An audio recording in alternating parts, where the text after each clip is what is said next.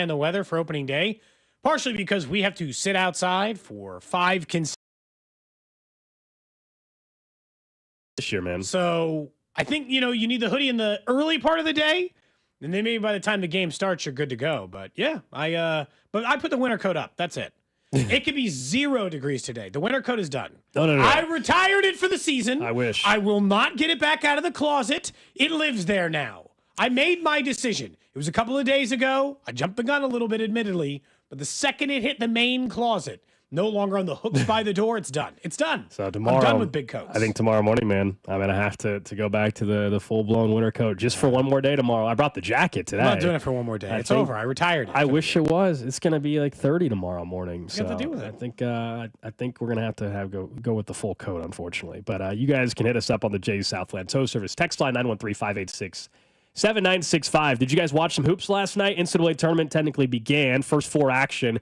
The game that everybody was talking about heading into the night was North Carolina, San Diego State. That ended up being a snoozer about 7 minutes in. North Carolina just destroyed their fellow 11 seed, San Diego State. It ended up being 95-68. I believe they shot 70% from the field in the first half.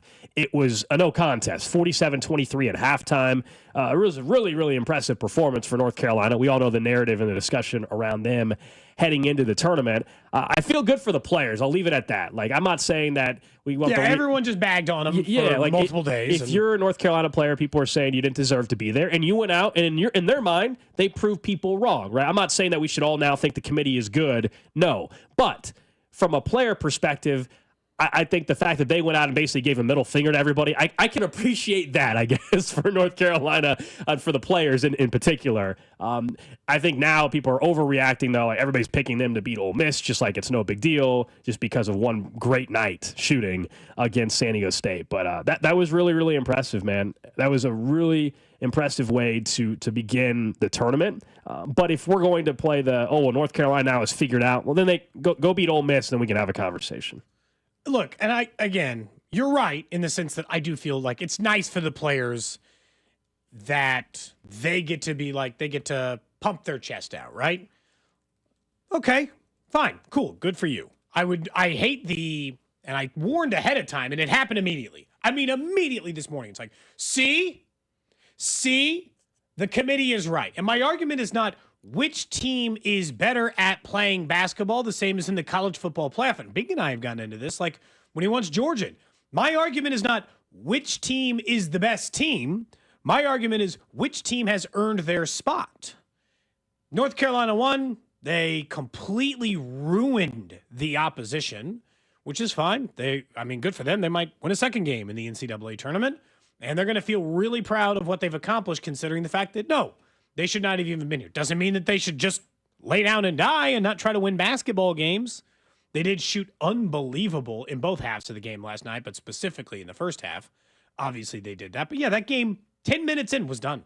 It was. You didn't have to tune in after 10 minutes. Look, it was way more. The first game. It was awesome. First game was great. Buzzer beater to open the NCAA tournament. The least amount of time left on a clock, 1.7 seconds of fumbling around for the ball, the whole thing. Yeah, that's the way the tournament should start. Oh, it got us just going. An ass kicking in the other one. St. Francis, Pennsylvania, 16 seed against Alabama State. It wasn't even just that there was the full court pass that led to a bucket.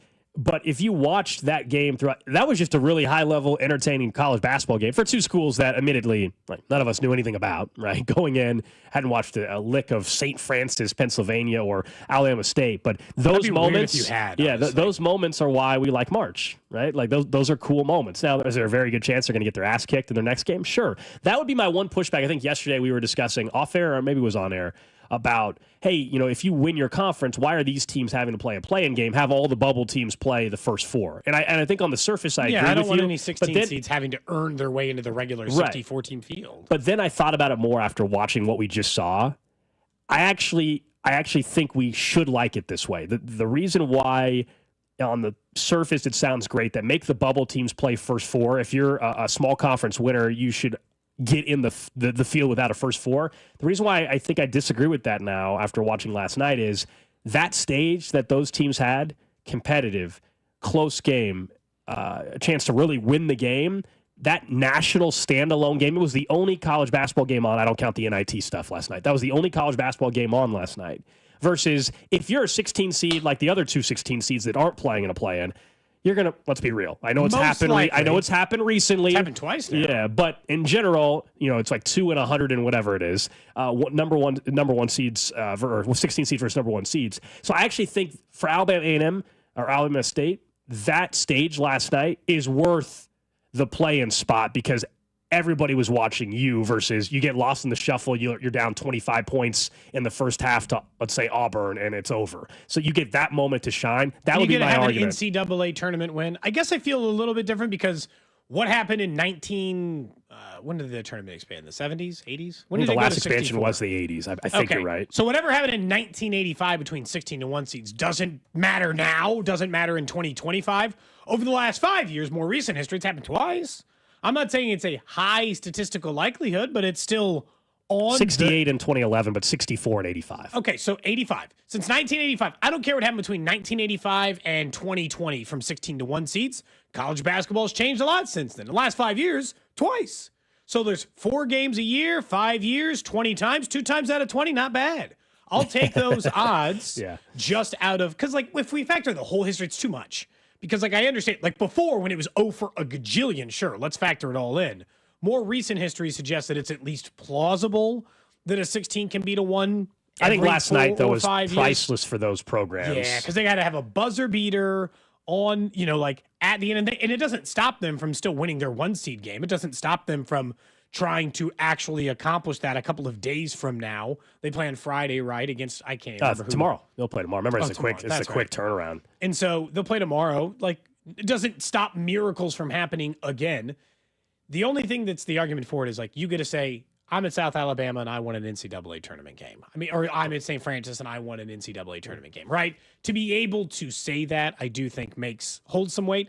I just feel like they earned their way into the field and they shouldn't have to play in the playing game. Well, the problem is that the playing games don't count as tournament wins for them. The playing games don't. I don't think the playing games count as tournament games anymore.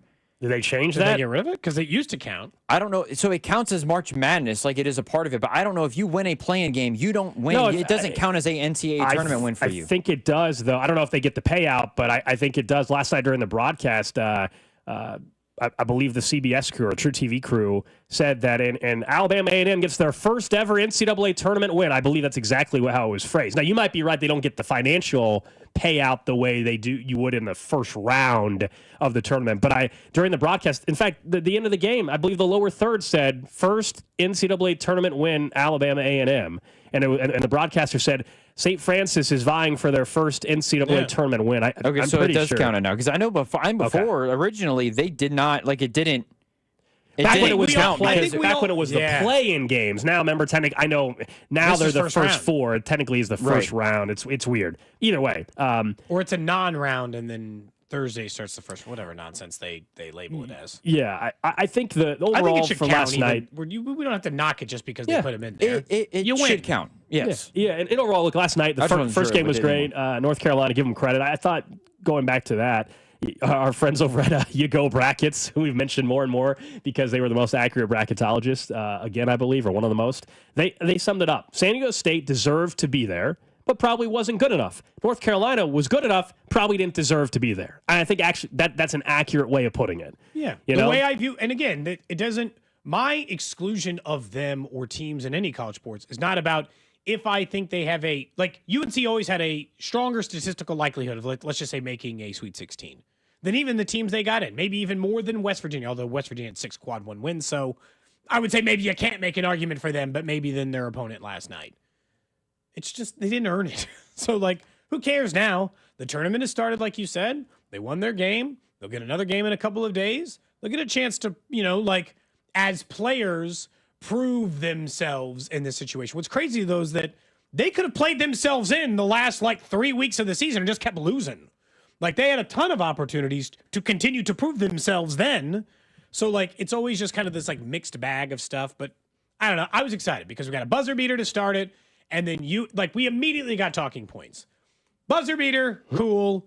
UNC destroys their opponent. So now they get to puff their chest out and say we deserve to do it. And I'm sure that, like, behind closed doors, their AD is like, see? Well, to that point, it goes all the way back to so UNC was 1-12 in quad one.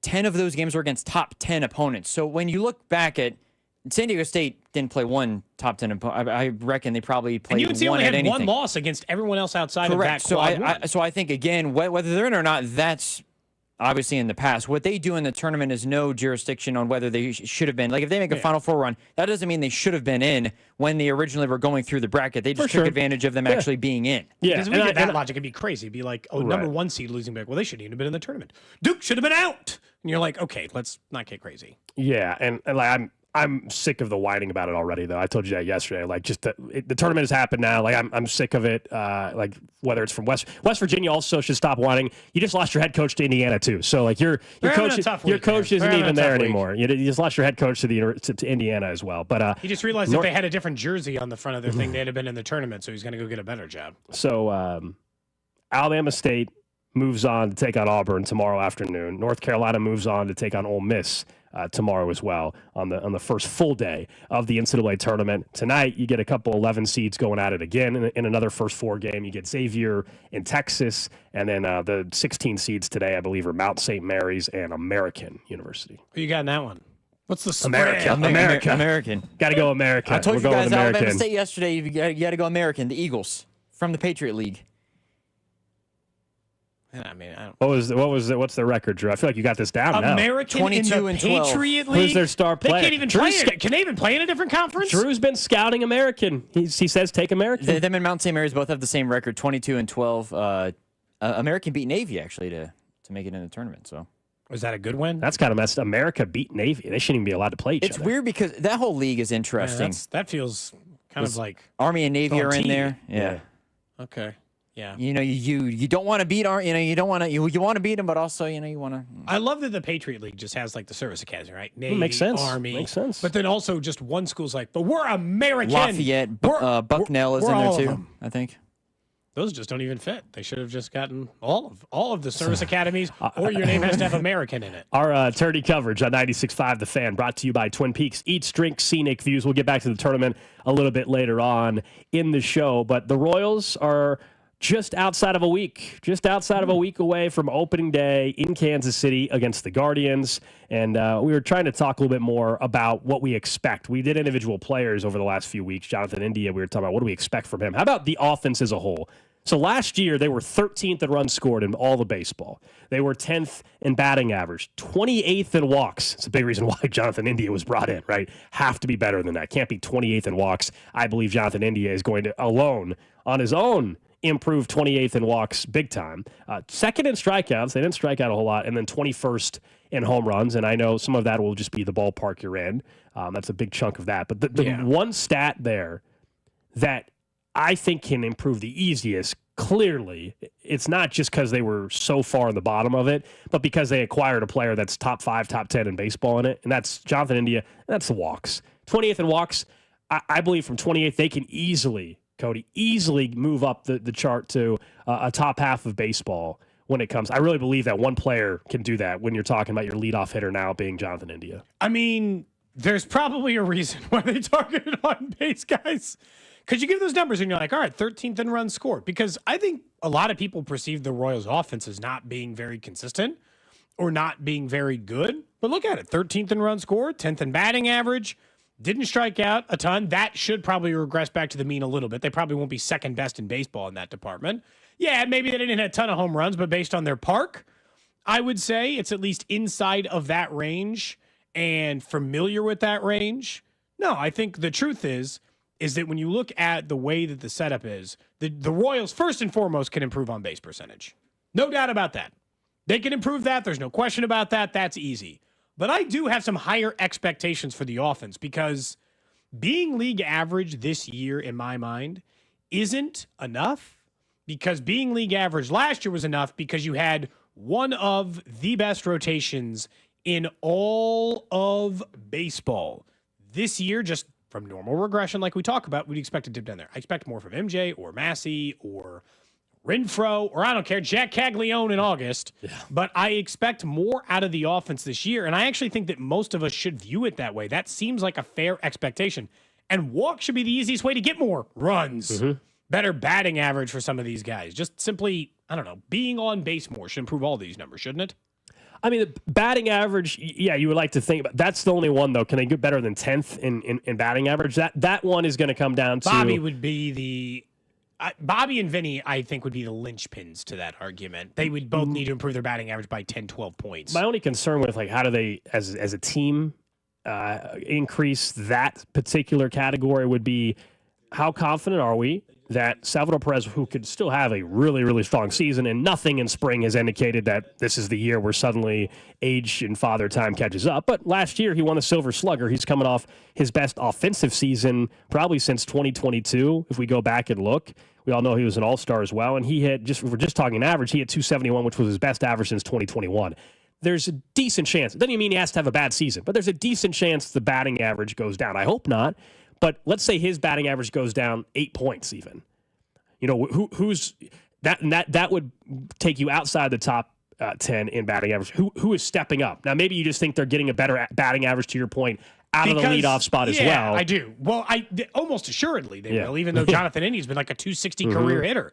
260 is a league average batting average. So, like, it's, I mean, it might even be that high anymore. It might be 250 in Major League Baseball. Isn't it like we're just so used to, like, or something like that? Yeah, we're just so used to, you know, we're just so used to seeing people hit 300 as being like this marker of success in Major League Baseball, because that's what it was the entire time we were growing up. That's not what a good batting average is. Last year, league batting, this is just average batting average, if that makes sense.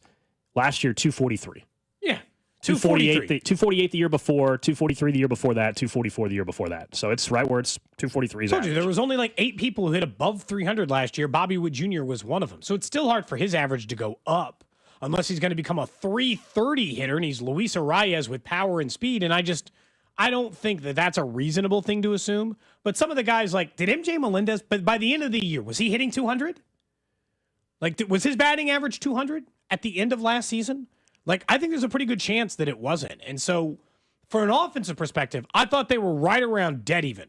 206. I thought that they were the 15th best offense in baseball, if you made me rank them out. I'd like you to be 10th. That's my expectation. That's what I think is should be expectation for what they're doing offensively. And I think should be a reasonable one based on just the way this has started. I did see while we were on the air. Yeah. The new trailer for Netflix's new season of Quarterback has released. All right. Is it actually quarterbacks again? It actually is. Obviously, yeah. Well, we'll play the trailer. They hint at the possibility that it's not. So be warned that it's not. They're making a joke. And then at the end of this, you'll hear who the quarterbacks are going to be, Gold. I want you to hear who it is. Oh, I see. The greatest comeback in history. What a grab! Touchdown.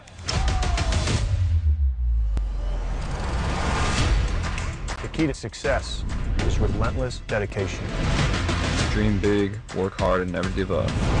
We're really trying to chase excellence every day. Does it get heated? Yeah, it's a high-pressure situation. Seriously? Mascots? Is this actually the plan? You know they don't even talk, right? We're only gone for one season. You're not really doing that. Ridiculous. Can I make another suggestion? Why don't we just do another season of quarterback? I'm in if you're in. I'm in. Did you really think quarterback was going anywhere? All right. So they did wide receivers last year, right? They did, and then like they were joking there was going to be mascots, right? Like they were just getting further down the chain. They got Kirk Cousins back, which Wait, he's making a second appearance? This poor guy gets benched in the middle of this season. It's going to be awkward as hell, his part. So he gets benched in the middle of the season. Jared Goff, who you're going to watch get ultimately very disappointed in a postseason, but an excellent season run for them. And Drew's guy, Joseph Burrow. Joseph Lee Burrow will be the third quarterback. Dude, do you know how depressing that is going to be to watch for you? watching It's an really entire not. season in which they are massively disappointing as a team. But he'll put up good numbers, or he did put up good numbers, you know? Well, who cares about that in a- That's what I was told that's all that matters, so. I guess I am fascinated on their end, like how they were handling some of that stuff internally when they were losing and kept losing, even though they were a team that was putting up good offensive numbers. Because the behind the scenes look on them is probably more interesting than the other two teams. I think once again, though, we're going to come away from this year of quarterback and we're going to say, man, Kirk Cousins, just a really good dude. I mean, that's what's going to happen again because he gets benched because he wasn't playing well. And then you're going to find out he was a great teammate probably to Michael Penix Jr. And we know Kirk Cousins is still on the Falcons today. And the Falcons probably are not going to trade him at this point. There's All a the good reports chance. are they're just going to hold on to him. So, look, Kirk Cousins will once again come off pretty good, I think, as a person. Jared Goff, people will get to know a little bit better. Joe Burrow has a chance to increase his likability, I would say. Or and show reduce that, it. Or show that Kirk he's... Cousins increased his. Show that he's not maybe just the really cocky, arrogant dude. And he well, that's the perception, Drew. He has a chance to change that a little bit with this. We'll see. That is his. You agree that that's his outside perception, right? No. Oh, Really? What do you think people think about Joe Burrow? Not as internal, not as a Bengals fan. The outside perspective is like he's arrogant. He's kind of a jerk. I'd love to hear that. I've never, up until I came. I mean, you're hearing it from two people right now. No, up until I moved here, I never heard that one solitary time until I moved here. I'm dead serious. How often are we talking about Joe Burrow with people in like Florida, though? Was that coming up frequently? No, I'm just talking in general. Like the whole, like the national perception is not he's cocky and arrogant. As far as what I'm seeing, unless it's from a Ravens fan, a Chiefs fan, or I don't think anybody else is saying that about him. I don't know. Look, I can't speak to the entire national narrative or whatever, but I do think that that's part of his public perception. Yeah, that's unfortunate. But I mean, I'm sure look, that's he has a chance because Kirk Cousins became more likable from people who are watching quarterback. I kind of felt bad for him at times because he's like, "This is my trophy case. I kept it empty for the trophies I'm going to win." I'm like, "Oh, Kirk. Oh, guy, I'm sorry, man." My guess is that's a real bummer, Kirk and Cousins, I once feel again, bad for you. People will feel bad for Kirk Cousins again.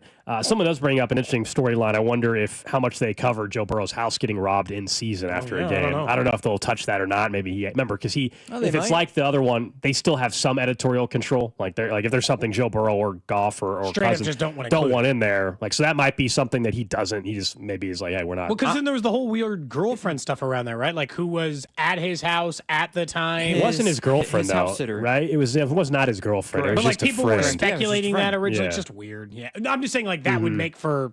I would think he would want to avoid that entire storyline in the quarterback, and he might. I don't know.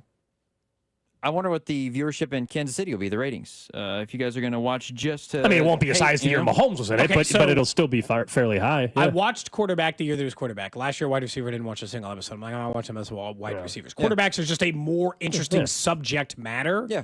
So I'm way more likely to watch this season of quarterback because, and again, Goff, their team was like super duper successful. You get to see the behind the scenes. Like if I'm a Bears fan, I'm watching because I get to see how Ben Johnson operates. If I'm the Jets, I'm curious how Aaron Glenn operates. So like there's just more broad appeal. Plus, we know that they were the best team in the NFC who then ended up getting stunned in the playoffs. So like that part of the storyline is always interesting and the stuff that comes with it. So yeah, I'm just more intrigued by this season than the other. Definitely will be watching. Yeah, I'll definitely watch. It'll be I think the most viewed one since the last quarterback one. To your point about just the positional value, it'll be in Kansas City, like Netflix ratings. It'll be less than the year Mahomes was in it, but it'll be pretty high, I would assume. I'm really excited. Comes out in what, July usually, right before training camp. Did it say the day? July 12th is what I'm maybe have seen. Okay. I don't know if that actually is accurate or not. I saw the end of the trailer, but I can't remember if it just said July or. It just said July this 12th. July from the NFL. I don't know if they just didn't put the date on the tweet, but no, I mean, seriously though, Joe Burrow can change some of the perception. I agree. We might end up being like, you know what a great, or at least our perception. What a great dude. You know what? Not as cocky, as arrogant as he comes off to everybody else. I'll be honest, I'd rather him be cocky and arrogant than nice and Josh Allen and the guy's so winning nice, those MVP awards really sucks. I know. He's so good. I hate to be nice and win an MVP the man award. can't win a playoff game that matters. I'd hate to be nice and win a Super Bowl. I'd hate that. I'd be careful in the nice stuff. I mean, it's like most of the nice stuff you see with Josh Allen is like he's helping like cancer kids and stuff. I mean, he's mostly just doing like cool stuff. He does have like a nice demeanor, but he's got more success than Joe Burrow. So like, I guess I don't care. Like, I guess your argument would be like if Josh Allen had Joe Burrow's cutthroatness. How do you determine? If Josh Allen had Joe Burrow's more cutthroat, touchdowns, more interceptions. If Josh Allen had Joe Burrow's cutthroat persona, he would have at least one Super Bowl by now. That's the he would have one. Drew and I would have one. Drew and I disagree a lot. I think that's the only argument you can make in this scenario for like what Joe Burrow does better than Josh Allen. If Josh Allen maybe he seems like he's more. He seems like Joe Burrow does seem like a little bit more of a killer on the field than I think. But that might just be a perception thing because Josh Allen plays again great in the postseason. So like I don't feel like he's just going out there. He could be all shucksy as you want. He plays at an incredibly high level all the time. I do think there's quarterbacks who are hurt by the idea that when it's like the ultimate moment, they fail the most. Or not fail the most, but like, don't have it. But like, I mean, Josh Allen's had unbelievable playoff several appearances. That's what I'm saying. Like it's like I think that's more of a perception thing than a reality of his play thing. So quarterback. We'll be keeping an eye on that this summer, obviously. Up next, though, let's talk some college basketball with a former Missouri Tiger, current scout in the NBA, Jarrett Sutton. We'll get the lowdown on Missouri and Drake tomorrow. Cody and Gold, brought to you by Heartland Men's Health, the leader in men's sexual health. Thousands of men have been successfully treated for low T, ED, and more, all with discretion and compassion. Make your appointment at heartlandmenshealth.com. Follow the station on Instagram for ticket giveaways and behind-the-scenes content from the show at The Fan 965. Here's a question. Would you take your storm-damaged car to a body shop that only did bumpers? Of course not. So why call just a roofing company after your entire home or business goes through a storm? Get more than a roofer. Get an experienced restoration team. Get Pack Construction Services. We're seasoned construction professionals and, are you ready? Former insurance adjusters. Our 100 years of diverse and specialized experience means faster repairs, fewer hassles, and fewer delays. Our emergency response team is on call 24/7 for storm damage, fire, water, and even mold restoration. Veteran-owned, Kansas City trusted. No one will care more for your home or business inside and out than we will. We're ready when you need us. Visit PackKC.com and schedule a free inspection. With KC's recent storm history, there's a good chance you could already have covered damage. Find out today at PackKC.com. That's PACTKC.com. Shopping with your parents can be embarrassing. Why would they sell jeans with holes in them? I'm going to speak to the manager. Mom! That hoodie is giving. You should get it. YOLO. Thanks to the Chase mobile app, your kid can shop independently while you keep an eye on their spending. So you can go from... We can be twinsies. ...to... How was shopping? Saw you stayed on budget. Thanks, Mom. Freedom for kids, control for parents. That's family banking from Chase. Account subject to approval. Chase mobile app is available for select mobile devices. Message and data rates may apply. JP Morgan Chase Bank N.A. member FDIC. T-Mobile home internet is all about speed, value. What you doing, Zach? I'm rehearsing. There are so many benefits. You got to talk fast. T-Mobile home internet ranks #1 in customer satisfaction for home wireless internet by J.D. Power. Wow, you are good. Try singing it. T-Mobile has price lock. They won't raise your rate on internet. Hulu and Paramount Plus on them. Get T-Mobile home internet all in for just $55 a month with auto pay and any postpaid voice line. Additional terms apply for JD Power 2024 award information. Visit jdpower.com/awards. Saving for retirement was tough enough for us. Yes, and navigating markets can be challenging at times. I understand. That's why at Fisher Investments, we take a disciplined approach with your investments. Tell us more about that. We take an active approach to money management, positioning your portfolio for opportunities we see ahead. So all your clients get the same portfolio? No. We tailor your portfolio to your individual goals and needs. What about communication? We don't like being left in the dark. We check in regularly to keep you informed on the markets and your portfolio. Which means you'll help us stay on track. Yes. Our goal is your comfortable retirement. And as a fiduciary, we always put your interests first. Because we do better when you do better. At Fisher Investments, we're clearly different. Learn more at FisherInvestments.com. Investing in securities involves the risk of loss. This is the story of the one. As a quality technician in a food processing center, she knows that making the right call is the best way to avoid a recall.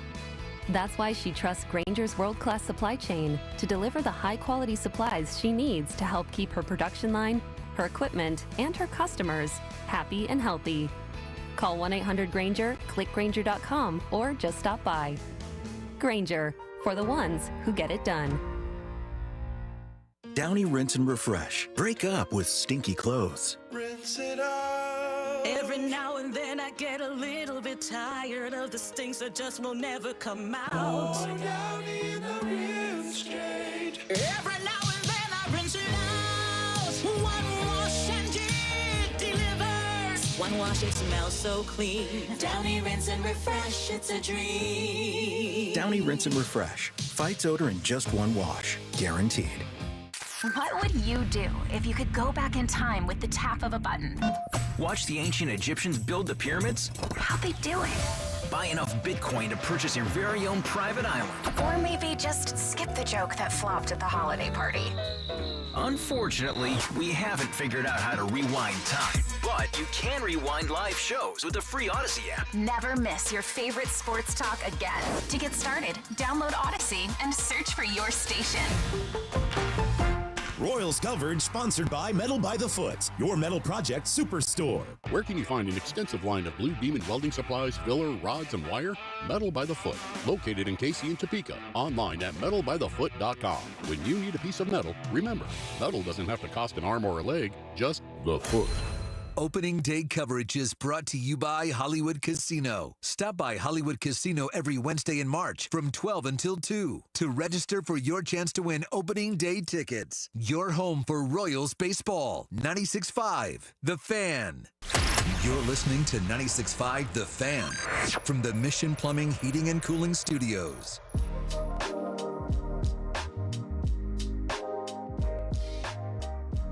Back here on Cody and Gold, we were continuing our discussion during the break about arrogance from athletes, some more than others. I think it's always a bad thing. No, I think Michael Jordan is. I think that's where Michael Jordan was known as cocky and arrogant for sure, and I think that's where I'm not saying it's bad to be cocky and arrogant. In fact, I would say that you kind of want your quarterback to be that. Our only disagreement, Drew, was you saying that the narrative isn't out there around Joe Burrow that he's cocky and arrogant. You can think it's a false narrative or not, that it's not a bad thing. I think acting like that's not the narrative that's out there that's all I'm saying. I think we disagree that if you're saying you don't believe that's the narrative around him, that's all. Patrick Mahomes is cocky. Patrick Mahomes wore a green suit to the Super Bowl in which they got smacked. For sure. He can be confident and arrogant. I don't believe that's the perception, though. That's not the narrative around him. He has plenty of other things people take shots at him for, right? People unfortunately attack his family and other things, right? For Joe Burrow, people describe him as cocky, as arrogant. I'm just saying what the narratives are around certain athletes. Anyway, let's talk to someone that is around professional athletes quite a bit as a scout in the NBA. He's a former Missouri Tigers guard. Jarrett Sutton, kind enough to call in and talk a little college basketball. But now I almost want your opinion, just being around athletes on arrogance and cockiness. And is that something as a scout? Like, do you like that a little bit? I think it depends. I think there's moments when it's good to have a little swagger, and I mean it never hurts to have confidence. Sometimes irrational confidence can be poked around in terms of does a player have self-awareness? I think that's kind of what it probably comes back to. But I think it's just a dependent on does that rub off the wrong way internally within your locker room or with your coaches. That to me is a deeper conversation to have. But end of the day, certain guys, especially when you're a star player, everybody's mentality is different, and that attitude has to be kind of studied as you kind of look at players and especially players you're going to bring into your locker room. Jared, we know that where are you headed? Which region are you going to go watch some basketball at? So it's interesting. I mean, I've been at WCC and ACC tournaments last week. Typically how we do it, when the NCAA tournament starts up, we've seen all these players. We've been out on the road all year. So we do kind of a postseason organizational meeting with our front office. So we're actually going to be meeting as a group, and kind of like everybody, we're just going to sit and watch a lot of games together. We're going to meet in the morning and have meetings in the morning, and then we'll watch games in the afternoon and into the evening. So it's long days, but we're actually all together as a group. That's kind of how we've done it the last few years. And I actually kind of enjoy it that way. Instead of fighting around trying to get to certain games and regions, we're going to be like everybody and just watching games together. So I'm looking forward to that. Since you were just at the ACC tournament, do you believe that North Carolina should have been in the tournament? Was the ACC any good? No, I don't. I don't think North Carolina deserved to be in at all. I feel bad for West Virginia, and then their coach leaves, a couple days later. So that's a tough break. But look, I know they're talented, and we saw that last night. I wasn't really all that surprised to see they have been playing better. But in terms of how we evaluate teams getting into the NCAA tournament and resumes and net and all these different ratings and factors of the data that go into making a selection, especially the athletic director being on the committee. I mean, that's not a good look. No. But they got in, and this is a part of it. It's a business. The NCAA looks at this as sometimes brand recognition, and it also comes back to talent and players, and those things do make a factor. These people on the committee are human, and it is what it is. But boy, did they look like they were motivated, and they definitely been hearing the noise, and they showed it last night. We're talking to Jarrett Sutton, former Missouri Tigers guard, current scout for the New Orleans Pelicans. All right, how you feel about your Missouri Tigers? 6th seed, they're going to play tomorrow night in Wichita against Drake. The Tigers 6.5-point favorites. I don't have to tell you the story about Drake this year, and seems to be everybody's favorite team right now as well, heading to the tournament. Just what do you make of the draw and how the Tigers are playing currently? Well, I'm glad Mizzou got the 6th seed. I did not want to see them on the 7 line. And I think the Mississippi State win in Nashville, the SEC tournament, pretty much solidified that. Once I saw Ole Miss on the 6th line, I figured Mizzou was going to get the 6th as well, especially with the weight the SEC was carrying as a league from how the selections were being made in those first few regions. The SEC was getting a lot of respect, which we thought would happen, and they get every team in, which was just fascinating to see the year the SEC has had. In terms of where Mizzou sits, and then, in terms of the matchup against Drake, Mizzou's had a great year. And, I think towards the end of the season, the 3-game losing streak was tough, especially the Vanderbilt game that I think kind of shook Mizzou, and then they came out flat the very next game against Oklahoma. And I've never really seen Mizzou play flat really all year. They had games where maybe they struggled, like the Texas game, but never seen them come out and play as flat as they played against Oklahoma. And obviously a lot's been made of the defense, I would say, over the last month. I think they're a better defense than they've showed really the last month. I thought they were better, especially in the Mississippi State game, which I thought was just a gritty win with Mark Mitchell going down, Josh Gray going out. That was a tough win they needed to get. They needed to find a win, especially after a tough loss at home to Kentucky, who's playing better. And then knowing they were going to face Florida. And I thought they battled against Florida. And it was just good to see Tamar Bates play aggressively. I think that was a big factor I wanted to see in the SEC tournament was Tamar's so important for this team. And I thought he really showed well in both games. And they need that aggressiveness every game from here on out. I thought it was important that they sat Mark Mitchell. I think he could have played in the Florida game. I think he could have came back in the Mississippi State game, but it was more precautionary. So I think Mizzou getting to full strength was really important going into the tournament. Now they face a Drake team that I saw play a lot at the beginning of the year. I saw them in Charleston at the Charleston Classic, a tournament they won. They had their probably best win against Vanderbilt, another SEC team, and looked great in doing so. Really dismantled every team. Ben McCollum is a big-time head coach. Those that follow the college game and follow basketball know how good he was at Northwest Missouri State. And the guys that he brought with him, the 4 guys that he brought from Northwest to Drake, and just how they played all year, 30-win team, they're just a fun watch. And they're really a disciplined, fundamentally sound team. They execute at such a high level. They do not make mistakes. Obviously, they beat Kansas State here in Kansas City. What a moment that was for Bennett Sturts, a local kid who's a K-State fan. So I really have so much respect for that team. But I do think in terms of the matchup, I think the matchup actually bodes well for Missouri in terms of their depth, their athleticism, their length, and just the battles that they've gone through within the SEC these last 2 months. Now, they have been a little bit up and down, and I do think it's what team are we going to see in this game pertaining to Missouri, because I know what we're going to get with Drake. They are a team that has been pretty consistent all year long. Mizzou, this last, 3 weeks or so, been a little bit up and down. So I do think it's, a game of pace, a game of runs, what team's going to show up for Missouri, and then obviously how are they going to handle, guarding a point guard in Bennett Sturts that has just been terrific all season. What do you make of the Kansas matchup, Jarrett? Obviously, they draw Cal, so you get 2.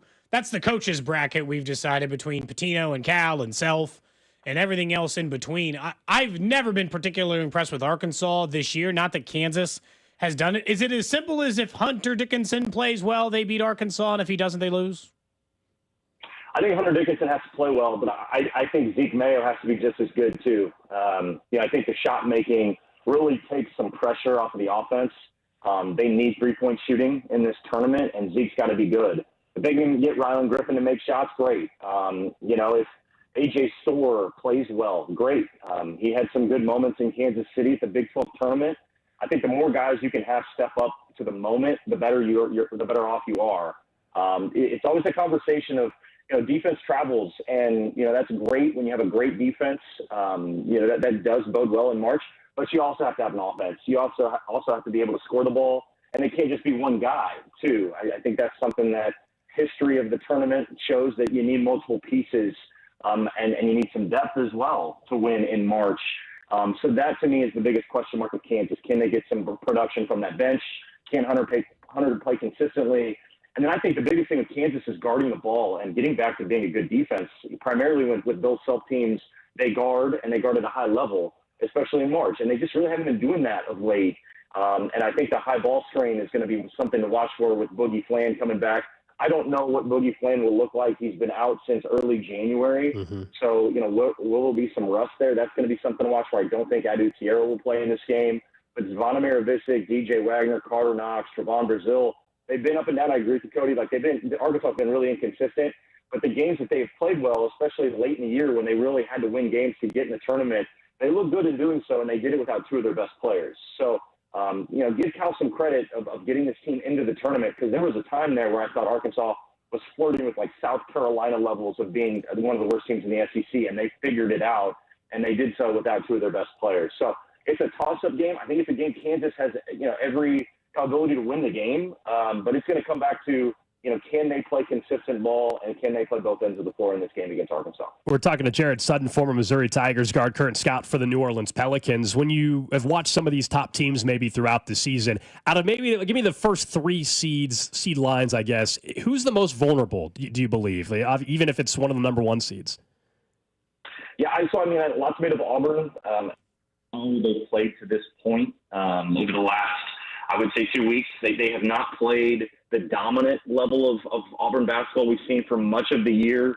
I think St. John's as a 2 seed is kind of interesting because they defend so well. They got one of the best defenses in the country.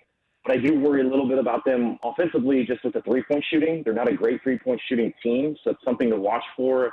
Should Kansas, move on and beat Arkansas, that matchup with St. John's would be really interesting in terms of matchup, especially with two coaches in Pitino and Self. I think other seeds, the same thing could be said for Houston a little bit as a 1 seed. Out of the ones, I think Houston could be a little vulnerable in terms of the offense because they're so predicated on offensive rebounding. We know how tough they are. We know how good they are defensively. I think Milo Suzan catching fire and playing so well, that is giving me a little bit more hope with Houston because it can't just be LJ Cryer making shots. They need somebody else. So Milos, that's something that Houston has really wanted to find is Uzan's confidence in playing better, and he's done that. So I think that's a positive for Houston. But Alabama defensively, that's always something to talk about because Alabama's had some issues in terms of they can score the ball at a high level, but can they stop anybody? That would be a question mark. I like Texas Tech as a 3. I was a little bit surprised to see Kentucky as a 3. They have battled injuries, and they have played well of late in the SEC. They do have quality wins. I think resume-wise, I knew they would be probably a top 4, top 5. I was a little bit interested in where they would fall, and to have them be a 3 was a little bit of a surprise for me. I think Wisconsin is totally predicated on John Tajay. So if Wisconsin goes where he goes, and we saw that in the Big Ten tournament when he ran out of gas, and they did battle Michigan, but that Michigan game, he had no legs. And it's a little bit different in the NCAA tournament because you can win a game, have a day off, and then you play in the round of 32, and then you have the rest of the week to get ready for the next weekend. But Tajay is the guy for Wisconsin, and if he has a 2 for 15 game, they're probably going home. So those are kind of how I view those 1, 2s, and 3s. Jarrett Sutton, really appreciate the time, man. Safe travels. It sounds like you'll just be watching it with everybody there on the staff, but we appreciate the insight. Enjoy the tournament. Thanks, guys. Thanks for having me as always. There you go. Jarrett Sutton, former Missouri Tigers guard, current scout for the New Orleans Pelicans. Good insight from him, not just on the locals, but obviously how he perceives some of the top seeds in the tournament, having gone and scouted a lot of these teams, a lot of these players throughout the entire college basketball season. A reminder, our tournament coverage here on 96.5 The Fan is brought to you by Twin Peaks. Eats, drink, scenic views.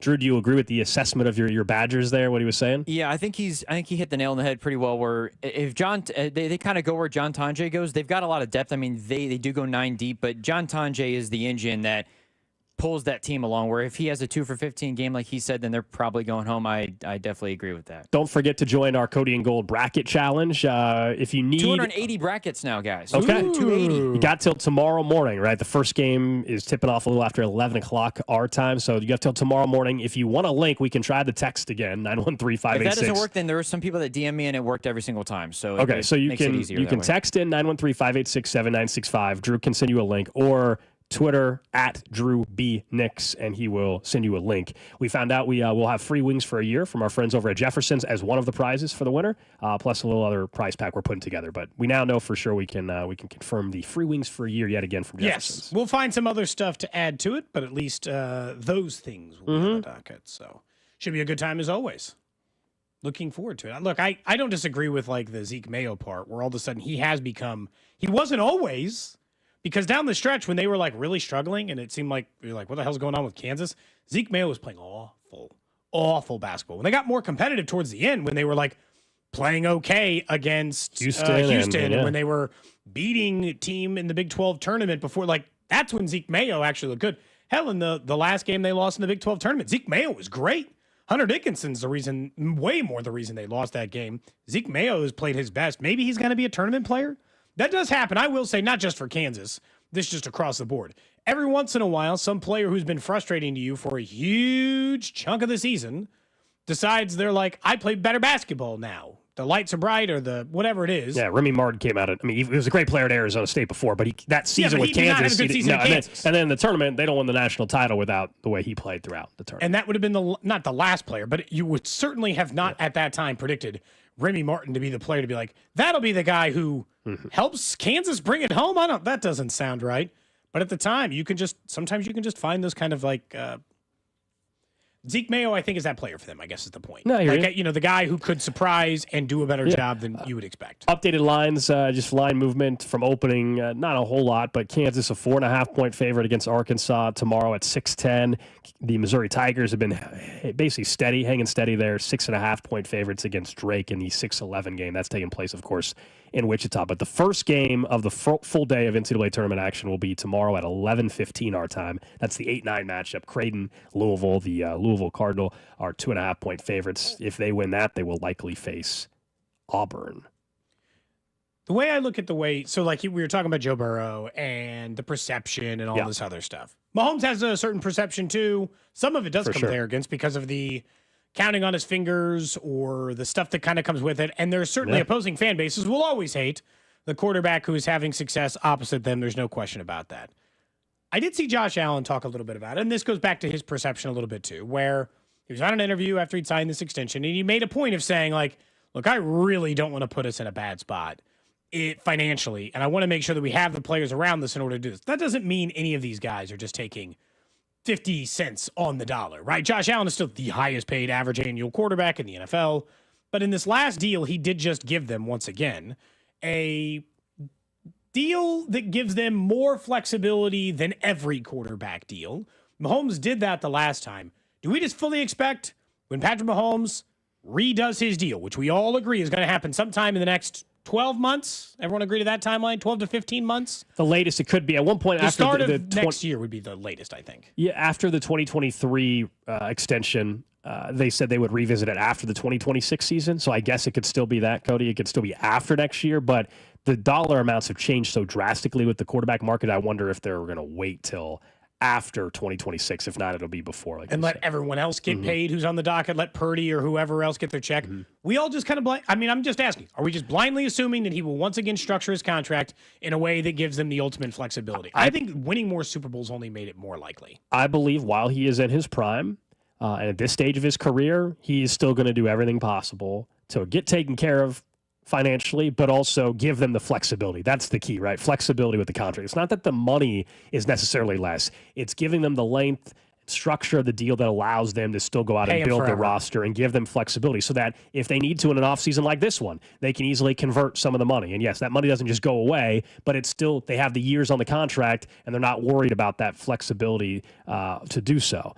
So yeah, I expect that to be the case. He's talked over and over about legacy, and he recognizes what his legacy is or could be, and he recognizes who he's chasing, even though I'm not saying he's thinking about it every day, but he just knows he's chasing history.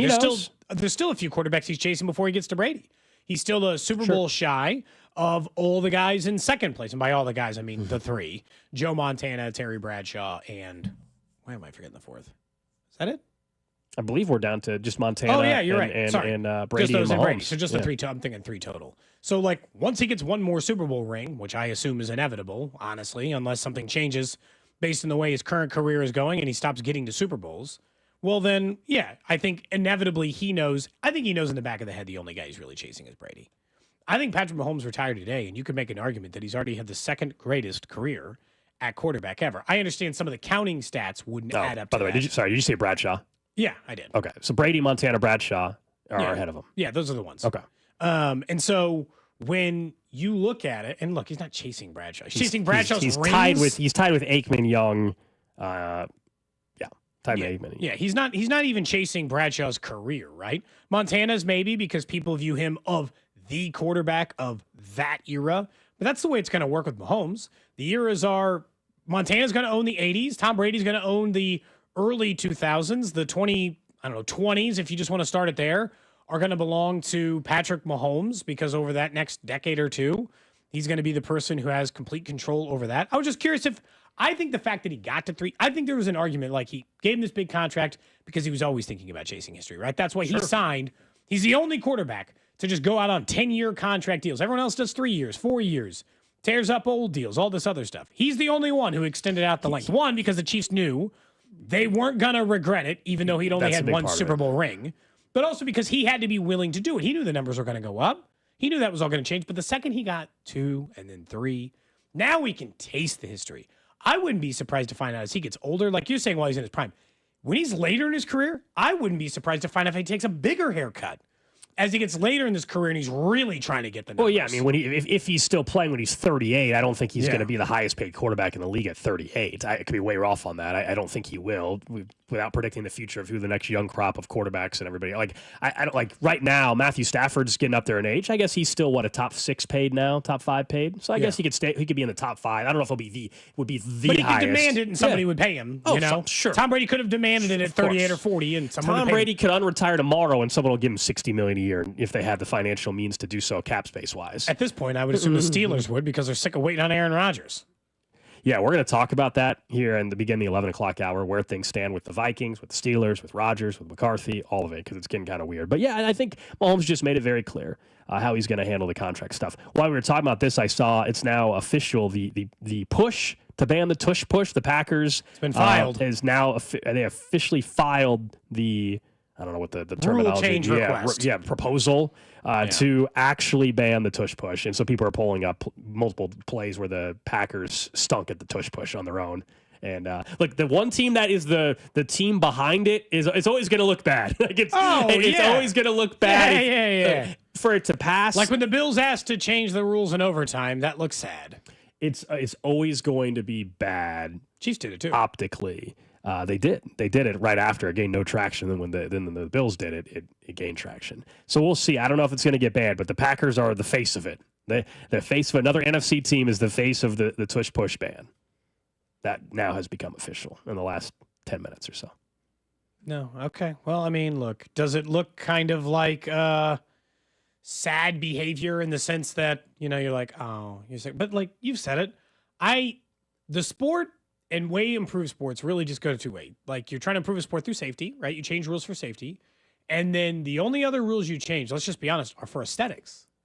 Like that's it. When we change rules to benefit, when we change rules to say that like pass interference isn't pass interference, they're not doing that because they think the rule's unfair. They're doing it for aesthetics. Yeah, they want the game to look appealing. I don't think a lot of people enjoy watching the Tush push happen. Yeah, it's a boring play. It's kind of a boring play. So look, I don't care if they don't change it. I'm indifferent in the sense that if they keep letting them do that, that's fine. They're better at it than everyone else.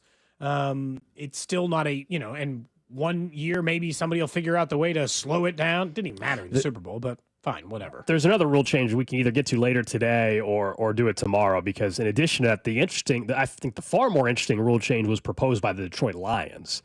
The Lions proposed a bylaw change that would allow wildcard teams to be seeded higher than division winners based on record. You know, I'm against this, but you're, I think, very pro this. Yeah. But I want a difference in record for what it's worth. Like you said. Okay. Yeah. So the Not Lions just straight up. The Lions proposed it. Doesn't mean it's going to pass, but interesting, especially because it actually would have helped the Vikings this year, not the Lions. So good for them for at least. They're probably having that sweat in week 18 though, and they were like, "Dear God, man, if we lose and we got 14, 15 wins and we're not even going to get to play a home game." I told you, I am for this rule, but I do think there should be a difference. If you win your division at 10 games, but a wild card team has at 11, I don't think you should lose your home game. So you want it to be what? A difference of 3 games. Yes. Okay. I want the extreme examples that the bad division with the 9-8 squad who wins their division, while there's an 11 or 12 win team in the wild card range. In that case, sorry, you got to play on the road. I know you won your division, but let's not kid ourselves here. You obviously did not have to really work all that hard for it. So I hear you. I think like if there's enough of a difference, I kind of like it. I hear you. This is one of those. I don't know if I'll be able to be convinced on this one. I still think you winning your division should definitely mean something. And I think call me old school on that. That to me has to mean something still in the NFL in particular with this sport, with how many games there are, but just the nature of divisional scheduling. And for the most part, a pretty balanced schedule. You know, I understand that on paper it looks tougher or easier based on your year before. But I actually think they do a pretty good job heading into a year with how the schedule rotates around and the balance and first place on paper, at least heading into the season and all that kind of stuff. But this will be one to follow. We won't know for like a couple months if any of this actually happens. I think maybe is it May that the meetings take place for this, the rules committee? So we'll keep an eye on that. Up next, let's talk about where some quarterbacks could end up. The latest on the Vikings situation, which has a serious impact on the Steelers and Aaron Rodgers. That's coming up next. This is Cody and Gold on your new home for Royals baseball. 96.5 The Fan. Brought to you by Heartland Men's Health, the leader in men's sexual health. Thousands of men have been successfully treated for low T, ED, and more, all with discretion and compassion. Make your appointment at heartlandmenshealth.com. Hey, it's Cody and Gold once again, telling you about our friends over at Centric, and we've all been dealing with this brutal weather in Kansas City. Maybe you work outside, and look, you've just had enough. Well, you can start a brand new career with our friends over at Centric, because they allow you to advance your career on your time with their flexible schedules. You choose your curriculum, go with that new career path, and stop worrying about what the weather will do for you. Call our guy, Russ Mondry. He's been with Centric for 16 years and will be with you to guide you every step of the way. Go to Centric.com now. Need to sell your house fast in Kansas City? Whether you're facing foreclosure, going through a divorce, dealing with an unwanted inheritance, or just ready to move on, RexBuys KC is here to help. What makes RexBuys KC different? I'm not some big out-of-state investor. I'm local. My family and I live right here in KC. I know the neighborhoods, the market, and the people because KC is my home. We buy houses in any condition, no repairs, no agents, and absolutely no fees. You'll get a fair cash offer, and we close on your schedule in as little as 7 days or whenever works best for you. No open houses, no endless showings, just a quick, easy way to sell your home with someone who understands Kansas City. If you're ready for a hassle-free solution to selling your home, call me today at 816-330-6000. That's 816-330-6000. Or visit RexBuysKC.com. Rex Buys KC. Local, fair, and fast. Ready to jet off on your next adventure? Make travel easy with KC's best airport parking. It's Park and Go. All spots are covered so you're protected from the elements. Plus, their quick, convenient shuttle picks you up right at your car and takes you straight to the terminal. Great service, great price, zero hassle. Open 24/7. Reserve your spot now at bookparkandgo.com. That's bookparkandgo.com. Park and Go, family owned and operated. Honey, it's me, your wife. Spring is here, and our house desperately needs the experts at Powell Exteriors Casey for siding, windows, entry doors, beautiful decks, patio covers, roofs, and more. Get ready for summer at powellkc.com. Mornings can start feeling the same. Wake up, brush teeth, go to work. But with breakfast from Wendy's, it's like, wake up, Brush teeth. Baconate with a breakfast Baconator. Roll with the sausage breakfast burrito. Buddy it up with a honey buddy. Or get seasoned with seasoned potatoes. And then go to work. Sorry. When you're ready for a fresh wake-up call, gotta be Wendy's. At participating U.S. Wendy's during breakfast hours. Get in the zone, AutoZone. Welcome to AutoZone. What are you working on today? I need new rotors. When you buy 2 Duralast rotors during our spring sale, you get Duralast brake pads free. Free? With the rotors. Well, that's great. What if I need extra stopping power? You can upgrade to Duralast Gold pads for just $10. So Duralast pads are free? Yep. And an upgrade is just $10? That's right. Part of the spring sale at AutoZone. Get in the zone, AutoZone. Restrictions apply. Saving for retirement was tough enough for us. Yes, and navigating markets can be challenging at times. I understand. That's why at Fisher Investments, we take a disciplined approach with your investments. Tell us more about that. We take an active approach to money management, positioning your portfolio for opportunities we see ahead. So all your clients get the same portfolio? No, we tailor your portfolio to your individual goals and needs. What about communication? We don't like being left in the dark. We check in regularly to keep you informed on the markets and your portfolio. Which means you'll help us stay on track. Yes, our goal is your comfortable retirement. And as a fiduciary, we always put your interests first, because we do better when you do better. At Fisher Investments, we're clearly different. Learn more at FisherInvestments.com. Investing in securities involves the risk of loss. Jefferson's Wings, Burgers, Oysters, located in Lenexa and North Kansas City, proud lunch partner of Cody and Gold. Go to 965thefan.com for the Fiery Hot Sevens contest, where you can win a $30 instant scratch ticket, and one person will win the grand prize, a Bobby Witt Jr. autographed jersey and framing, all thanks to our friends at the Kansas Lottery. Come join us for the Royals Roundtable, plus meet and greet with Michael Massey and Kyle Isbell at Hollywood Casino Friday, March 28th, starting at 6. Your home for Royals baseball. 96.5 The Fan, KFNC FM and AM, HD1 and HD2, Kansas City, an Odyssey sports station. I needed this, Drew. Thank you. You know I like this. 11 o'clock hour. He's Cody imagining Michael Jordan. I am right now. I'm picturing Space Jam. Absolutely. Drew knew. March Madness is here. All of it. Also fly like an eagle. We were just talking about the Eagles. We were leaning in. I don't even need the reason he played it. You can play it whenever you feel like it. This is one of those good ones. Oh, yeah, it's a classic. One of those classic songs, no doubt about that. We'll get to the trash of the day here in about 15 minutes or so. But we teased this before the break, and it's where do things stand for the Vikings QB situation, which has the trickle-down effect for Aaron Rodgers. The latest from Diana Rossini is that the Vikings have strongly considered and are going to continue to monitor Aaron Rodgers as an option depending on what they see in the spring, OTAs, etc., from second-year now quarterback J.J. McCarthy. So let's start with the McCarthy angle first, and because I know you think this is not a good sign for him. No. Anytime, I'll just be honest, like there was never, and I know he's coming off the injury, so I will factor in that at least that shaves 10% of the worry off of there. But if you take a guy in the first round, he spends the entire year in your facility, you knew why you drafted him in the first round, like all of the things that exist inside of there, and you're kicking around your entire offseason, considering strongly, still to this point, bringing in a guy who actively has been running through and holding teams hostage, you don't like your quarterback. I just don't like, and look, I'm probably too far in this because I've never seen him play a snap. I am no longer convinced that J.J. McCarthy is going to work in the NFL. Really? And I haven't even seen him play because I think Kevin O'Connell is incredibly smart. He is. And I think Kevin O'Connell's got an excellent eye for quarterback.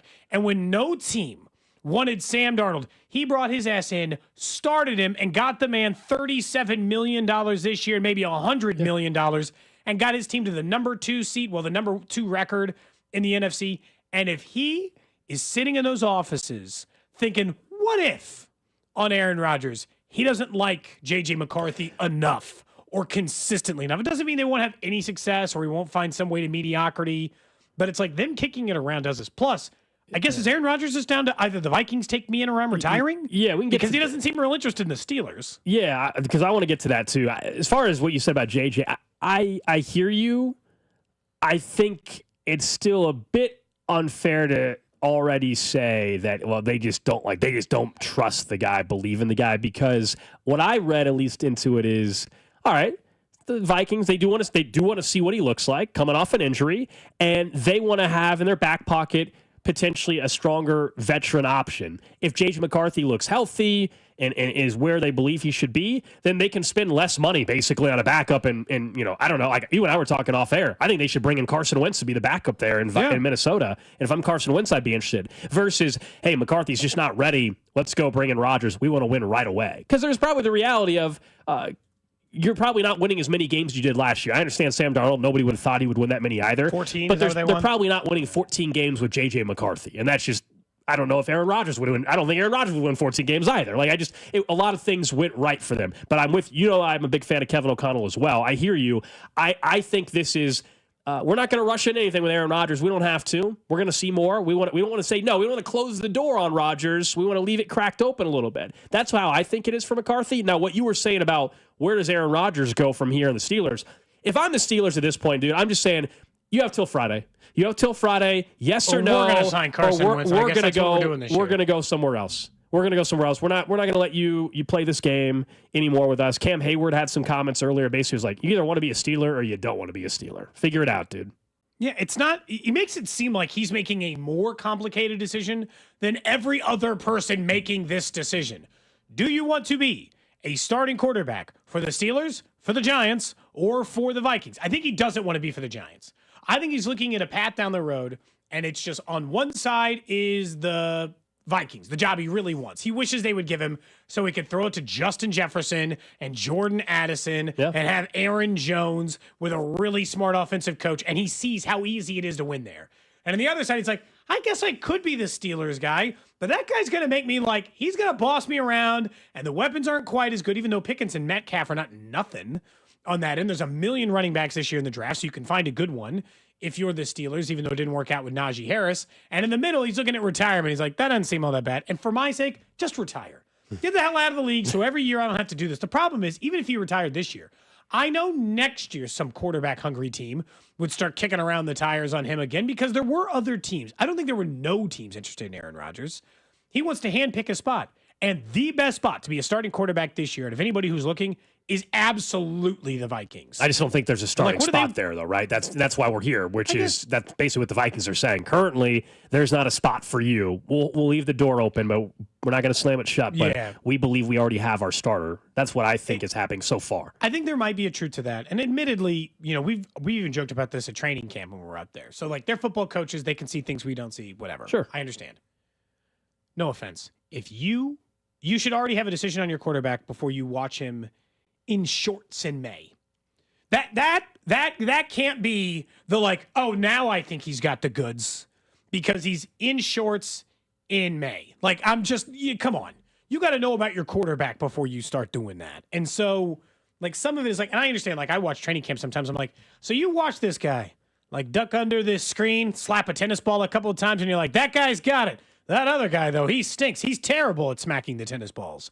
And you make full roster decisions. And that's not the truth. You and I both know that they've already made decisions based on how they scouted in the draft and real game tape and all this other stuff. So you know what you have in McCarthy in a lot of ways, in my opinion. You know what his flaws were coming into the league. You know what his strengths were coming into the league. And you like this guy enough to trade up, I think, right? Or no, maybe they just took him to the spot. But in J.J. fairness, McCarthy. So but in fairness, why mess around with Rodgers for a year? In fairness, Rossini's saying they're not ready to commit to Rodgers at this point in the offseason. That means they want to look harder at J.J., Yeah, and I don't think there's anything wrong with that. My guess is he's going to look fine, and they'll roll with him heading into the season. I'm not telling you that J.J. McCarthy is going to put together a season like Stroud or Jaden Daniels did in their rookie years, and this is year 2, of course, for J.J. McCarthy. But I don't think it's, and I know you're not saying this fully, I don't think it's fair to act like, well, it must mean J.J. McCarthy's not any good. I don't think that would be fair yet to say. I just think we really one eye open on upgrades, And an upgrade, if a 40-year-old Aaron Rodgers is an upgrade, that doesn't bode well. I think it's probably a little tricky, and there was reports, remember, that Kevin O'Connell and management maybe weren't on the same page. There was briefly for a week some rumors about his future. I wonder if there's some pressure, I'm assuming from higher up. I don't know which side each party's on. Maybe management but somebody, is pro Rodgers? Right, because look, you won 14 games, and your roster's clearly good enough to be a Super Bowl contender. It's not crazy. And so, I think there's the greediness that comes in there. And my guess that would come from management, even though front office, you're like, well, that's who drafted him. But somebody involved there, whether it's Kevin O'Connell or management, clearly is more of a Rogers guy than McCarthy guy. Somebody is. I don't know who it is. Yeah, it just as easily could be the head coach, which would be more concerning for me, obviously, because, again, I think Kevin O'Connell's got an excellent eye. Somebody wants us to read J.J. McCarthy's draft profile from a year ago. I wonder if he has the meaty hands that we talked about from somebody else yesterday. I don't know if we can find that. I don't know if we can find the draft. Oh, here we go. I can find. My guess is it was not the same description that we had. What was was it Ty Neal Williams or who was that yesterday that we talked about? Had the lower body and the I think it was him. Yes. Tyleek Williams has big meaty hands. The J.J. McCarthy comp was, well, they don't have it was just round one. They didn't do a comp. They just said round one projection. But they just said there's none of the one there's nearly as good as yesterday. I hate to break it to you guys. Sorry. Plays with a chip on his shoulder, won't hesitate to slide and find new launch points. Sluggish getting through progressions, modest arm strength, deep balls need to come out quicker with more air under them. Yeah, there's nothing there that's as fun to talk about as some of the other ones. Yeah, that one doesn't have as much juice as the ones yesterday, certainly. On that end. I don't know. Look, if I'm with you, though. Like, if I'm the Steelers or the Giants, and the Giants, this isn't even a decision if I'm the Giants. I'm picking top 3 in the NFL draft. I'm just going to take a quarterback. I'm either going to trade up and get Cam Ward, or I'm going to take Shadur, or whatever the hell I got to do. I'm one of the first 3 picks in the NFL draft, and I don't have a quarterback. Guess what I'll do? Take a quarterback. Problem solved.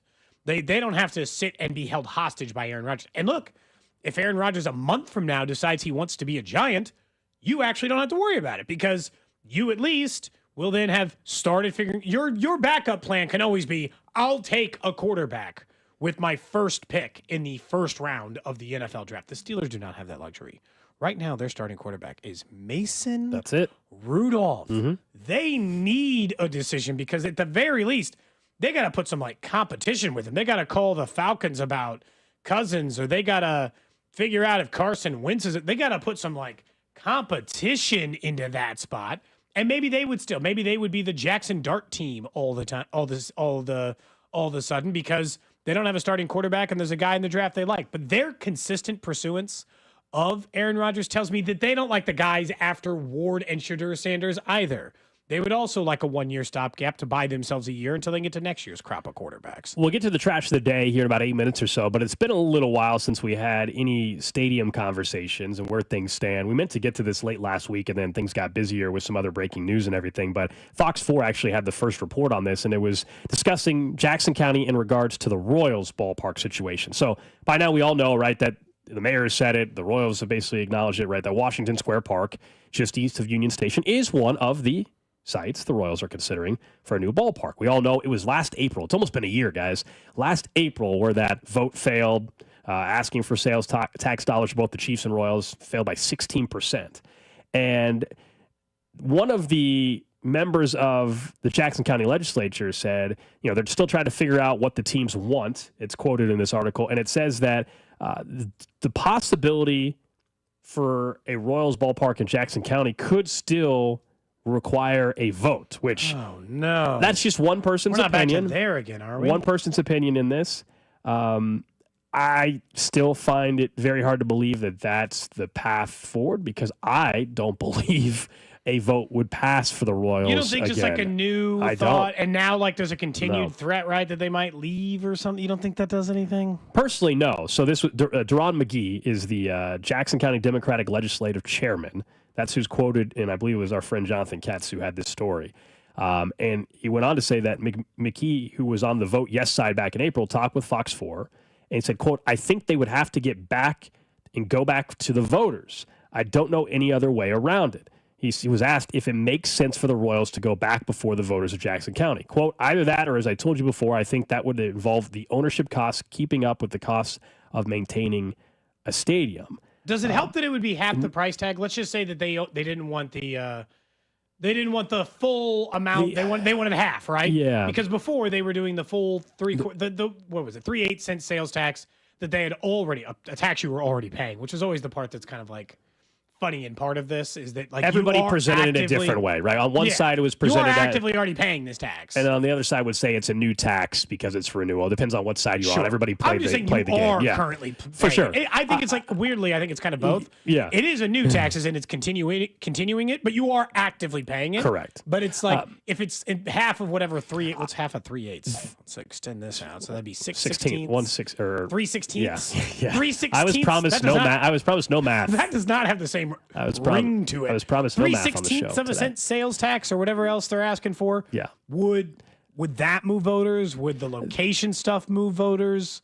Like, because it lost by so much, dude. Bringing it back to the voters feels like a huge risk. Dangerous game. I don't think we see that. The only scenario that I could see, if you told me that they already knew, they being the state of Missouri and the city of KCMO, knew that the Chiefs had already picked up or packed up their bags and said, hey, we're going to Kansas.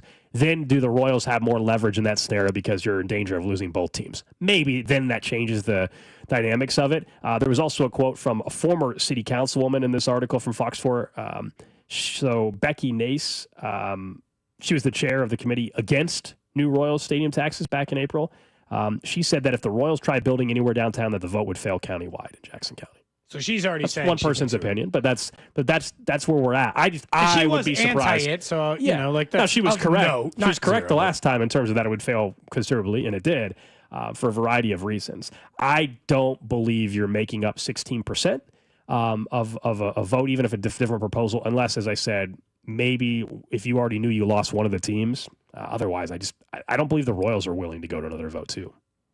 No, I don't think so either. I don't know why they would want to. They got embarrassed. The Chiefs and the Royals got embarrassed the last time this thing went to a vote. Gold, we went in being like, true 50-50. Not sure which way it's going to go. Can't tell you. I'm not sure. Is it going to pass? Is it going to fail? That's how we both felt going into that vote. And they got smoked. Yeah. And look, again, maybe the lower dollar amount would help. Maybe. I actually think if they got to a vote, the only thing that would help it pass is it, let's just say it's a little bit less money because it's not both teams.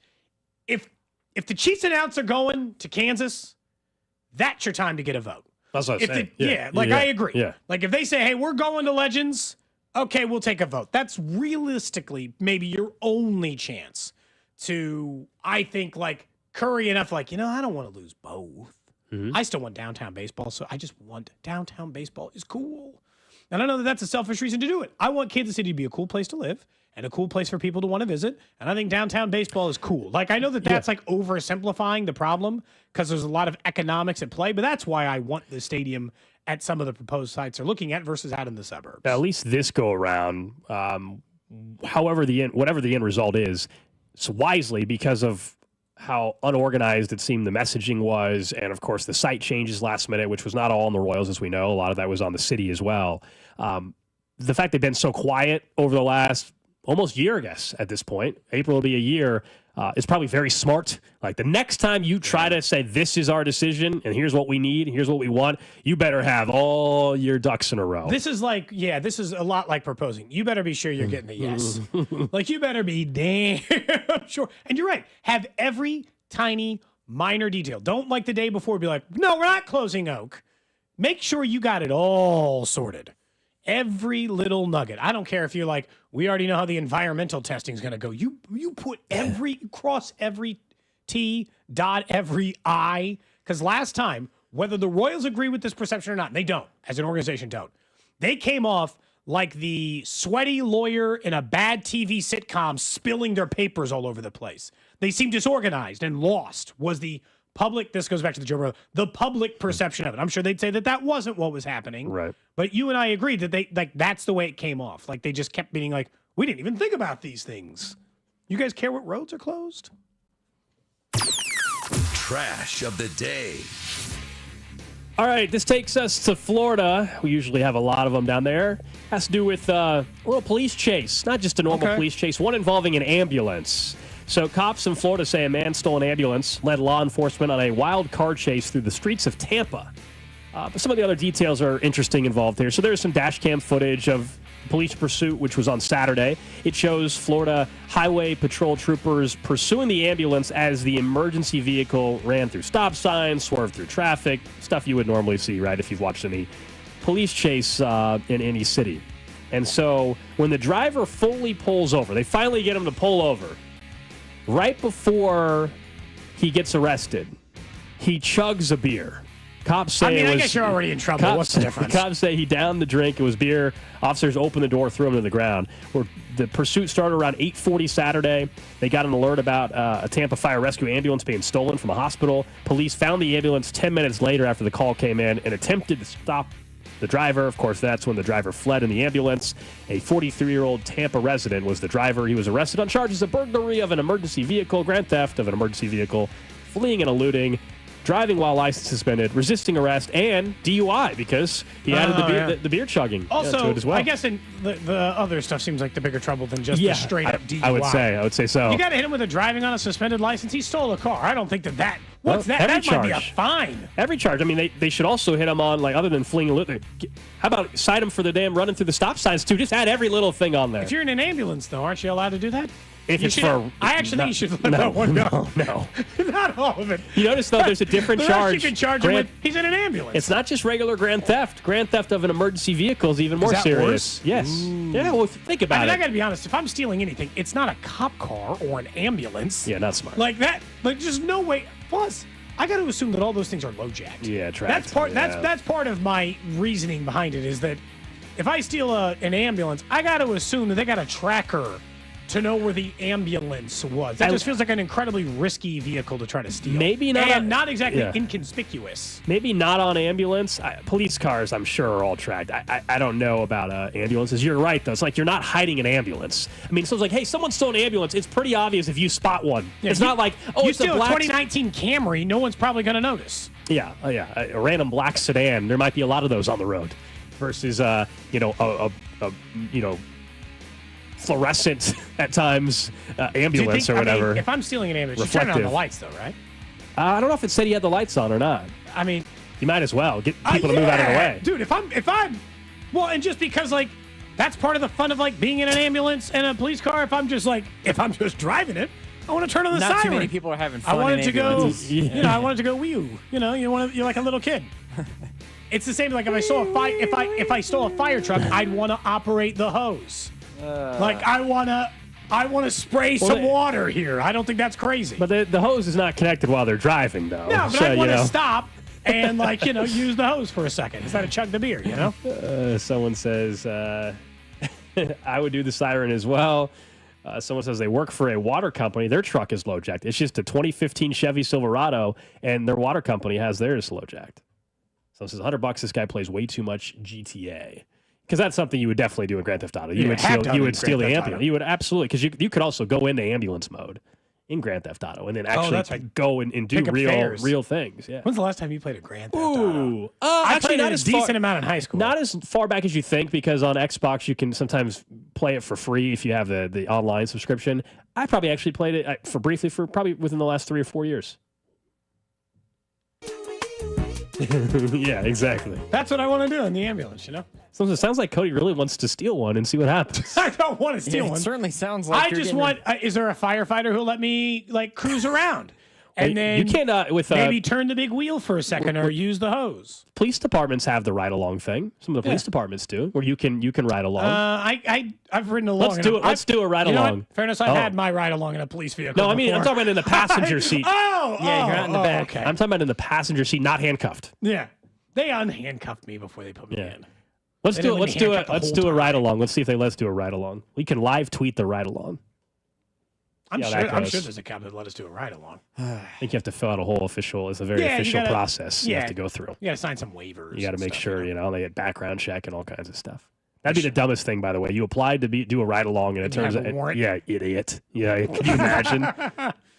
Yeah, that'd be pretty bad. This guy just sounds like a classic drunk Florida idiot.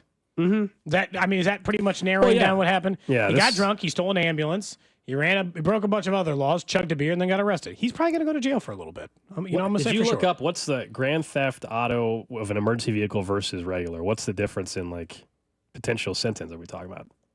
I mean, a couple years. I don't know. Like maximum. I don't know. Of an emergency. This is way too long of a sentence to type. Let's see, because it's this is State by state, I'm sure. True. So. But in Florida, this one in Florida, here you go. Grand theft of an emergency vehicle can result in a third, second, or first degree felony. Potential penalties up to 30 years in prison. Dang. Up to 30. Doesn't mean he's getting 30, but up to 30 years. Okay. In California, grand theft auto is a wobbler offense that can be charged as a felony or a misdemeanor. But if you steal an emergency vehicle, it's likely to be charged as a felony with a maximum sentence of 3 years in state prison.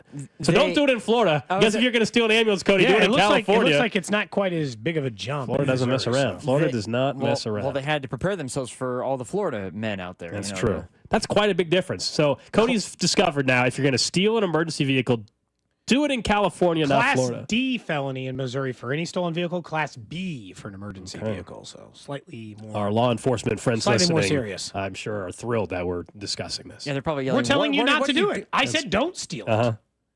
Yeah. After you just said How fun it would be. I stole it- Jeez. I just said if I'd want to turn the sirens on. Drew's I think shaking that's his a head. pretty normal want. I'm not telling you to, but if I did, Just go play Grand Theft Auto and get your Yeah. little fun out that way. Exactly. All right, up next, Chiefs Red Half Hour. We'll talk a little bit more about what Travis Kelce had to say about a draft prospect that could be a top 5 or top 10 pick. That's coming up next. This is Cody and Gold on your new home for K-State Athletics. 96.5, The Fan. Brought to you by Heartland Men's Health, the leader in men's sexual health. Thousands of men have been successfully treated for low T, ED, and more, all with discretion and compassion. Make your appointment at heartlandmenshealth.com. All right, we can all get there. You take a look in the mirror and you're like, I don't like what I'm looking at anymore. And I'm looking to make some changes. Awaken 180 and their weight loss program has done that for me. The Awaken 180 at-home program has been a real difference maker. I've been on the program for 3 weeks and I am down 17 pounds. Yeah, 17 pounds. I set a weight loss goal of 30. Some of you might be 50. Some of you might be 15. But the Awaken at-home program makes it so easy, honestly. They provide the meals for breakfast, lunch, snacks, all that stuff. You make your own dinner, and then you just put it all together. They give you free support for life once you reach your goal, and that way you can stay where you are. Look, if you're looking to make a change and you want to do it without the medications, without extra gym time, maybe you're tight on schedule. I am. I got 2 young kids. You don't want to count the calories. They have an app that's available. I just plug this stuff in if I've got questions. I meet with my nutrition coach once a week. If I've got stuff coming up that I need help with, let's say like opening day next Thursday, I'll be like, hey, look, I want to navigate this. I'm just trying to make sure I stay on program. They'll help you do that. They'll put you in the place to do it, and you can lose the weight. I'm down 17 pounds in 3 weeks, and you can do the same thing. Schedule your consultation today. Call 844-346-1800 or go online to awaken180weightloss.com. This is the story of the one. He's responsible for keeping a leading healthcare facility clean and safe. And he trusts Grainger's high-quality HVAC cleaning and safety products, combined with their world-class supply chain, to consistently deliver, ensuring he's covered inside and out, so he can focus on keeping his facility clean to help protect the health of everyone inside. Call 1-800-GRAINGER, click Grainger.com, or just stop by. Grainger, for the ones who get it done. Guys, it's Cody Tapp, and let's talk about feeling your best. If you don't have that same energy, strength, maybe feeling moody, if you lost that drive with your partner, it could be low testosterone. Testosterone therapy, or TRT, may be the answer, and the true experts you can find at the Low T Center. Getting tested is fast and easy, and we aren't all the same, so don't settle for a standard dosage TRT program. I learned about personalized therapy at the Low T Center and the results you can expect with a customized TRT. So don't put it off. Go to lowtcenter.com to book your appointment. That's lowtcenter.com. Low T Center, reinventing men's healthcare. Don't settle for just a roofer. When your entire home or business gets hit by a storm, get an experienced restoration team. Get Pat Construction Services. Visit patkc.com. That's PACTKC.com. This is the story of the one. He's responsible for keeping a leading healthcare facility clean and safe. And he trusts Grainger's high-quality HVAC cleaning and safety products, combined with their world-class supply chain, to consistently deliver, ensuring he's covered inside and out, so he can focus on keeping his facility clean to help protect the health of everyone inside. Call 1-800-GRAINGER, click Grainger.com, or just stop by. Grainger, for the ones who get it done. Spring forward with real unlimited data from Straight Talk this tax season and get a free Samsung Galaxy A16 5G or Moto G Power 5G 2024 with select plans. So you can stream games during Mad March hours, check the weather for April showers, and watch gardening videos about May flowers. Straight Talk, real unlimited data. Available at Walmart and straighttalk.com. Offer valid through 4/15/25. Taxes and fees apply. Requires purchase of single line gold unlimited plan or higher. For network management practices, visit straighttalk.com. Selling your home, it's one of the biggest financial decisions you'll ever make. You could go it alone, trying to navigate market trends, determine fair pricing, and tackle tricky negotiations on your own. You could second guess every decision, wondering if you're doing it right. Then there's the showings, the offers, and the mountain of paperwork. Or you could work with the expertise of a realtor, here to guide and help protect as you make your next big move. Realtors are members of the National Association of Realtors. Right by you. All power, zero compromise. Ego cordless outdoor power equipment features advanced lithium battery technology that exceeds the power and performance of gas without the noise, fuss, or fumes. From blowers and trimmers to mowers and pressure washers, one battery powers over 90 tools. No wonder it is the #1 rated brand in cordless outdoor power. Power beyond belief.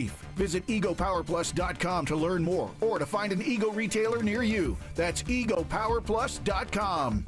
I had the worst dream last night. You were in a car crash and the kids and I were on our own. We had to move out of the house because I couldn't afford it anymore. That's awful, hon. My brother got life insurance from Ethos, and it only took 10 minutes. And he got $2 million in coverage for around $2 a day. It's all online, no medical exam. He just answered a few health questions right from his house. Ethos, here we come. Visit ethos.com/sports. Ethos.com/sports. Sample rate is a 10-year term life policy for 35-year-old healthy, non-smoking male. Billed monthly.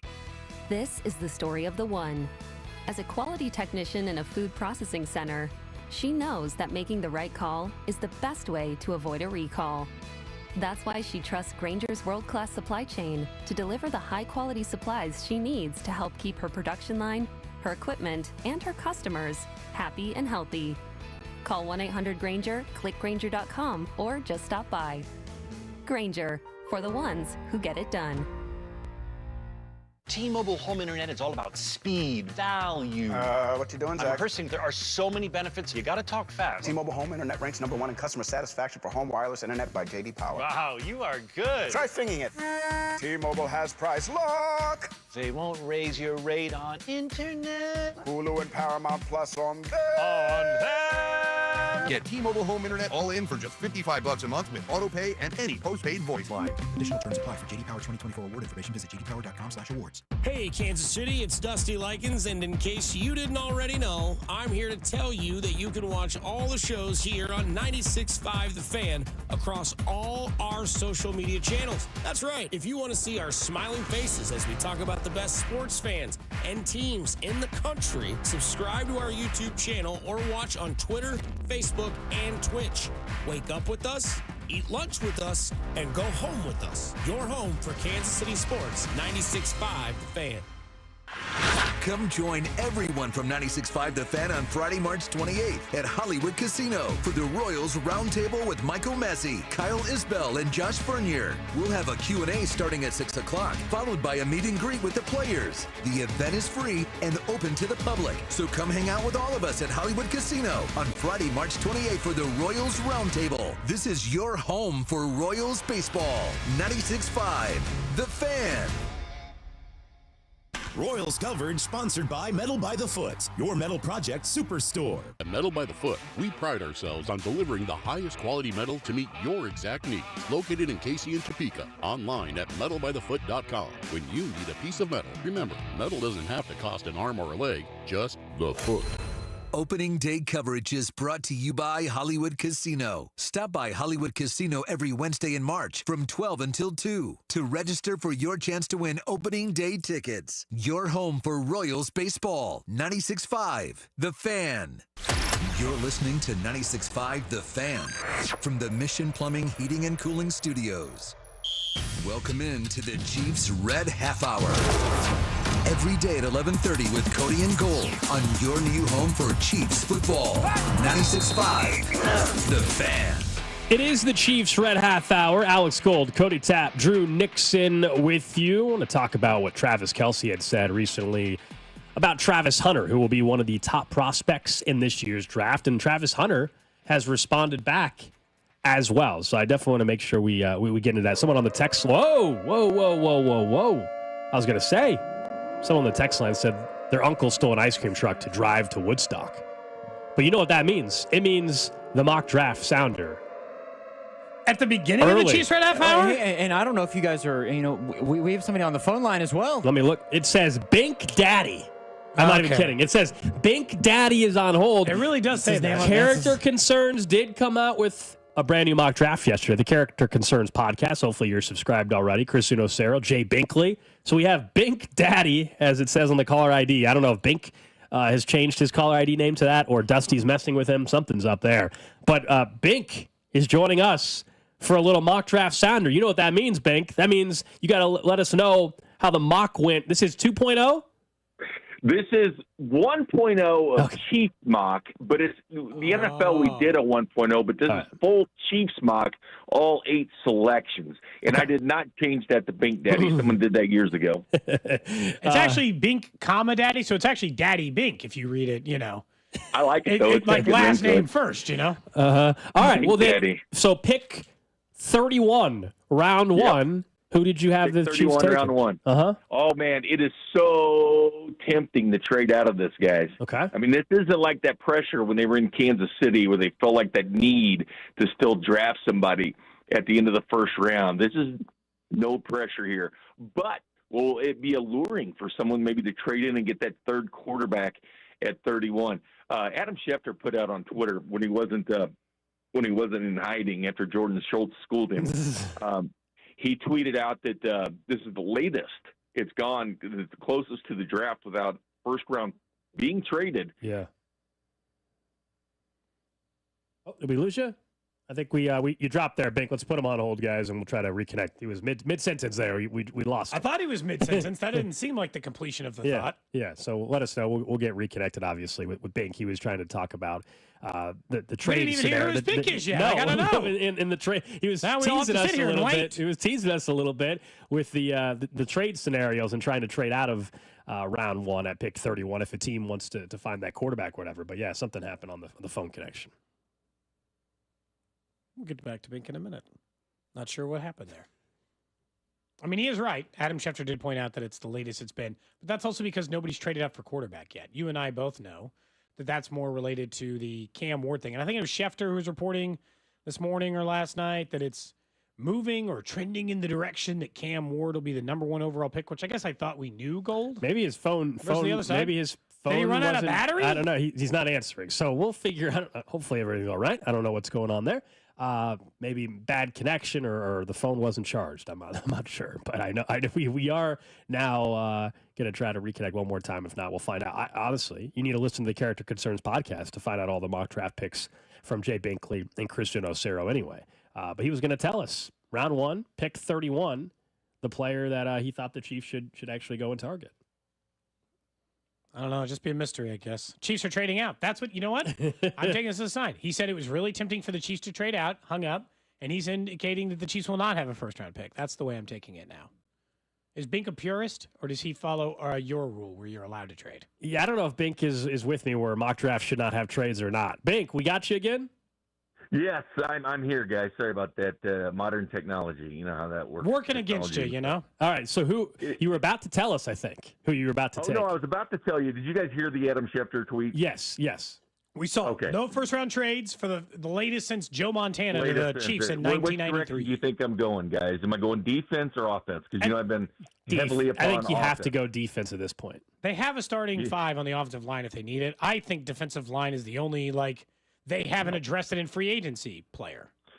Well, I'm with you guys, and I am smart about this. And I'm tired of seeing mock drafts, just like the one Mel Kiper just put out yesterday that had the Chiefs getting an offensive tackle again. First of all, they're not drafting an offensive tackle, any short-arm offensive tackle at that. I'm going Nick Scorton, edge out of Texas A&M. Former as our first-round selection. Okay, so Nick Scorton played at Purdue. Quick search, somebody comped him to George Karlaftis already. Is that strictly because they both played at Purdue? Because of the attitude and everything. The Purdue, I don't know. He did lead the Big Ten in sacks 2 years ago. Not as productive at A&M. It went down, but it's a 3-down defensive end, meaning you can just keep him in every time. Run downs, pass downs, you name it, setting the edge out there. But Nick Scorton, that's the direction went. We'll use Pro Football Focus. So Derek Harmon out of Oregon is actually a defensive lineman I would love, but I don't think he's going to be there at 31. This is actually somebody sitting there at 31, I think they can get. So Nick Scorton. He's only, just quick search, he's 20 years old. He'll be 21. I mean, he's young kid still, so he'd be 21 before the start of the season. He's jacked, he's big, he's physical, he's a presence. Is he a guy that can go and right away make an impact, or because of his age, is he another developmental, got to wait a year kind of thing? No, I don't think so. I mean, the guy had 3 years of college football, 2 at Purdue, 1 at A&M, so I think he's ready to go. And being picked at the end of the first round, I think is a good spot for him. But Andy Reid's always been talking about edge. Would I have wanted a pure defensive lineman, like a Derek Harmon, something like that? Yeah. But you know what, though? Karlaftis is the last year of his contract. We'll see if they re-up him. They can't pay everybody. We know that. But certainly he's a guy you can stick there on the edge, I believe, in day one. Binkley, which running back did you get? Because I know you took one, because I just know that we're all in the same boat of wanting ideally pass-catching speed back, but which running back did you go with? All right, so in the second round, I went Joshua Farmer, defensive tackle, interior defensive lineman from Florida State. Defensive line. Defensive line. Third round, pick 66, went Dylan Sampson out of Tennessee. The running back, almost 1,500 yards last year. So Dylan Sampson in the third round, and also in the third round, Isaiah Bond, the wide receiver who claimed he was going to beat 4.21 at the combine. He didn't. He ran a really slow 4.39. So it's extremely slow 4.39. But Isaiah Bond, tight end Mitchell Evans out of Notre Dame, who started to slide this year. Earlier this year, you're looking at a first round type selection, but he's definitely slid back. But it's a guy that played all 16 games for Notre Dame this year, had over 50 yards in that national title game. And then back to defense in the sixth round with Malachi Moore, the safety, Zachariah Franklin, the wide receiver at Illinois, in the seventh round, and Nazir Stackhouse, Mr. Irrelevant, defensive lineman. Second time somebody suggested Nazir Stackhouse as Mr. Irrelevant. Yeah. Why does everyone think he's going undrafted up until the last pick? That's what Chris and I did for our Chiefs mock as we went that direction. So we did hit offense in 3 straight picks, but we started off with defense. I like it from a that's positional what this draft standpoint. is about. Yeah, I like how you position. Look, I'm not going to pretend to know each one of these players. I know Bond and Sampson. Dylan Sampson is definitely a name we've talked about, because I think we've all agreed they need to get more explosive at running back. He would fit that billing. How realistic is it? He is a home run hitter, and not only that, but it's the type of guy you don't have to pull out as far as if it's passing downs or whatever, or run blocking. He can do it all. He's not the type of guy that you would have to do. You could actually keep him in. He's kind of one of those backs that you can keep in all the time, but extremely, extremely explosive. Okay, Bink. Well, if you've missed it, go listen to the Character Concerns podcast. Gold and I will do some research on Nick Scorton for the mock draft sounder. And then the next time you got one, you just let us know. The sounder's always there for you. All right, Phyllis. I think they're going to put it out on Twitter or X later. Okay, the different selections. It's out right now. It was tweeted out 4 minutes ago. There you go. Oh, it is out. Perfect. There it is. It did go out. So, boom, there you go. So it's out there now. So they timed it perfect for going on with you guys in the mock draft sounder. There you go, Jay Binkley, our draft expert. Specker the sounder, and he said, I gotta get that I'm tweet convinced out. Bink actually has a button he pushes at his house. He pushes the button, and it automatically plays the sounder. Like, Drew mainly has control over the mock draft sounder, but if Bink wants to press it and he wants to come on the show, darn it, he can come on the show. And that's what happens. Can you give me the Nick Scorton scouting report? Yeah, I can. Again, I don't think it's going to be as entertaining as yesterday's scouting report that brought us some good laughs. Nick Scorton, honestly, there was an AFC scout that's quoted that made the comparison to Karlaftis, and I am convinced it's just because they both played at Purdue at some point in time, even though Scorton finished his collegiate career at Texas A&M. Here was the quote I was referencing, though, real quick. From an AFC scout to NFL Network's Lance Erline. He plays his tail off. He's always in the middle of everything. He's a forced player like George Karlaftis was coming out, but Scorton has a little more rush. That's from an AFC regional scout. The comp from Lance Erline, Trey Hendrickson. How about that for a comp? Got his a couple years, 17.5 sacks. That's the comp that Lance Zierlein. I mean, if that's what they got, I think I'd be okay with that. Mm-hmm. I guess the question is, why did he get worse? He was reportedly excellent at Purdue and then got worse when he transferred. Yeah, why did he get so much worse? He looked a step quicker on his 2023 tape at Purdue, Cody. It's hard getting old, man. You get up to 20 and all of a sudden you can't move fast anymore. Strengths are alter step cadence and entry angles to keep tackles guessing. Forced offenses to send additional protection. Good power and aggression when attacking the point. One of these weaknesses is he gets caught sleeping, loses contained positioning, gets no. bored. Oh, no. If he's not rushing the passer, he gets bored. It's concerning. Whatever. I mean, this seems fine. 6'3", 257. Eventually, we're going to have to choose our favorite. Yeah, every year we do the same thing. We might as well, like, in about a couple of weeks, I want you to give me the defensive lineman you hope they get in the first round, the running back you hope they get in the second or the third round, and the wide receiver you hope that they get in the second or the third round. And we can just start picking the guys now, because I do like that we stake our name to somebody, Gold. Yeah, we usually do. That way it's not just like, this is the guy I want. Like, and sometimes you're right, sometimes you're wrong. I'd like to stake our name to somebody. Someone says, how are his hands? Well, I'm glad you asked. You know, it says hands are heavy, skilled, and efficient in his rush. That's a big difference from the description we had yesterday, right? Like that's a little bit different than the meaty hands, according to the draft experts. Heavy. Someone do you says, like heavy hands in a defensive end? Is that a good thing? Absolutely love it. Light, quick hands. No, I want the heavy hands. Hands are heavy. That's a strength. That's a strength, man. Oh, okay. Mm-hmm. Text line also wants us to pull a drop of something Bink said. I think Drew's working on that. Those of you that texted in were on top of it. He was talking about the running back who I would be very thrilled with in round 3, pick 66 in round 3, or 66 overall, I'm sorry. Dylan Sampson, he presents some explosiveness, but Bink mentioned he's not someone that you're ever going to have to take out of the game, I think is what he meant to say. Mm-hmm. But people took it a little bit differently. So, yeah. Oh, well, listen to that. We never want to have to do that. You'd mentioned at the beginning of the Chiefs Red Half Hour, I thought it was a really interesting discussion on New Heights, and then later Travis Hunter on his own podcast. Travis Kelce was talking about what Travis Hunter was going to have to do in order to get in the league. It's 100% possible. I mean, he's going to have to prove that he can do it. Nobody has ever played every single play on both sides. Well, when Deion did it, he would be like a third. He was in like nickel. He's in like certain packages, I believe. I could be wrong about that. So do you think he's talking about 100% play corner every single down and wide receiver? That's what he's thinking. Yes, that's what he did at Colorado. Well, I'm aware he did it at Colorado. That's what I'm saying. In the NFL, they'll have to scheme up around him getting too exhausted. And so Travis mentioned that, and then Travis Hunter was on his podcast and agreed with Travis Kelce's assessment, which is the biggest takeaway, which is if you prove you can do it, they'll let you do it. They'll start you small. You'll be a full-time corner, and you'll get 15 snaps on offense. If those 15 snaps on offense do not stop you from getting tired or wearing you down or affecting your play on the defensive side of the ball, they'll give you 20. And if you're effective in those 20 snaps, they'll give you 25. If you're Travis Hunter and you want to become a full-time starter at both positions in the NFL like you did at Colorado, you are going to have to nickel and dime them for snaps and prove that you can do that workload. And I think even more than just like not be tired, be healthy.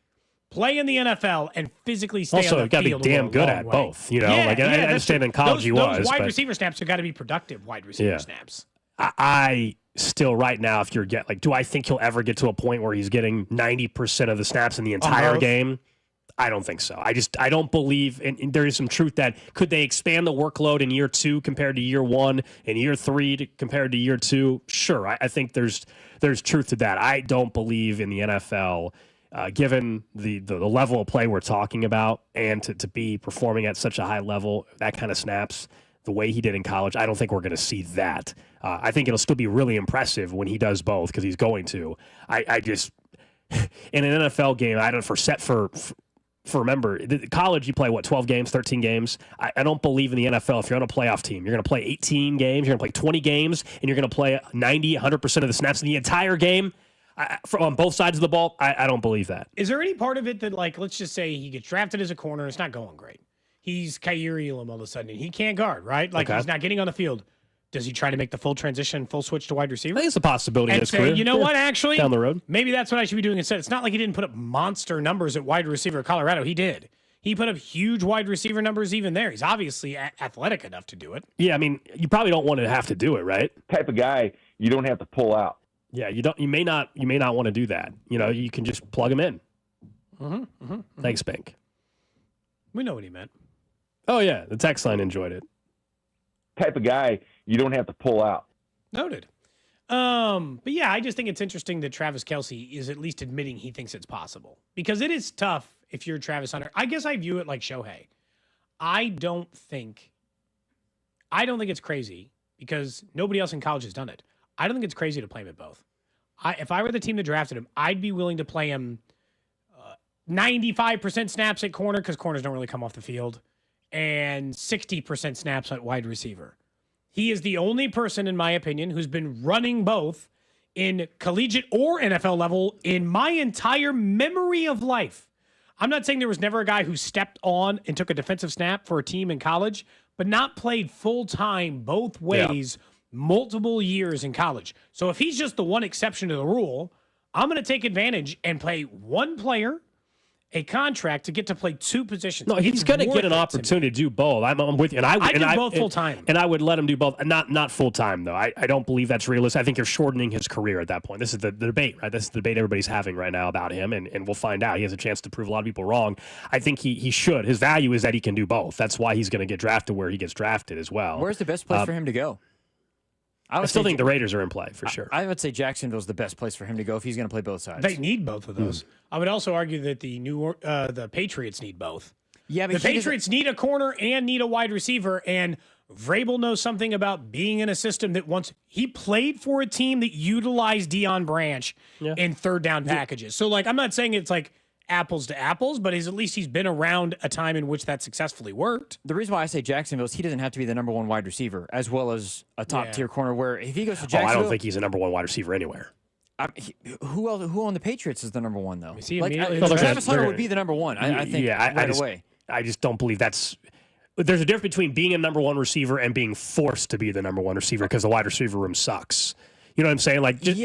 Which is why I think Jacksonville fits better. Yeah, no, that might be the case. I'm just saying, I don't believe, if we fast forward 5 years from now, I don't believe we will consider Travis Hunter wide receiver one. That's all. You would hope not, because I agree with you. I don't think he's not that he's not capable, but he's a wide receiver too. It fits, which is why I think Jacksonville would be better for him to just plug right in, be corner, and then don't get asked to have 10 targets a game as well as playing both. If he goes to the Patriots, he's going to get thrown the ball at least 10 times a game, plus play corner. That's a lot to take in, where if you're with Brian Thomas Jr., maybe you only get 6 or 7 targets. It's not as wearing on your body. I guess the question is snaps to targets. If he's only getting 15 snaps, he's only going to get 3 targets. Yeah, I was trying to look at there's just like for Bracketology, there's a site that compiles all the mock drafts. It does the consensus pick. The consensus across all the mocks is that he does go third overall. It's weird. So they have him the third player, but projection number 4, to the Patriots. But they list him as a number 3 player. They have Sanders going to the Giants. Jordan Brown, not Deion Branch. Thank you for correcting my random New England wide receiver text line. They have the Raiders. They have the Raiders consensus across all mocks taking Ashton Genty, the very, very talented plug and play back right away, going to get you 1,000 yards. I've started to see him get mocked a lot to the Bears. They have the Bears taking an offensive tackle, just continuing to bolster their O-line. That's the consensus. They put so much dollars into it, The most fun thing they could do is take Genty. Caleb Williams, Genty, a revamped offensive line. That's the most fun way. I'm not saying that's the smartest way. Now, Swift? Don't listen to me, but that's the most fun way. Swift and then, what's the other guy's name? Oh, my goodness. Herbert's not there anymore, but who's the other back? Roshan Johnson, is he still there? Yeah, he's still there. If I were the Bears, I might trade back and then take Burden 18th or something like that. I don't know. The problem, and it's not that I don't think Genty's the best, but in a draft where people are like, you can get Jamal Charles in the 3rd round. I mean, do you... Very deep running back draft. Do you want to spend the 10th overall pick on Ashton Genty? You shouldn't. If there are 20 good running backs in this draft, it just doesn't make Or get better on defense. It's not logical. I would...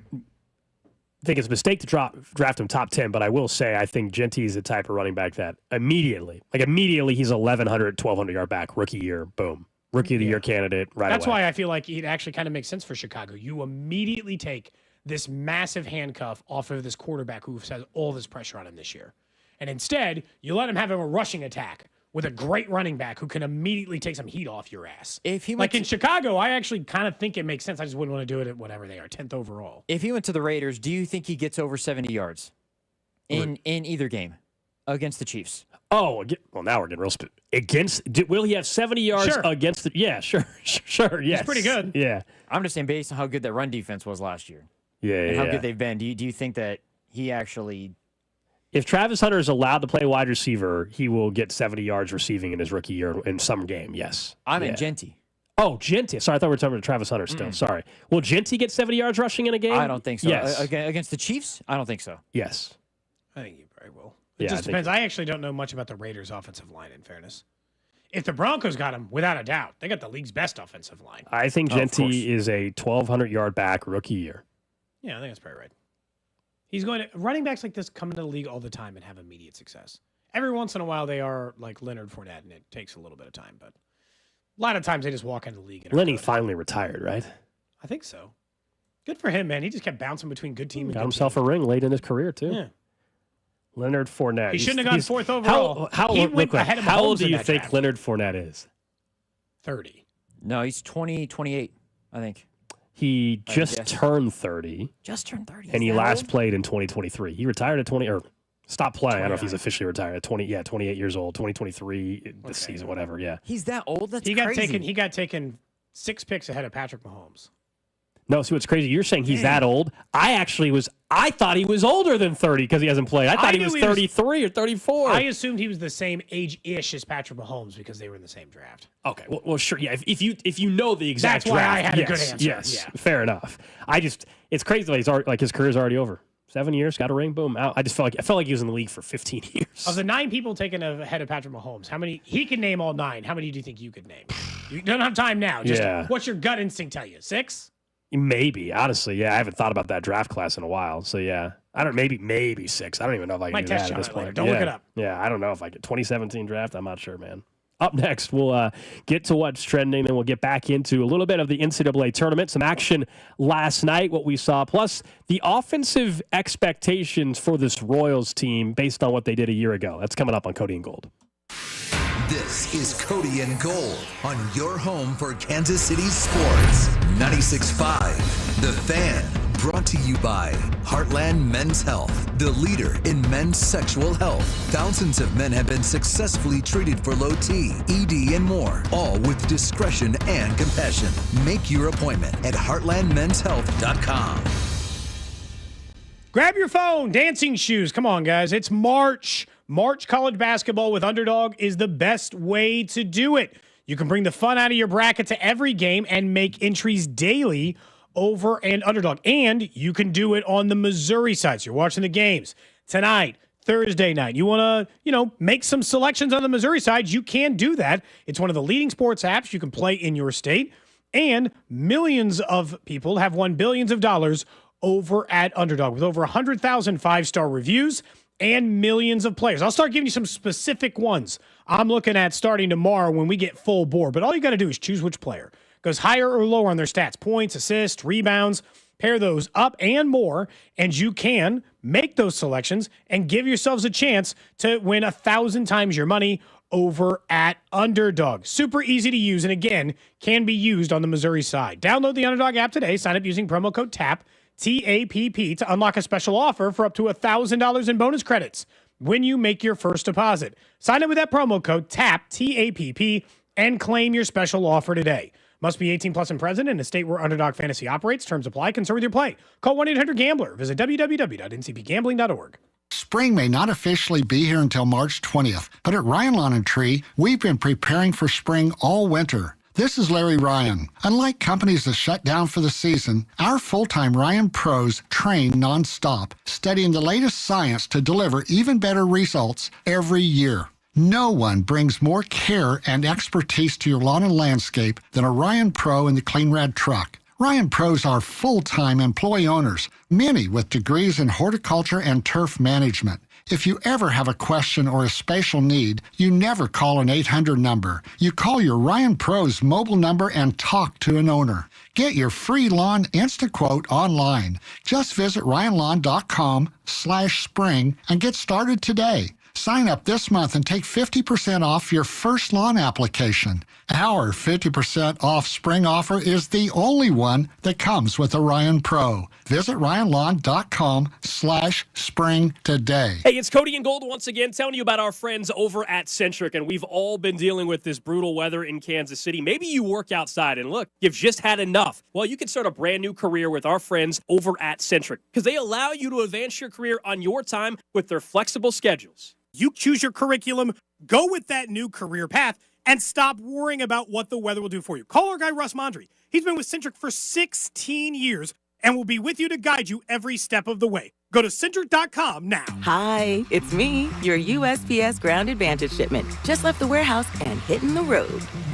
I know. Just got the notification. Great. Smooth sailing so far. I'm almost there. Yes, I know. I get all the updates. Made it. Safe and sound. I know. Well, did you know I was with USPS the whole time? Oh, yeah. I know. Keep your business in the know with the USPS Ground Advantage service. Visit USPS.com/in-the-know. I'm Brian Tedesco, CEO of Blaupunkt Americas, the pioneers of the car stereo. Today, we're not just about sound systems. We are revolutionizing the e-bike scene with Blue Dot Bike. Thanks to AmericanEagle.com, our online presence now features a dynamic e-commerce website that showcases the quality and affordability of our foldable e-bikes. And our collegiate e-bikes, just perfect for the college fanatic. These e-bikes offer a new way to experience freedom on two wheels, no matter your age. When we needed a top-notch website to match our cutting-edge e-bikes, we turned to AmericanEagle.com. They made the impossible seem easy, tackling digital challenges like pros. Check out the Blue Dot Bike website to see AmericanEagle.com's amazing work in action. Need the best in website and digital marketing solutions? AmericanEagle.com is your go-to. They've been a game changer for us, and they can be for you too. Visit AmericanEagle.com or call 877-WEB-NOW-1. That's 877-WEB-NOW-1. All power, zero compromise. Ego cordless outdoor power equipment features advanced lithium battery technology that exceeds the power and performance of gas without the noise, fuss, or fumes. From blowers and trimmers to mowers and pressure washers, one battery powers over 90 tools. No wonder it is the #1 rated brand in cordless outdoor power. Power beyond belief. Visit EgoPowerPlus.com to learn more or to find an Ego retailer near you. That's EgoPowerPlus.com. I had the worst dream last night. You were in a car crash, and the kids and I were on our own. We had to move out of the house because I couldn't afford it anymore. It's awful, hon. My brother got life insurance from Ethos, and it only took 10 minutes. And he got $2 million in coverage for around $2 a day. It's all online, no medical exam. He just answered a few health questions right from his house. Ethos, here we come. Visit ethos.com/sports. Ethos.com/sports. Sample rate is a 10-year term life policy for 35-year-old healthy, non-smoking male. Billed monthly. Go to 965thefan.com for the Fiery Hot Sevens contest, where you can win a $30 instant scratch ticket, and one person will win the grand prize, a Bobby Witt Jr. autograph jersey and framing, all thanks to our friends at the Kansas Lottery. Listen to Opening Day between the Royals and Guardians with Burns on Deck show starting at 2. First pitch with Denny Matthews just after 3. Right here on your home for Royals baseball. 96.5 The Fan, KFNC FM and AM, HD1 and HD2, Kansas City, an Odyssey sports station. What's trending?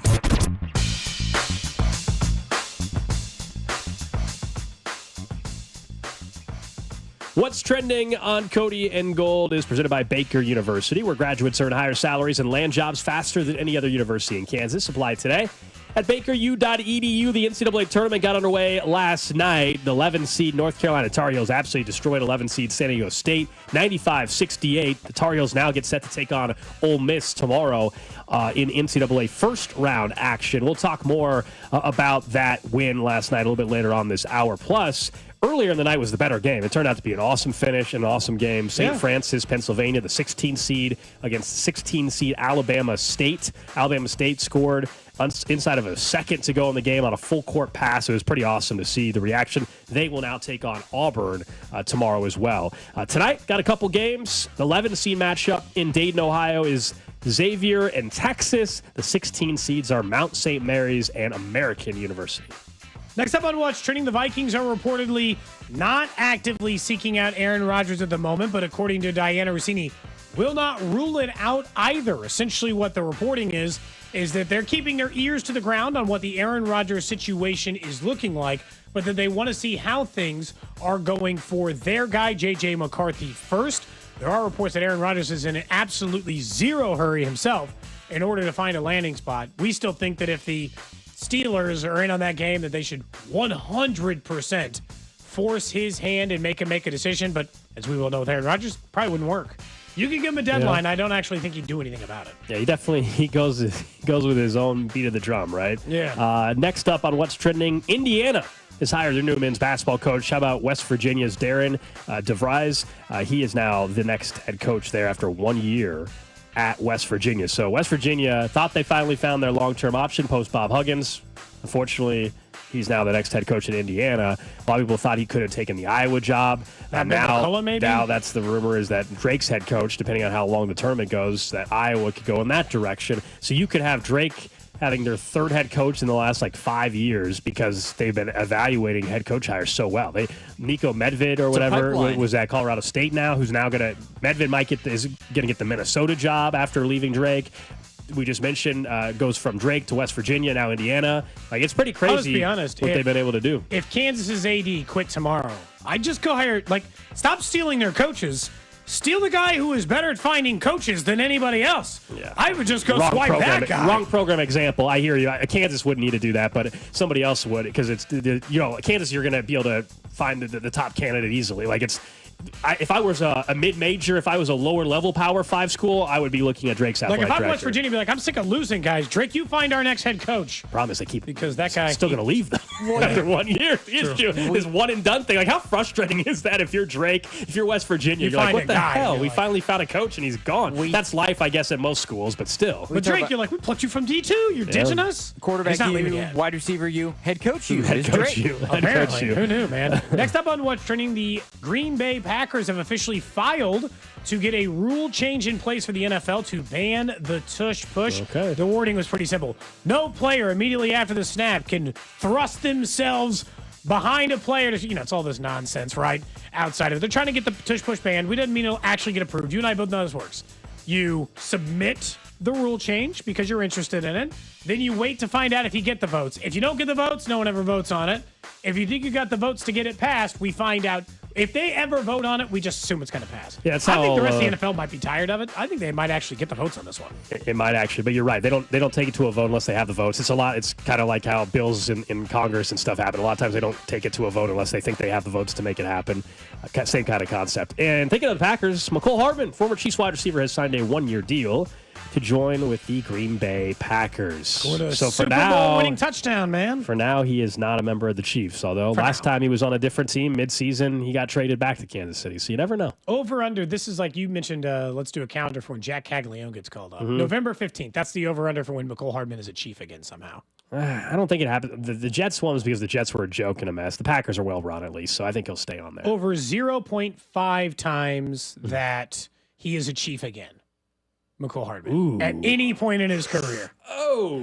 There you go. How about that number, huh? How old is McCole? Hold on. Any point in his career, he's 27. He just turned 27. I'll say he's never on the team again.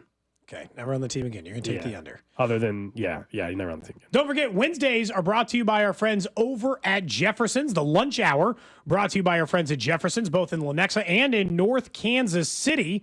Your bar for both locations and a great place to go watch some college basketball as you get ready for tournament play coming up. Monday is all-day happy hour. Same great deals on the reverse happy hour 7 days a week. So if you're looking to watch any of these next games of this with family or friends, Lenexa or North Kansas City is the place to be. A restaurant that is proudly local. Our guy, Nick, has actually offered up free Jefferson wings for a year for the winner of our bracket contest here on Cody and Gold. So get a chance to check out Jefferson's Wings, Burgers, Oysters. Have a great time out there. If you want to join our bracket challenge, just text in 913-586-7965. Drew will try to send you a link. We've had some issues with the link, but we'll work on that. Also, you can hit him up on Twitter. That's the preferred method if you have Twitter or X, at Drew B, the letter B, Nix. Do you think those links I sent out for Desmond's major saver cards, you think that they had the same issue? You should be able to track. Did they work? Well, only I sent the link to the 7 or 8 people who requested, but only 2 people have purchased. So it's hard to say. Oh. So either they didn't get the link or they're like, I'll do that later, or I didn't mean it, which is also fine. They don't know it, but I'm just saying, like maybe You we're can't come sending back a with link. I didn't mean it thing. That's just not You can't right. ask for the link and then not help the kid out. I Yeah. agree. That's cool. Some people just probably just do it later. It's not like he has like 10 days to sell 15 cards and then he'll get to go on the limo. I asked him, God, I didn't even give a dating. So I asked him yesterday, I said, hey, I said, is she going to try to be on the limo? And he's like, I think so. But then he also told me, and I don't even know at what point I got to get the teacher involved. He also told me, he said, hey, I again told her no kisses, but she kissed me on the cheek again yesterday. Every day now. Every day. But they're not getting busted anymore. We're not getting calls from the teachers because they figured out a way to get away with it. Where are they going? I don't know. It's a single room classroom. And the teachers already told us that they don't sit at the same table. When they line They're up in to kindergarten. How many places can they go? When they line up to go to lunch, they don't line up. They don't line. I think what's happening is this girl is waiting until the teacher's helping another student, sneaking the kiss on the cheek, trying to do it on the sly, and then moving on with her. I think that's what's Could it be when, like, at the end of the day? He keeps telling her, hey, man, we can't do this. But that's not stopping her. And so, I don't know, man. The streak continues. Anyway. If there's any other updates, I'll let you know. I have not yet confirmed whether or not she is also trying to sell 15 Major Saver cards in order to get on the limo ride. I do think that'd be a nice moment for him, that the two of them could be like going to prom, Limo ride together. Have you ever, you've been in a limo. We were in one in August. I was going to ask you, you ever do a dance? Yeah, I was going to say that prior to our trips out to Circa in Vegas, the last time would have been like homecoming or prom or something like that. But yeah, when we've been fortunate, when we've gone out to Vegas the last couple of times, we've had a limo ride thanks to our nice friends over at Circa. Yeah, I've been picked up in just the regular Lincoln or whatever, The weirdest one was the last trip. You had already left with your wife the day before, I think. Yeah. In October, I stayed for the game, and that night or the next day, they were picking up a big group at the airport, and so they already were driving the big stretch limo to the airport. So they're like, "Do you want to just go in this?" I'm like, "Sure." So I was just by myself in this massive stretch limo. I'll be honest, it was not nearly as fun without anybody in there. It was weird. This massive limo. They're like, "You can still have a drink or whatever." And there was this huge group that was about to get in the limo once they dropped me off at the airport. But that was a bizarre 25-minute ride to the airport. Yeah, just ride. you. It's just and me in a entire large limo. Did you have a drink? Of course. But it was still a weird feeling. Okay. Anyway, let's talk some Royals baseball, shall we? Opening day, a week from tomorrow at Kauffman Stadium. Vern's Roundtable for 96.5 The Fan, going to be out at Hollywood Casino a week from Friday. It starts at 6 o'clock. We'll have Michael Massey, Kyle Isbell, plus maybe one other guest joining him for a Q&A.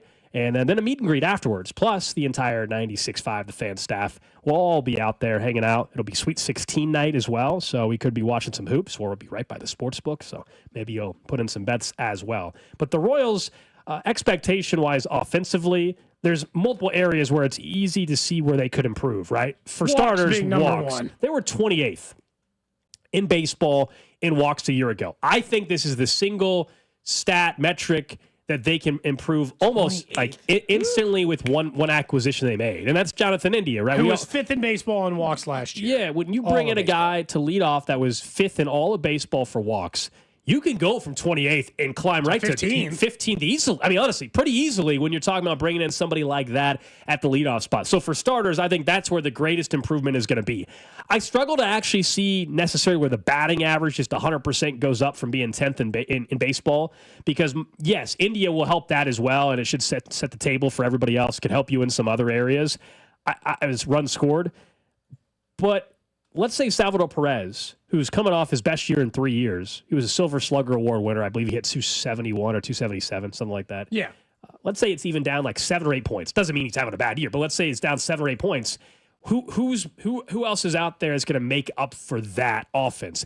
The hope is, of course, MJ Melendez, new swing. The hope is Hunter Renfroe just has a better season. I know the names we can mention. Do you think they'll be a better offense? Let's just ask ourselves that question. I don't believe batting average-wise. They were 10th in all baseball. I don't think they're going to be a top 10 batting average offense in baseball. When you average it all out, I think, and I'm curious if you guys agree, I thought they were around a perfectly league average offense last year, like the 15th best offense. The real question is, with the addition of India And with the hypothetical improvement of a player or two, or hell, even 150 games of Vinny instead of 110 or 20, do we think, because if they had, obviously their offense would have probably ranked better in runs had Vinny played. They went ice cold offensively for 2 straight weeks after Vinny got hurt.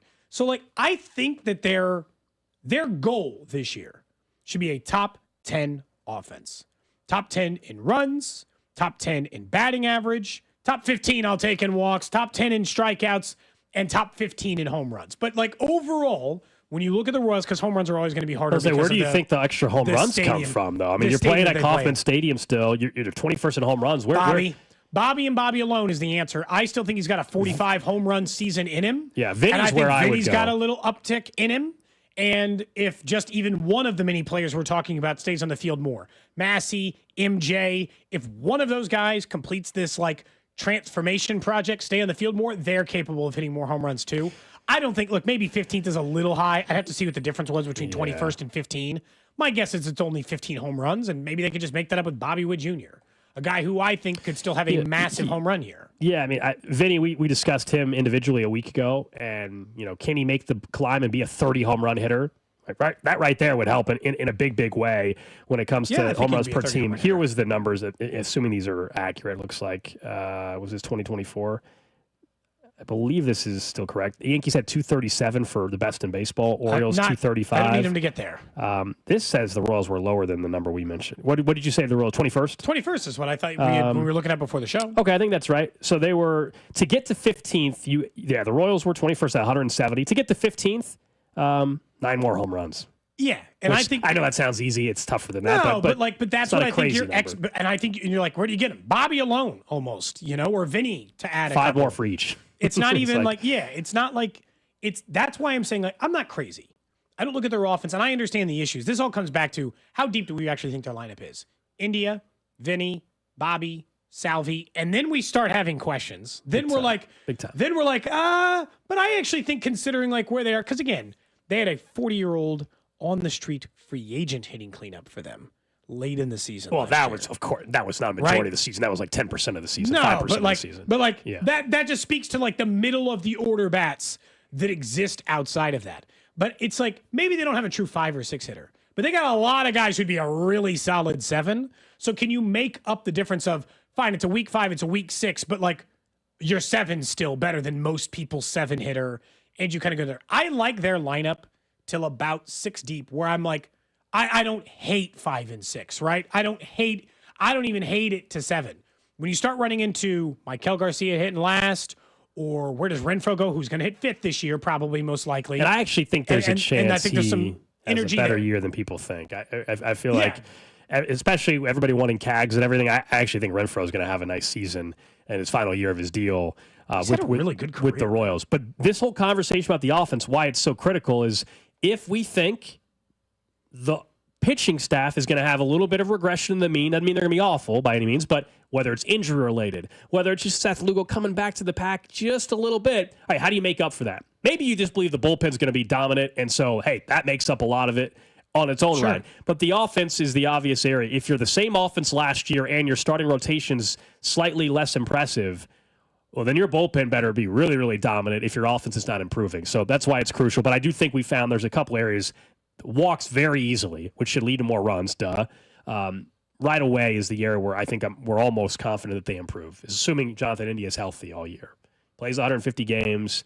If he can get to that mark, then the walks, he's going to probably be top 5, top 7 in baseball in walks again. Well, you're not going to be 28th in walks if you have a player that's top 5 in baseball. You're going to be on the top half of the league. No, he's going to increase the number of walks out of that position last year by 50 walks, most likely.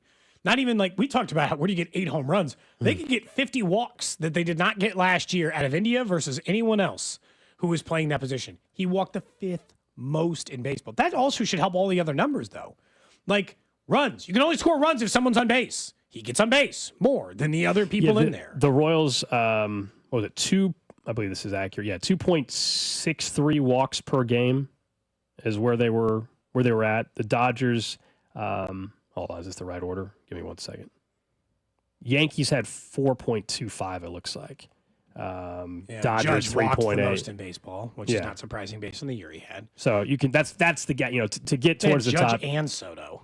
Yeah, not this year though, which is why Aaron Judge, with the issues with Stanton's injury as well, MVP case I don't think will be as strong this year for Judge. He's still going to be in the convo. Also, I guess the Dodgers are going 162-0. That's right. They haven't lost yet. Did they win? What was the final score? What was the final score? I don't remember the final score.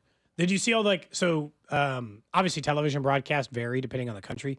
Did you see they just used all the Japanese baseball preset television angles and stuff? Did you see some of the stuff they were doing for the broadcast on it? No.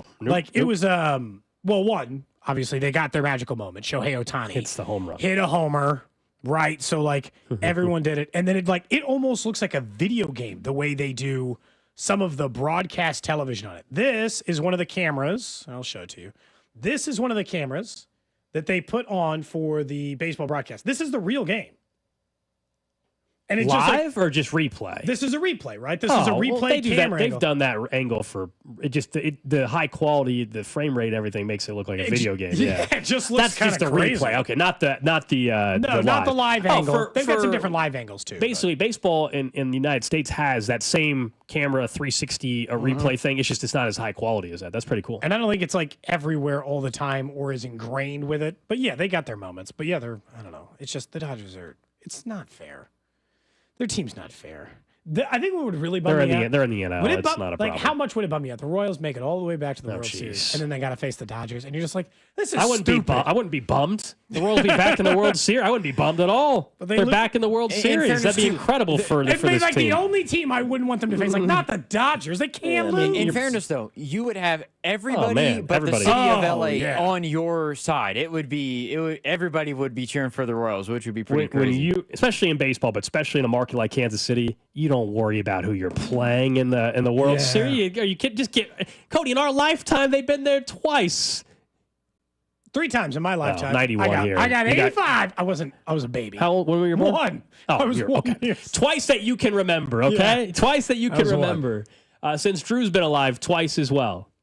So yeah, you would obviously take a World Series appearance. Doesn't matter how you get there, who you have to face. I would just be sad or anything like that. I would just be annoyed, not sad. Annoyed that it was the Dodgers. Last night, tournament action, first 4, North Carolina, San Diego State. It was over 7 minutes in. I mean, it was just a complete dominating effort by North Carolina. And I told you I'm kind of sick of the whining about North Carolina shouldn't have been in, should have been in. Look, to their credit, they as a team heard the noise and they kind of gave a middle finger to everybody out there. I can respect that impressive performance. I'm not saying that it means, see, West Virginia, you're wrong for being upset. It's just that, hey, if you're going to be in the tournament, you might as well be impressive. And North Carolina was impressive last night, and it probably felt pretty darn good for them. Every shot was falling to. They shot 70% from the field. San Diego State had no chance 5 minutes into that thing. That game was over so fast. They had one shot there for a second, Gold, where it was like, you know what? They scored, and then the broadcasters, to their credit, was like, I don't think that San Diego State wants to play at this pace. That feels like it favors North Carolina. North Carolina proceeds to hit every 3 imaginable, and they are immediately down and out. My whole thing is I am kind of with you. I'm really happy for the coach and the player. Everyone for the last 3 days has just been being look at these losers. They got no business being in this tournament. They should kick them out. They don't deserve it, et cetera, right? They go through this whole thing about essentially just bearing this squad for even having a point or even deserving to be there. So for them, I'm happy. They still don't deserve to be there. They could have beat them it could have been that score UMKC beat that private Catholic school by, which was by 100 or Cavaliers. Whatever. Yeah, it could have been that score, and they still don't deserve to be. Was it Calvary Christian College or something? Yeah. The important thing to remember is not, is this team better? The important thing to remember is, does this team deserve to be in? And the answer is they didn't deserve to be in. I always argue this for the college football playoff too, and this goes back to the original point, Cole, we were talking about, which is I think wins should matter in college basketball more than they do, and sometimes they don't. Or in college football, I think they should matter more than they do, and sometimes they don't. And that's the nature of the sport. But I don't know. It was at least cool. Can we admit that there's no better way to start the tournament than this? Seconds left, and here we go. This is where dreams are made. They're going for it all. Simpson, home run play, the deflection. Oh! 7 seconds left. Alabama State in front. True TV last night. Epic finish. Epic finish. And they, of course, now advance, Alabama State does, to take on Auburn. And that showcase for them is pretty special. I know there's been some noise about, hey, should you have to play in these first 4 games if you won your conference championship, like the 16 seed? Should it just be full of the bubble teams? And I think that would be intriguing. But last night, you have the standalone national game if you're Alabama State, if you're St. Francis, Pennsylvania.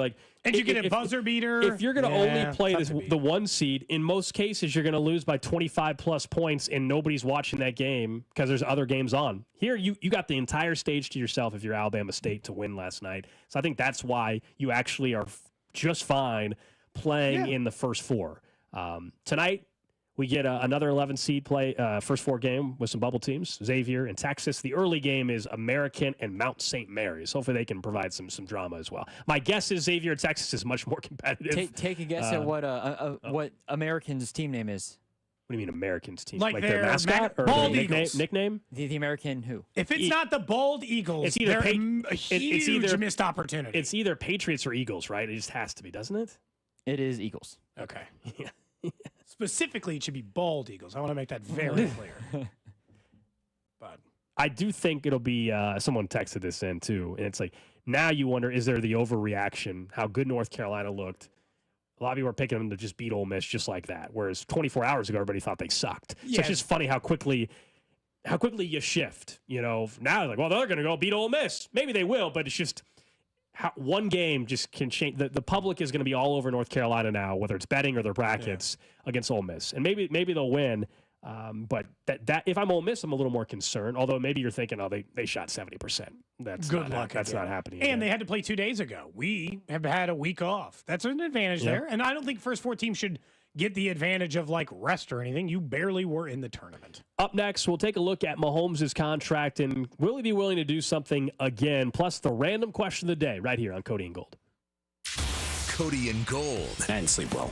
I was drunk. Brought to you by Heartland Men's Health, the leader in men's sexual health. Thousands of men have been successfully treated for low T, ED, and more, all with discretion and compassion. Make your appointment at heartlandmenshealth.com. 96.5, The Fan.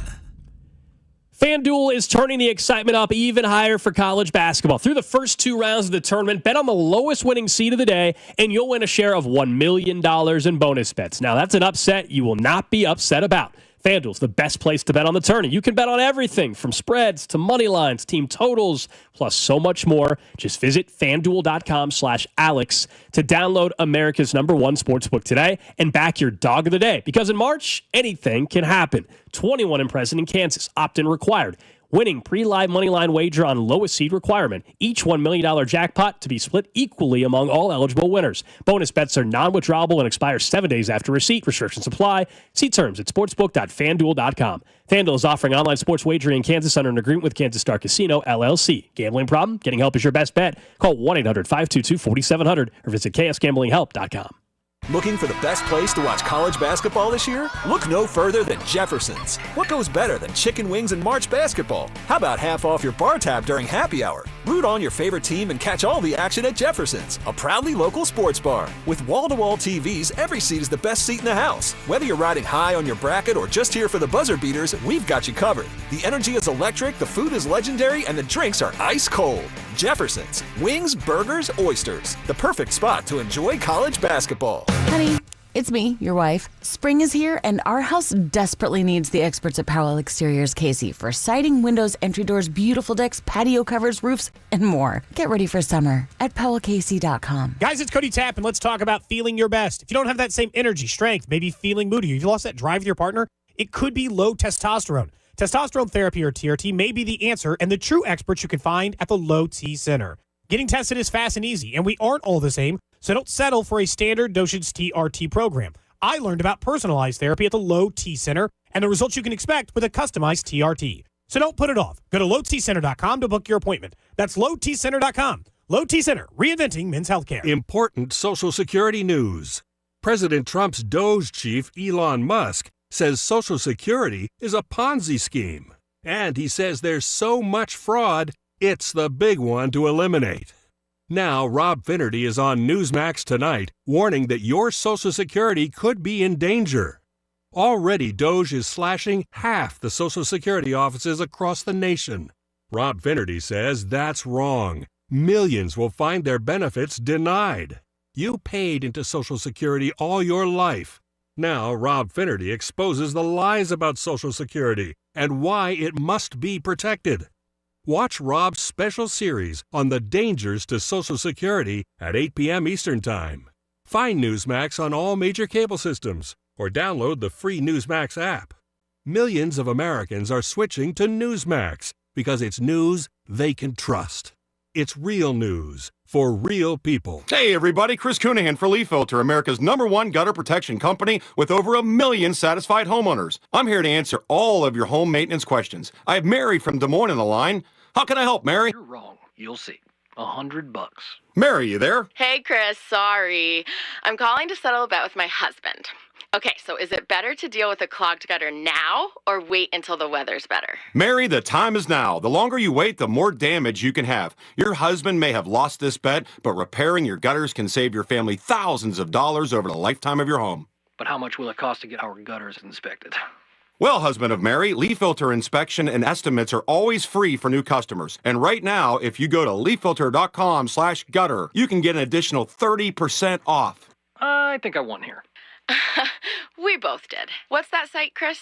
That's leaffilter.com/gutter. Visit today to schedule your free gutter inspection. See representative for warranty details. Promotion is 20% off plus a 10% senior or military discount. One discount per household. Prescriptions require an online consultation with a healthcare provider who will determine if appropriate. Restrictions apply. See website for details and important safety information. Subscription required. Price varies based on product and subscription plan. Hey guys, millions of men experience ED, but not everyone can access or afford treatments like Viagra. At HIMSS, our own board-certified urologist, Dr. Peter Stahl, knows this better than anyone, and he knows that HIMSS can help. Hi, I'm Dr. Peter Stahl, Senior Vice President of Men's Sexual Health at HIMSS. I've helped many guys with ED, and it has never been more convenient to treat than it is right now, thanks to HIMSS. Through HIMSS.com, you can access a full range of treatment options for ED, including daily or as-needed meds through a 100% online process. If prescribed, your medication is shipped to you for free. Find the ED treatment that fits your needs. Options at up to 95% less than the brand names when you get started at hims.com/joy. To start your free online visit and find ED treatment at up to 95% less than brand name prices, go to hims.com/joy. That's hims.com/joy for your free online visit. Brought to you by Urban Air. Urban Air is where fun takes flight. With our awesome attractions, it's always an adventure. Visit urbanair.com today to find your local park and book your tickets, membership, or birthday. Urban Air, let them fly. Attractions vary by park. Opening day coverage is brought to you by Hollywood Casino. Stop by Hollywood Casino every Wednesday in March from 12 until 2 to register for your chance to win opening day tickets. Your home for Royals baseball. 96.5 The Fan. You're listening to 96.5 The Fan from the Mission Plumbing, Heating, and Cooling Studios.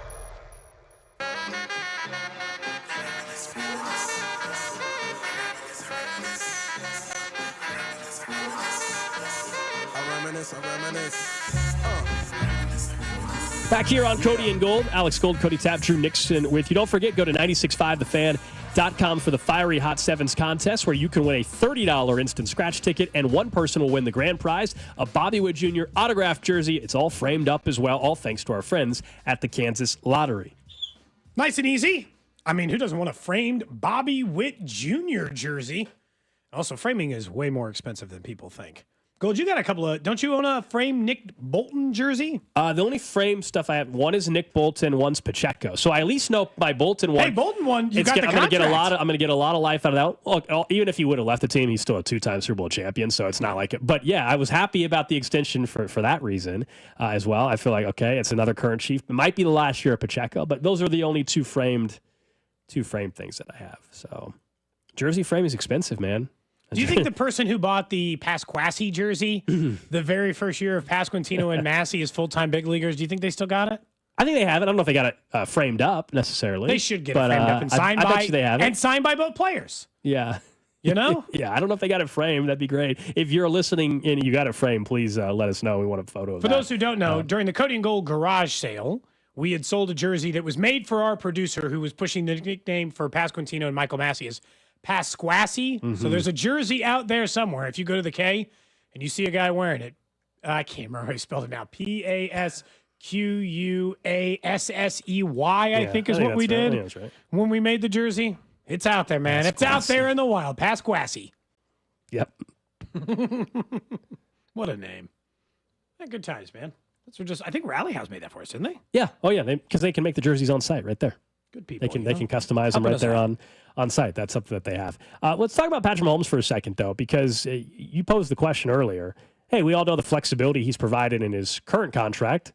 We all know the money that Josh Allen just got, and it's got some flexibility for the Buffalo Bills. And we look ahead eventually, whether it's after this season, before next year, we're very, very short time frame, year max, from probably seeing a restructure or extension again from Mahomes.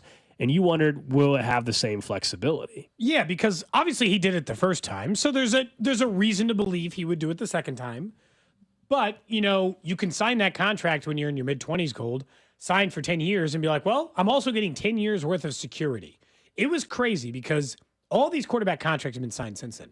No one has been willing to go the length of contract that the Chiefs did with Patrick Mahomes, and no quarterback has been willing to sign the length of contract that he was willing to sign. You can have Josh Allen's contract has flexibility. It does not have the flexibility of Patrick Mahomes' contract because length alone is your ultimate weapon when it comes to that. Look, he just let him convert a bunch of money, but that's easy, right? Oh, would I like my money today instead of tomorrow? Sure. That sounds great. Nobody's ever going to argue against that. I guess just when they rework his contract, and the original timeline they had given was at the end of the 2026 season. Is it going to be built the same way? 10 years, restructured, all this money, just make them the highest paid, but then also have the ability to shovel this money around, because I think the best quarterbacks do show a little bit of flexibility in the way in which they're paid, because every year I think presents different ways in which you have to build the roster. This year they needed more money from him. Last year they needed more money from him. Down the road you hope that's not the case, but there's no reason to think it's not because of the winning, in my opinion. Then I would be fairly stunned if the next extension doesn't offer the same flexibility. Patrick Mahomes has openly talked about he knows the history of the game. He knows his standing in the history of the game, his legacy, the impact that he's already had and where he wants to get to. And he recognizes that financially, the flexibility gives him a better chance and the team a better chance to do that. And so I would be stunned, especially in this next one. Now we can talk way down the road in the one that's two after this, or the next one after this next extension, however far down the road you want to go. Maybe a different answer at that point in time. But right now, yeah, I don't think that would be a question at all. I would be shocked. Do you just try to lock him up for the rest of his career? Let's just say you're going to tear up the deal at the end of this thing. He's going into his age 31 season. You just give him a decade again, rip it up, call it 10 years, and then just ride out the rest of it? Because part of me thinks don't even put yourself later in his career into the situation where you got to wonder if he's under contract, could become a free agent, ends up a Tampa Bay Buccaneer. Don't even ever put yourself in that position, because I think if the Patriots could go back and do that, they realize how stupid they looked. Their difference, they also chose their coach. And in this scenario won't, because Andy, I don't know if it's 3 years from now, 5 years from now. Andy will not be there at the end of Mahomes' career, so they won't be. No, maybe they'll be choosing between that coach. Who knows? We can't predict the future. The only other way at this is be choosing between quarterback, which is what the Montana Steve Young situation being, and they didn't look stupid for that. No, because they won more Super Bowls with Steve Young, so they don't look dumb for making the decision they made versus the Patriots, right? But that's the only way in which Mahomes getting run out of town right now. The current deal, if they just didn't even touch it, which they will, he'd be 36 at the end of it, and there's void years at age 37. So this current one already, based on the extension they've given one other time, already puts him till 36. So if a year from now they do another extension, that one could push it, Cody, to 38, 39, 40 with a void year. I mean, we're not far off from it already getting to 38, 40 years old. No, I mean, a couple of year extension, that's what I'm saying, 10 total, right? Because I actually think the way the contract is structured, based on, I don't think you can actually pay him enough money to be paid the amount of money he should be paid, right? So based on the structure of the deal, I actually think I have to rip it up. I don't think you can get the average annual pay high enough based on what quarterbacks are being paid now, because he's already down to like 12th or 13th highest for average annual salary. Now, he is like the second biggest cap hit in the NFL. Yeah, so it's not like he's getting shortchanged. $28 million cap hit this year after the conversion. Next year, $78 million, which is 25% of the team's cap. And then the year after, 74. That's why I think after this season, we likely would see some sort of either, you said you think it's a brand new contract. If not, there'll definitely have to be some structure change. I guess the question is, like, if you sign a brand new deal and you rip it up, then you got to do the signing bonus thing all over again. You just gave him 30. Yes, that's and now you got to rip it up and give him what? I mean, what would he be worth guaranteed in a signing bonus? Like, would he guarantee's different than signing bonus, right? So, I mean, it's not even just the guaranteed money. Now you have to put that in escrow, but the signing bonus wouldn't. I mean, on this deal, his signing it's weird. His signing bonus was actually pretty low considering. The 10-year, $450 million deal that was huge at the time, 2020. That actually only had a $10 million signing bonus. It's the money you got to put in escrow, but the signing bonus itself was only $10 million. Well, and the guarantees were lower than you would normally think for a quarterback. Wasn't it only like in the 200s? The guarantees were only in the 200s. And then this year, we all know his base salary is technically only $1.2 million. The restructure bonus is $47.7 million, and then he gets like a workout bonus for one. And the cap hit we mentioned, the dead cap value doesn't really matter in this scenario, but who cares? It doesn't really matter. Yeah. $94 million, but it's not. Oh no! You know what? If they decide to cut Patrick Mahomes, $94 million, guys, it's going to cost you a lot. Real question: if Patrick Mahomes became a free agent today, we know the teams that would immediately try to sign him, right? The Steelers, the Giants. But 3 teams in the league. I guess the question I have is, would these other teams who like their quarterback be like, get the hell out of here? Yes, all but 3 teams. Would Cincinnati's be like, Burrow, no, get out of here? They would be one of the 3 that would not. They'd be like one of the 3 or 4 that would not. But Buffalo wouldn't, Cincinnati wouldn't, Baltimore wouldn't. Would the Broncos say, Bo Nix, yes, it's been a pleasure seeing you here. Cody, honestly, I think legitimately. The Houston Texans would say, C.J. Stroud, sorry about you. I think it is just Lamar. So Buffalo with Josh Allen, Baltimore with Lamar, Burrow and Cincy, and I think because of the ring now, maybe Hurts and Philly, even though that's crazy. But I kick Jaden Daniels in Washington. Yes, it's Patrick. He hasn't Mahomes. won anything yet. He hasn't done anything it's yet. It's Patrick Mahomes. Anyway, it's always a fun conversation. I'm just curious. Cody's right. Cody, you know what though? Cody is right though. I mean, there's some things that can be really your ultimate weapon. Length alone is your ultimate weapon. It can be. It can be. Let's get to it. Random question. The random question of the day brought to you by Awaken 180 Weight Loss. Results every week and then receive free support for life online at awaken180weightloss.com. For you, Gold. For you, Drew. Text line 913-586-7965. Of course, we always try to interact. YouTube, Twitter, Twitch, Facebook. I get on the Twitch and the YouTube chats a lot, so I will attempt to interact with you there as well. Easy one today. Obviously, with the Masters around the corner, we know how this works. The Masters Dinner comes out for the selection. Scotty Scheffler's Master Dinner is out there. Appetizers of firecracker shrimp and cheeseburger sliders. Okay. Meatball and ravioli bites to go with that. The first course. This is Dad's recipe, the meatballs, I guess. Papa Chef's. Mm-hmm. First course is Texas-style chili. That's a terrible the first course? Heavy first course. All right. That's an offensive first course. All right. You can't be feeding me cheeseburgers and firecracker shrimp and then eat some chili. He's from Texas. These menus always have a bunch of courses to it. The main course is a wood-fired cowboy ribeye or blackened redfish. Dessert is a warm chocolate chip skillet cookie with vanilla bean ice cream, served in the honor of Mr. Scotty Scheffler. A little underwhelming. I got to say, so first, 2 parts to the question. 1, out of 10, how would you rank Scotty Scheffler's choice for the Masters Club dinner? Second, don't give me a first course, too. Just give me an app, a main course, and a dessert you want for your Master's dinner. Yeah, so I'd probably give his menu a 7 out of 10. It's like a 5. This is mediocre. Oh, wow. I think 7 is okay. Wow, you think it's a 5? Just cheeseburgers and firecracker shrimp. I feel like I'm at a TGI Fridays. This is the Masters dinner. Yeah, I mean, they're not. Yeah, I'll go 7. As far as mine, look, I think you're supposed to have a theme that ties back to like where you're from. So the easy answer would be like burn ends. Okay. But like if I'm being selfish and I'm just like what I know I'm going to enjoy, we're having like a 12-ounce fillet. Okay, we're having a 12-ounce fillet with a baked potato option available, baked potato bar. You gotta offer a seafood dish, don't you? Like he offers I guess the we can redfish? offer some salmon if that's what you want. So we'll have the salmon with the fillet with a baked potato bar. The dessert is going to be a chocolate mousse cheesecake. I'm just picking stuff I like, man. That's it. It's just stuff I like. I won the Masters, darn it. I'm getting my menu. And the appetizer, a lot of different directions we can go here. A lot of different directions. if I'm not allowed to just do a simple like queso, chips, queso, and salsa type of bar, if we have to have more of a something heartier, then I would go with burn-ins for the appetizer, actually. You get burn-in appetizer. Thank you very much. I went ahead Jake over on Twitch says mozzarella sticks, hot dogs, and a bomb pop. This is interesting. So Scotty also hosted in 2023. Yeah, he's won the Masters a couple times. Cheeseburger sliders, firecracker shrimp, sweet Thai chili. Main course is Texas ribeye or black and red fish. It's almost the exact same that's what menu. he likes. My menu would be the same. If I won the Masters 5 times, the menu would always have a fillet. It would at least have a fillet every time. This feels like the pre-course dinner for Valentine's Day at TGI Fridays. Like we got it all sectioned out for you, Cody. You can have your warm chocolate. You're having a cowboy ribeye. You having a cowboy ribeye at TGI Fridays. You know what I mean? They probably got a ribeye there. I don't know if it's a cowboy ribeye. Is there many of those still open, by the way? Chips and quesos. TGI Fridays. Didn't they close down a lot of them? Are there still a few? When's the last time you went to there TGI might be a few left. I don't know. Really, really long time. For the main course, I definitely think you have to do something in the beef or steak. I think I would do short rib.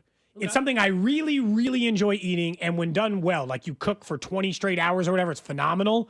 I don't want to go through the work most of the time, right?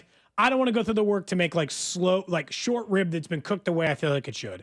And I think on the seafood end, scallops are my favorite seafood of all seafoods. Dessert's tougher because you need a crowd pleaser, right? You got to think of something that works for everyone. I'm guessing you would have said cheesecake. I know that's up there. I said chocolate mousse, which is a chocolate mousse cheesecake. You know, French silk pie maybe on the list. That's one of my all-time favorite desserts. Mm-hmm. Some sort of chocolate chip cheesecake, that'd probably be on the list. It's got to be a crowd pleaser. That's a little bit of a challenge. What about you, Drew? I think so. It's interesting. And looking at research, a lot of these players did salad to start off with as an app. I don't know if salad one of the appetizers. Yeah, I mean you get 3 appetizers. I think it's fair to offer a salad. I think having chili is wild. some sort of Caesar salad is there. I do think for whatever reason the pigs in a blanket. I know that sounds like not off script, but it's all-time appetizer. I think it's an all-time appetizer where it's just it's one of those crowd pleasers. But you go for the main course, I'd have some sort of seafood. I think would be the way that I go about it. You got to have a non-seafood option salmon, as well, though. I mean, you throw a steak. I would say some sort of like a T-bone steak or a ribeye, and then salmon. And I love me some salmon. So salmon, I think, is there for sure. Those cowboy ribeyes.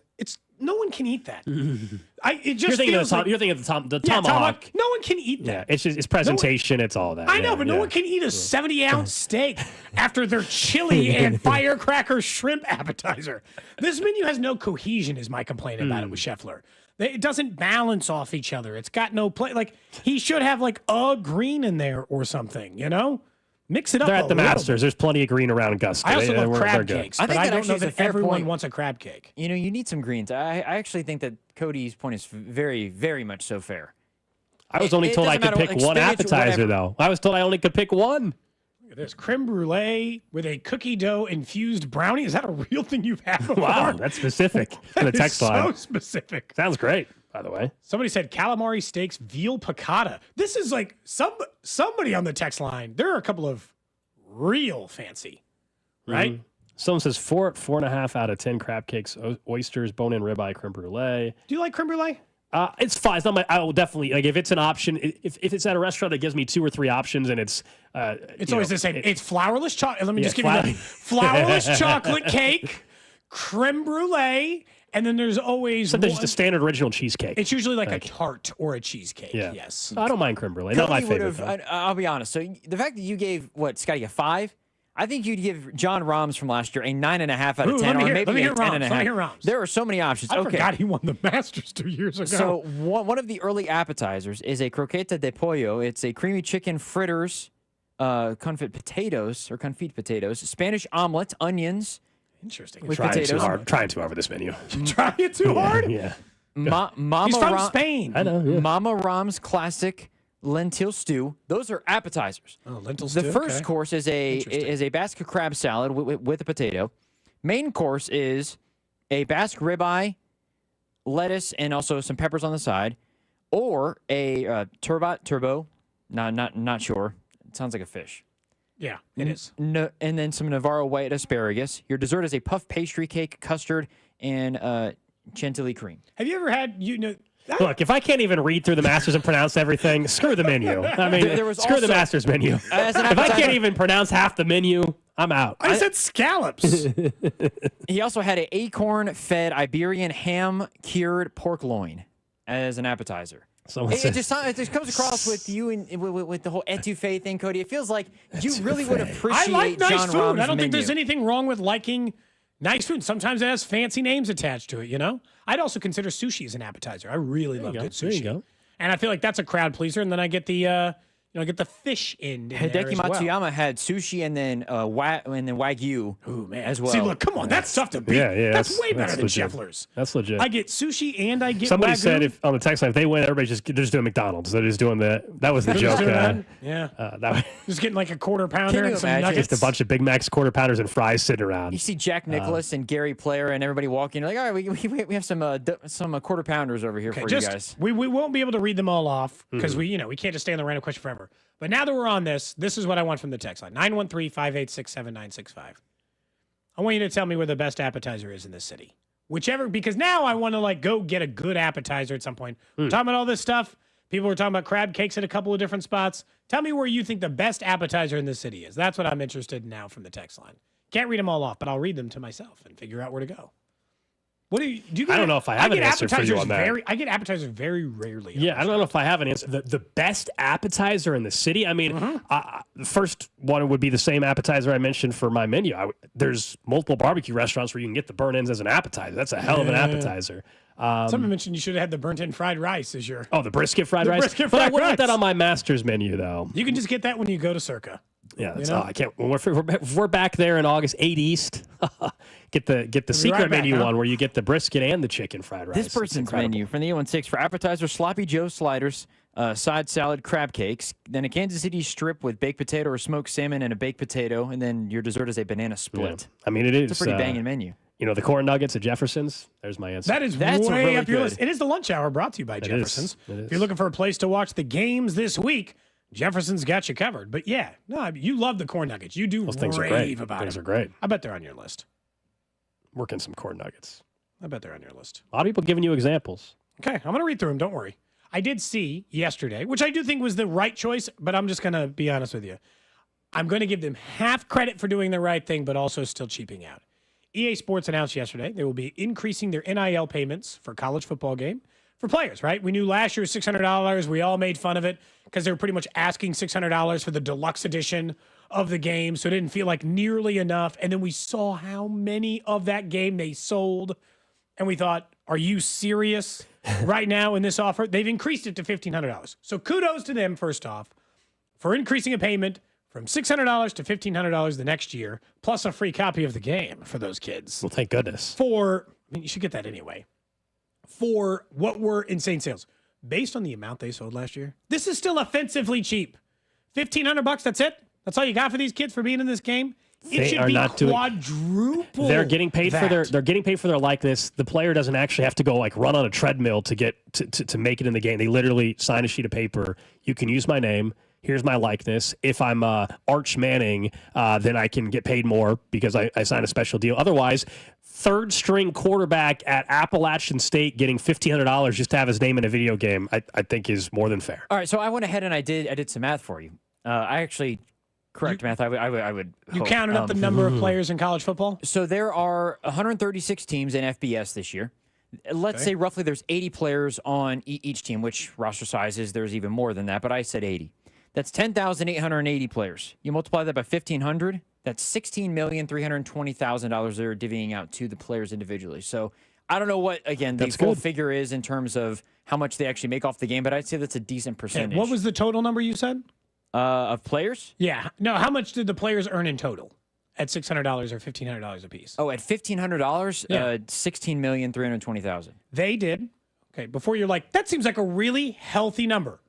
EA Sports College Football 25 last year did $500 million in sales in the first sales are not revenue. Week. Sales is not profit. I'm sorry. Week. Sales is not profit. But let's just call it half.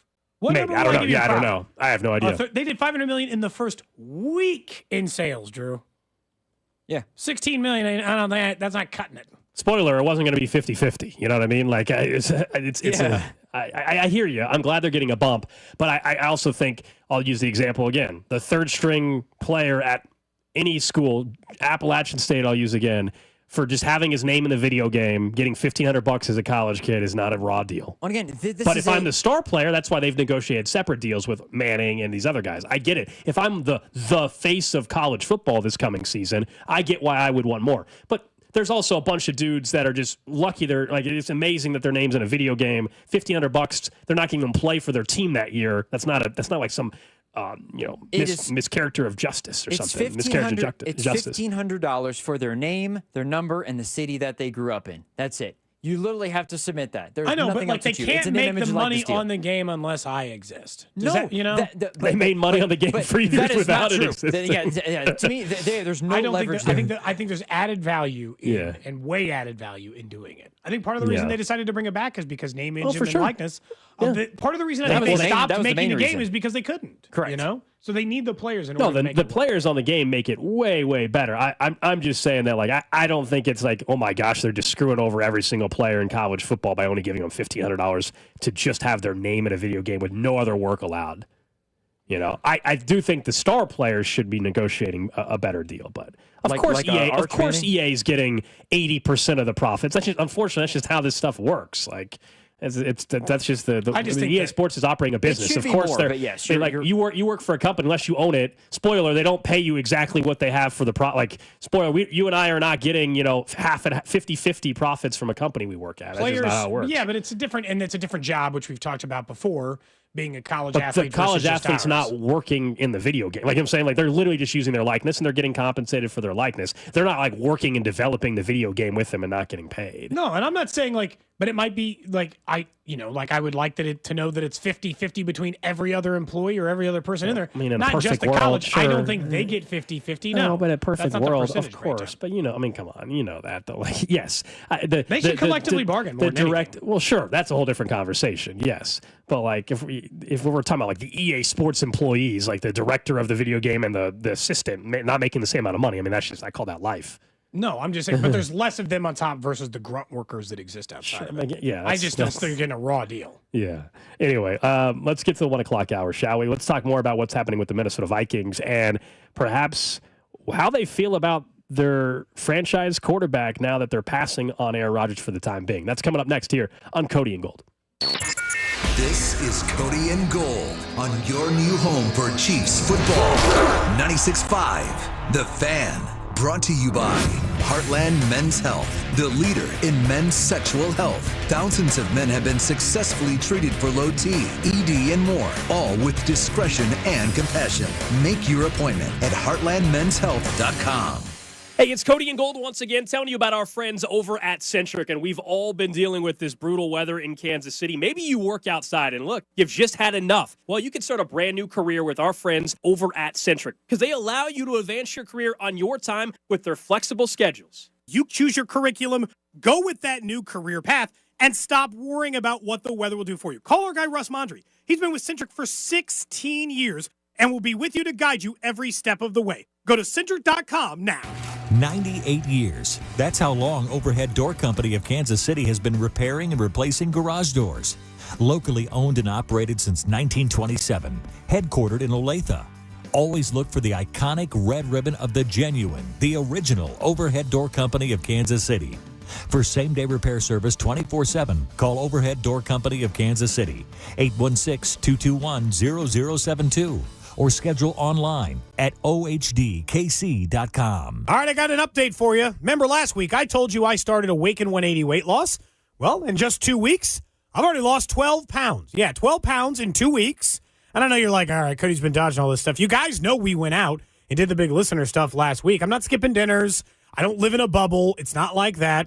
It's been the opposite. So thanks to Awaken 180, I'm still living my normal life while dropping 12 pounds. Didn't stop me from doing all the normal stuff, just like you. Went to go watch basketball in person last week and everything else, all while losing the weight, and give you the tools you need to do it.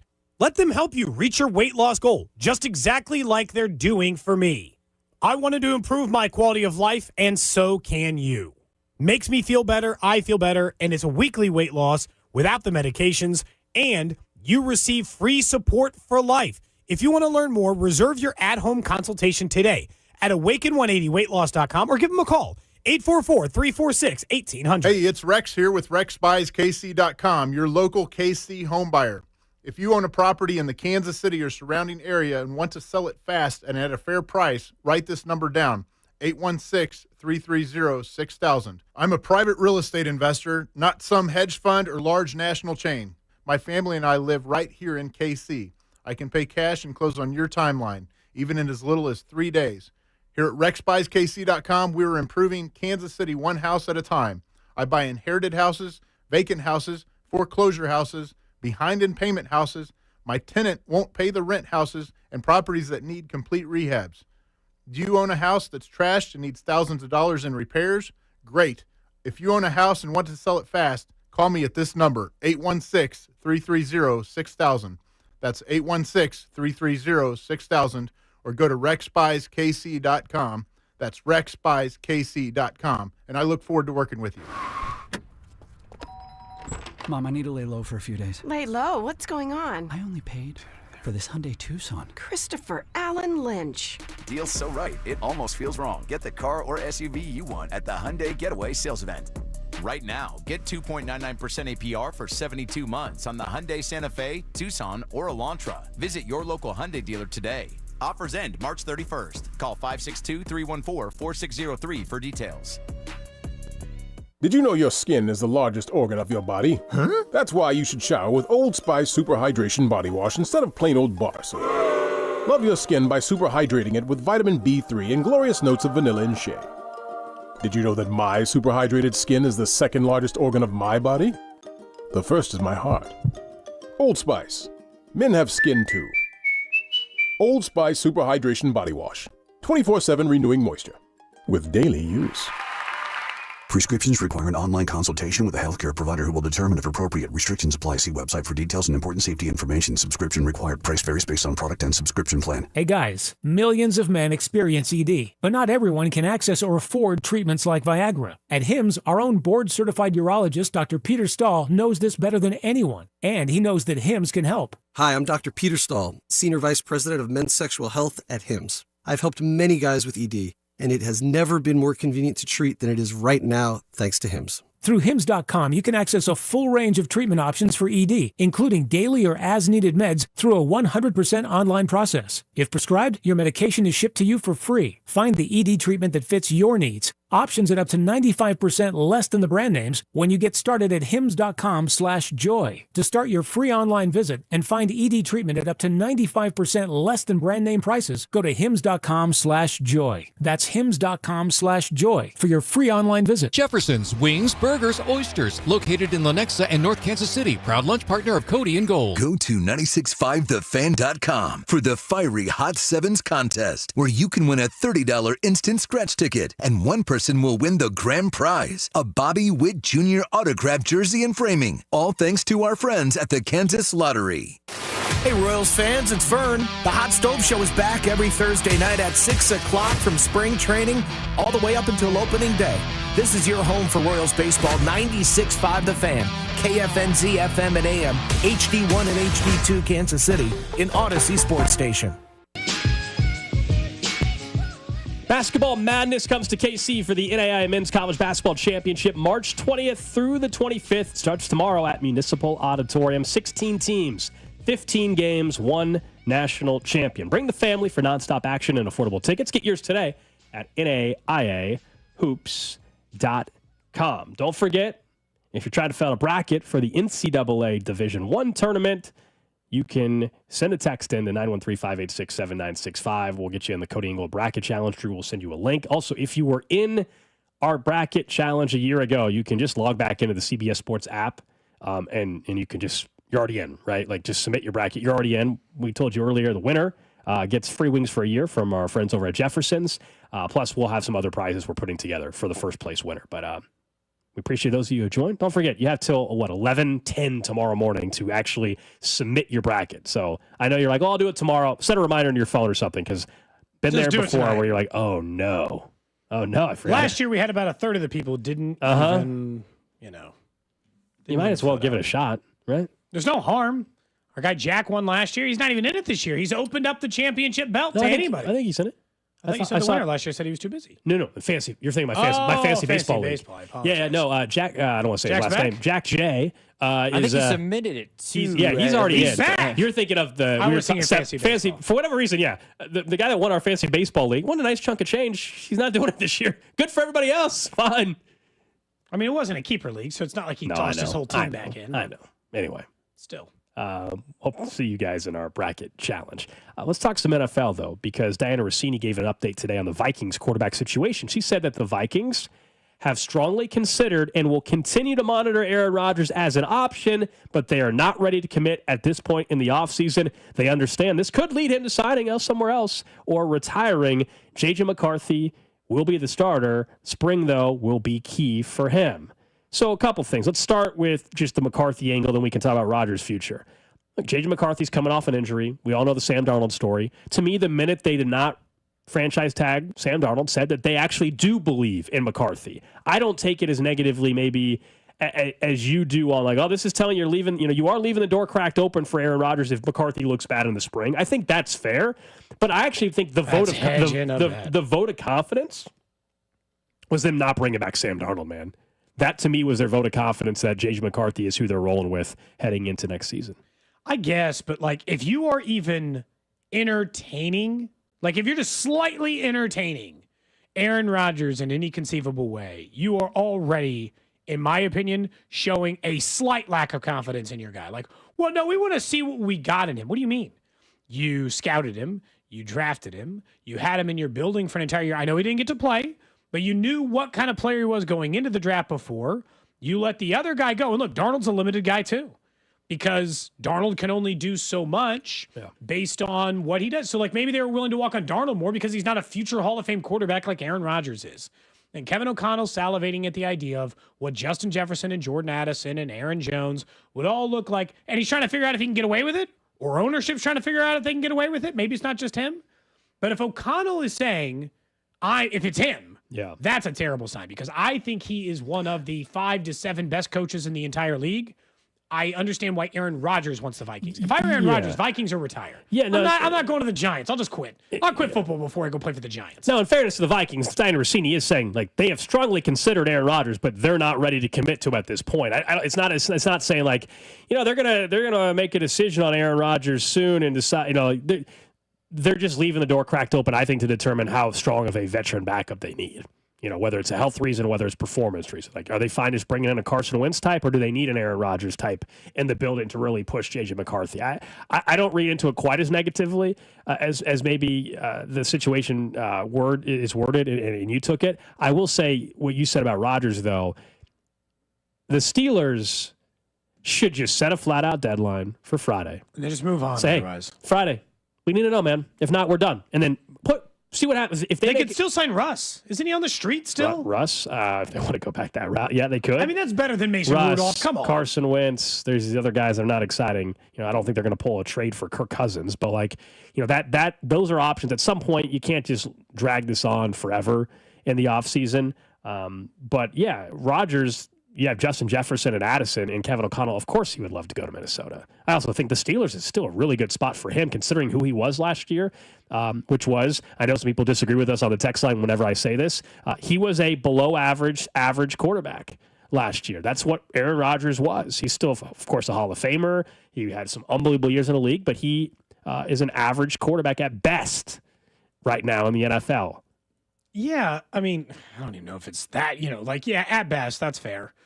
I don't know that, and look, his numbers, and people have pointed this out, were similar to that of Patrick Mahomes, but look, if you just look at stats and that's your only determination for whether or not you think a quarterback's good or not, well, then I guess Bo Nix is as good as Patrick Mahomes. And you and I both know that's not true, and I think intelligent people think that that's not true. Aaron Rodgers did not look comfortable. He's not look good, and he's 40 years old. And so I just don't think that you want to do that game again. I read this all, and maybe I'm just way too low. I read this all as a massive lack of confidence in J.J. McCarthy.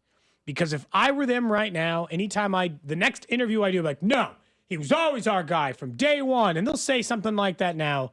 But the fact that Diana Rossini, who's very dialed in, is saying, oh, no, they're still entertaining that. They just want to watch J.J. McCarthy do what?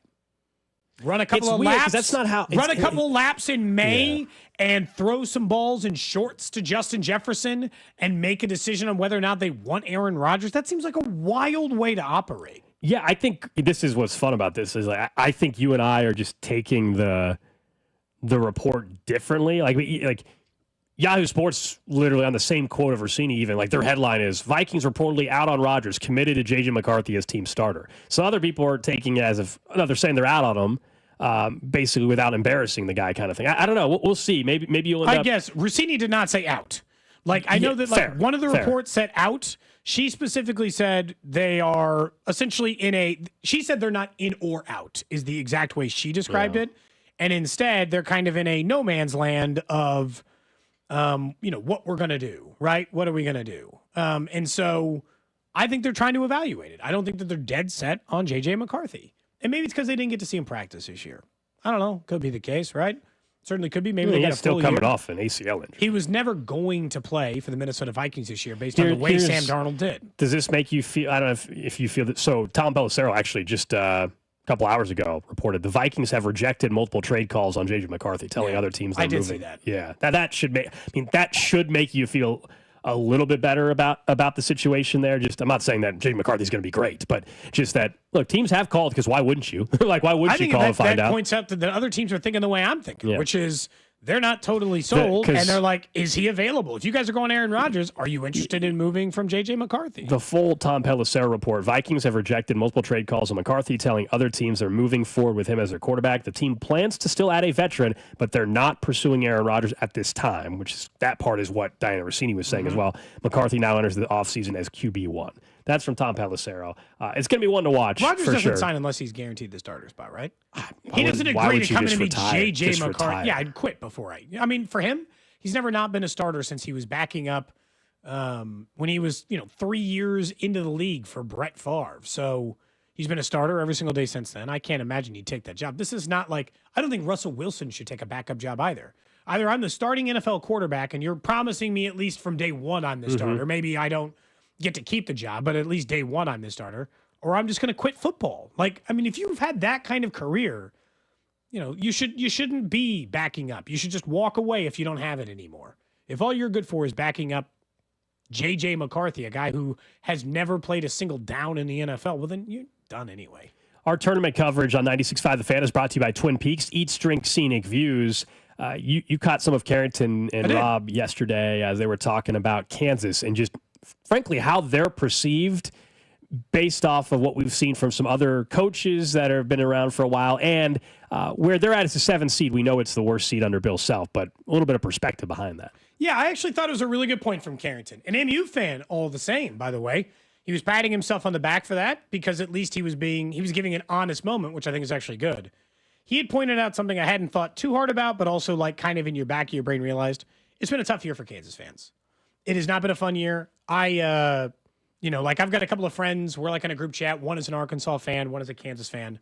And I said, you guys are going to have to be enemies for the next couple of days. And the Kansas fans' response to that was, I hope they mercy kill the end of this season. As in, I don't care how this game goes. Finish this stupid thing off so I don't have to see it anymore. And what it made me realize is the reason why Kansas fans feel like that, and what they probably should realize more is, if this is the basement, this is better than not just like every other team's basement, like Missouri's or anything else. We know it's better than theirs or Kansas State's, which is what Kansas pointed out. It's better than the other Blue Bloods basements. It's better than Duke's, North Carolina's. Who do you consider? UConn? What are the Blue Bloods in your mind? Those are it, right? Yeah, Kentucky. You say Kentucky. Yeah. It's better than theirs. All 4 of those teams have missed the tournament multiple times in the last 15 years. They have been worse or the same as a 7 seed. They've been a 2 seed and knocked out by a 15 in that amount of time. Bill Self's floor to this point, if this is truly the floor, is even better than the Blue Bloods. And I actually think that speaks to maybe the level of talent he's been able to obtain. Yeah, that's the perspective we've handed out a few times. I mean, just that how many teams in this year's field in general, and looking at whether you were left out or not, but would kill to be a 7 seed every single year. I know not Blue Bloods, but in general, how many would kill to be a 7 seed every single year? And this is quote unquote rock bottom, you think, at this point in time? It is always the perspective and frankly how spoiled Kansas has been with what they've been as a program, and certainly what they've been as a program under Bill Self. With that said, I still expect them to win tomorrow, right? Even though it's been, and I know there's some fans that are like, hey, just end the season. I hear you. You still want to win a tournament game. You don't want to be embarrassed by being one and done in the NCAA tournament, whether you're a 2 seed, a 7 seed, or a 10 seed. I don't care. You don't want to be one and done. But for the record, we'll talk more tomorrow. I think both MU and Kansas are winning their first games tomorrow. One in Wichita, one in Providence, Rhode Island as well. So, I think that's a fair way to put it from Carrington, looking at where everybody's at. Next year, looking further ahead, clearly it's pretty obvious they have to find a new strategy and how they go about the transfer portal and things like that. So maybe this they doesn't had a happen bad again. year in the transfer portal. Maybe the strategy's not bad. They just missed. They had a bad year. They also have missed on some recruits too the last 2 years as well. Not next year. Don't they have one of the number best? one? Yeah, depending on who you look at. Yeah, number one recruit. So. My guess is they will not be a number 7 seed in the NCAA tournament next season. I would bet quite a bit of money that they're better than that. The history would tell us that as well. I don't think this is like Bill Self just forgot how to coach all of a sudden. Look, it is weird, though, after the dust has settled of the regular season. Missouri is a 6 seed and Kansas is a 7. Like we thought these teams were miles and miles and miles apart. They're actually overall by the seeding ranking 5 spots different. Are we going to get you and Carrington on a who goes further in the tournament bet? Feels like they might go the same length. I offered it before, and he didn't want to take it. Remember, I told you. I think that you were giving him too hard of a time for a guy who would not take a bet from him before. I think you guys were in the same boat. We don't have to rehash this. Cody likes poking the bear on this one. So I honestly believe it. I'm not actually poking the bear. I believe it. 2 different scenarios. So you're comparing. So for those that don't know, by the way, the background, real quick. So. January, maybe mid-January. Yeah, when Kansas and Missouri played the first time. Well, no. The offer we were talking about now. Yes. In January, I think sometime. Karen, we were like, hey, do you want to take a bet on who will go further in the tournament? And at that point in time, I said, well, I think he said he wanted to see the path first, right? The matchups, he wanted to see the bracket as it laid out. Yeah. Now it's pretty much the same. And because he was feeling very, very good about them end of January, as he should have been at the time. You're saying that in December, I think it was when they played. When December, on a Friday, he came in here the day before KU was supposed to play MU, and he offered me, I don't even remember what the point was. I wanted you a bet on just whatever the spread ended up being. Cody, we didn't know the spread at the time. Cody wanted me to blindly wanted me to blindly bet on a spread of a game that could have been a worse number than the number I could get 24 hours later, and I refused. You're saying that's the same thing. It is, because you don't know the seedings or the matchups. I don't even know who they're playing, though. You know what I mean? Like, there's some similarity to it, but I think it's a little bit different. He's also the one that approached me about the bet, so that's the difference. I think you guys should do I never approached him about the bet either time. Now knowing that they could potentially play each other, I think that this is like... I'll still make the bet. If he wants to make the bet that Missouri goes farther, I'll still do it. There's a pretty decent chance they just go the same distance. They just win one game I think they might and both then be one. lose. There's a very good chance they're both one and done. I'll also be honest. I think KU might have a better chance to get to the Sweet 16 than Missouri does. So I feel like tomorrow we're going to talk about the supporter. I might be more willing to make that bet. Tomorrow we're going to talk about the path for both and give our quote unquote final predictions of how far we think Kansas and Missouri are going to go and everything. The brackets are determining that. We've put in our brackets. I think Cody, I think you submitted your initial one. I might tweak it, but I've submitted mine. I wanted to get it in case I forgot. You know, I do have you want to make sure you have. I've got picks in for every single thing. True. I reserve the right to alter or change. Dude, I've changed mine 3 times already. I've second-guessed myself 3 times on this bracket. It's annoying. Tonight's the night for research, right? My kid doesn't have dance. I can focus up. I can take a look at this stuff. We don't have anywhere to be. Wednesdays are the lightest night of the entire week for me. So I gotta, that's my best chance. Tonight I plan on watching. I'll have to grade podcasts. I think the Xavier-Texas game could be good tonight. I know the last night's 11-seed game sucked. It was a domination, but I actually think Xavier-Texas could be a really, really good game. I have no idea about the 16 seeds. Let's be real. I hope it's another good one, but I have no idea. I have not finished my bracket yet. I am still working through the first round because that is the most difficult part of the entire thing. As soon as I get past the first round, I'm good. You're really taking your time on it. That's good. Yeah. I also haven't spent. It's not like I've dedicated time, and I'm like, man, I really don't know what team to pick. But you've also watched way more college basketball than either of us to this point. I think that's fair. My college basketball has almost exclusively been limited to Kansas, Missouri, K-State, and UMKC. And they didn't even make the tournament. So you guys also only make one bracket, correct? You're not those people that make I make more multiple. than one. Did you really? Okay, so here we go. This is not. You guys, no. You guys are so wrong. Just one bracket is all you need. You can't tell me that you picked an upset on bracket 3. This is where you guys get it all lost in this, and you try to conflate everyone's decision based on this. This is where everyone is wrong. I play in brackets to win. So I enter a number of different brackets. I have one honor bracket in which I am held to the picks that I make. That'll be, in this case, the CBS one. But if I enter a different bracket, I don't just pick the same teams. That's just not smart. That's not a good philosophy. I enter brackets in a lot of different ways with a lot of different national champions across a number of different things, but I am held to one bracket. How can you enjoy that though? Because in one bracket that pick helped you, and the other one it screwed you over. Then you're rooting against your own bracket. Honest to God, I don't even truly evaluate a bracket until we're at least in the Sweet 16, and then by then you've already decided the one bracket that has any hope. So the rest are dead. You're just rooting for the one thing. I don't loudly proclaim, I got the final 4 here. It's just like, well, this bracket's good and I hope it keeps staying. Okay, so I'm going to hold this to you. Let's say you have Missouri going to the Sweet 16 in your honor bracket, the main one that you have. You have them going to the Sweet 16. You have Kansas going to the round of 32, losing to St. John's, and then St. John's beats Missouri. But let's say Drake in your other bracket beats Missouri and they make it to like the Elite 8. You can't say that you had them going to the Sweet 16. He's saying he doesn't. I'm saying I don't say he doesn't. I say I am allowed to enter as many brackets as I want. I don't get braggadocious about one. Yeah, he's saying he doesn't do that. There's one bracket that you hold all of your my bragging rights are bragging rights as far as I correctly predicted this team. By the way, I don't even brag about a bracket anymore. I don't even know any of these players most of the time. I'll be honest. I think you probably are this way now. Like we do the bracket. I'd rather just bet on 5 or 6 different games. You guys can parlay your bracket. I enjoy betting individual games because that's a totally different strategy, right? Picking a bracket is way different than picking somebody to cover a spread or whatever. Yeah, completely different. Those are just two different thoughts. But if you're submitting a bracket, please join our bracket challenge as well. And if you're not getting the text messages, because we've had this multiple times, if you have Twitter, then DM me and I will send it to you. I haven't had a problem Slide into doing Drew's DMs. He enjoys it. Go ahead and follow me too. At Drew B. Nix. Drew wants some followers out of this thing. At Drew, the letter B. Yeah, this one person, like, I don't know what it is. Maybe some people are getting it clearly because people are enjoying. I mean, we're over 300, I think. I send the exact same link. I send the exact same text every single time, essentially. I don't know. Will you guys watch the game tonight, though? Oh, the second one at least. I started. So I caught the end of the other one because I realized it was close and I wanted to see it. So I got to watch the game-winning shot, which was fun. And I started on the UNC game because I was curious how they're going to play because they were one of the biggest entering the tournament storylines. So I was interested.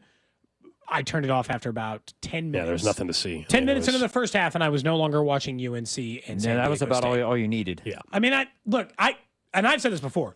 I will not stick with a bad game just because it's the NCAA tournament. I'll just first 4 too. I will check out. If that's all you got, it's Netflix time. Like I'll move on. Look, if there's other games, I'll just go to a different game. Yeah. But if it's just garbage, we're done here. Like I'm not watching any more of your horrible basketball game. And it was so clear that they were going to run them out of the building. I think at one time in the second half, I was like, let's see if San Diego State made it close. I didn't even tune into the game. Yeah. I just did the score update on my phone. Emma, my wife, had said, hey, do you need to put that on? Because I was like, I wonder how that game is. So they're down by 30. No, I do not need to put that on. We may continue to watch whatever we're watching. Yeah. No, I'll probably watch the early game too, but it's just different. Hopefully it's as competitive as the other one. That turned out to be an awesome finish. And Carrington said it was Carrington. I think it was some sort of quick thinking. He said that's one of the best finishes in NCAA tournament history. Like moments, and I was like, I because it's a first 4 game. It can't be as high as others. Between 216s. From a last minute shot, it's one of the crazier finishes to a game. I'll give you that. Like they'll one play of it the in one shining moment. One of the craziest finishes we have seen. Is it one of the best moments? No. First 4 cannot be a best moment of NCAA history. It just can't. No. Now that happened in a Final Four or national title. I mean, it skyrockets to one of the coolest moments ever. I heard. Elite 8 or better, it's one of the biggest tournament moments of all time. Carrington said last night it won't be treated as such because of the teams and situation. I didn't get that, but it was one of the tourney's greatest buzzer beaters. It was one of the it was one of the better buzzer beaters. If we're just talking about like the actual time left on the clock and shot, yes, there's not many that can beat 0.7 seconds and a full court pass. But it's a first 4 game with 16 seeds. It's not like a top 5 NCAA tournament moment of all time. Leitner didn't turn around and hit it, though. I don't know if it's a top 10 buzzer beater. I would have to go and really think about him. It's one of the cooler moments. 100%. But let's be honest, guys. Next Friday, are we going to even remember last night? I'm sorry. Are we? No. Unless Alabama State goes on to upset whoever they're playing, Auburn or whoever. But we're not going to remember last night. Tomorrow, I don't know what it is. None of us know. There will be a game that has an amazing moment. I don't know what it's going to be, who it's going to be between. Everybody freaks out on the first session tomorrow if there's not great games and finishing oh my gosh, the tournament sucks, and then we wait till Friday and all of a sudden Friday's incredible. This happens every year. Last year for sure. Happens every year. People panic that they haven't had these games. They just haven't been. They haven't been that much March Madness. The first Creighton Louisville tip off first game tomorrow. It'll be 20 points instead of the game everyone's expecting. This isn't even any. This isn't any good or whatever. It's calm down. There's how many games in the tournament? There's 68 teams playing. We'll be all right. Okay. There'll be some good ones. Volume is your friend in this case. Yeah, for sure. Yeah. There will eventually be a good game that comes down to the wire or goes overtime or a million other things because volume. And I get it. Are most of the games good? No, probably not. Of course not. That's not what I care about in March Madness. I just care that some are. And then who's our Jack Golke? Who's the Jack Golke of the tournament? That's what I want to know. Oakland's player last year that beat Kentucky, couldn't miss. Somebody. There's a kid out there. We have no clue he exists. Okay, no clue he exists. By Saturday, we will know someone's name by heart that we have no idea. Whoever that kid at High Point was, who was mean mugging after he hit. That was funny. Yeah, I saw that. High Point's going to beat Purdue, and that kid is going to be a big reason why. Some people have been predicting Kentucky to lose again in the first game to Troy. But Troy, I looked it up not to get too nerdy with it. I looked at they're 300th in the country in 3-point shooting. I just don't know how you're pulling off an upset. I'm sorry if you're 300th, and I think it's 300th in 3-point shooting. If that's what it actually is, I don't know how you're pulling off an upset. I'm sorry. I guess you just for whatever reason you just hit Oakland did it because they couldn't miss from 3. They had one Troy. They had one player who single-handedly took over the game. Right. Troy's playing the 3-seed Kentucky Wildcats. I think it's tomorrow or something like that. I believe that's the upset pick for some people. Yeah, now I got to look it up. Okay, Troy is what? Did you find it before me? They shoot 30% as a team. Troy is 339th in the country. How many teams are there? This is 364. Okay. They're not last. Last is Lindenwood out of St. Louis area. St. Charles, I think. UMKC plays them every year. It's going to be interesting to... St. John's is 338, really? I don't think Troy beats Kentucky, but Troy does. They're really bad Troy rebounds offensively very well. They get a lot of second chance points, fortunate mistakes, defensively solid. But in terms of what Kentucky does, it would be. I don't know. When did Kentucky's 25th in the country? It would be worse than St. Peter's, or it wouldn't be worse than St. Peter's was. But no, I think it would be up there. It's hard to just formulate in my mind. I might be way off on this, but that Troy, if you're picking Troy to upset Kentucky. They just have the most unlikely 3-point shooting day of all time. Yeah, a team that is they somehow 15th worst or whatever, 30th worst, I guess. 30th worst 3-point shooting team in the country. They're the one that's pulling off the upset tomorrow? I don't know. Kentucky would have to lose that game way more than Troy would actually be in it. Yeah, it'd be more about Kentucky shooting 20% from 3. When Kentucky lost to Oakland last year, that was just the Golke kid, just couldn't miss. If you're Kentucky, you're just you got to be. Even last night, North Carolina, at some point, San Jose State was bad, but also... they're just one of those nights. North Carolina, what's his name? RJ Davis was 6 for 6 from 3, a North Carolina tournament record. What are you going to do? Just take your up next, guys, we will get to what's trending. We'll also talk a little bit more about the Royals a little bit. Plus, Jarrett Sutton joined us earlier today. He gave us a breakdown on the Missouri Tigers and what to expect against Drake. Cody and Gold, brought to you by Heartland Men's Health, the leader in men's sexual health. Thousands of men have been successfully treated for low T, ED, and more, all with discretion and compassion. Make your appointment at heartlandmenshealth.com. Follow the station on Instagram for ticket giveaways and behind-the-scenes content from the show at The Fan 965. Men, this is Jeff for Heartland Men's Health. And though I generally talk about medicine and effective treatments for erectile dysfunction and other men's sexual health issues, today I want to talk about love. Because love is the best reason to get treated for your ED. You see, ED can cause major relationship issues. In fact, men often push their partners away when ED becomes a problem. The condition can cause depression, arguments, breakups, and even contribute to divorce. But the good news is that if you're like most men suffering with ED, you can be successfully treated at Heartland Men's Health and put a stop to the relationship stresses that ED can cause. I say this with all confidence because we have treatments that are effective in well over 90% of cases. Surely, it's likely you'll find you're performing like you haven't in years. So make an appointment and get the love back in your life. Your initial visit is just $99 and includes blood work, a medical consult, and if medically advised, a test dose. And if that test dose doesn't work in the office, your visit is free. Call 844-447-6600 or go to heartlandmenshealth.com. We have 3 offices: Overland Park, Independence, and North Kansas City. Honey, it's me, your wife. Spring is here, and our house desperately needs the experts at Powell Exteriors Casey for siding, windows, entry doors, beautiful decks, patio covers, roofs, and more. Get ready for summer at powellkc.com. This is the story of the one. As a quality technician in a food processing center, she knows that making the right call is the best way to avoid a recall. That's why she trusts Grainger's world-class supply chain to deliver the high-quality supplies she needs to help keep her production line, her equipment, and her customers happy and healthy. Call 1-800-GRAINGER, click Grainger.com, or just stop by. Grainger, for the ones who get it done. Did you know your skin is the largest organ of your body? Huh? That's why you should shower with Old Spice Super Hydration Body Wash instead of plain old bar soap. Love your skin by super hydrating it with vitamin B3 and glorious notes of vanilla and shea. Did you know that my super hydrated skin is the second largest organ of my body? The first is my heart. Old Spice. Men have skin too. Old Spice Super Hydration Body Wash. 24/7 renewing moisture. With daily use.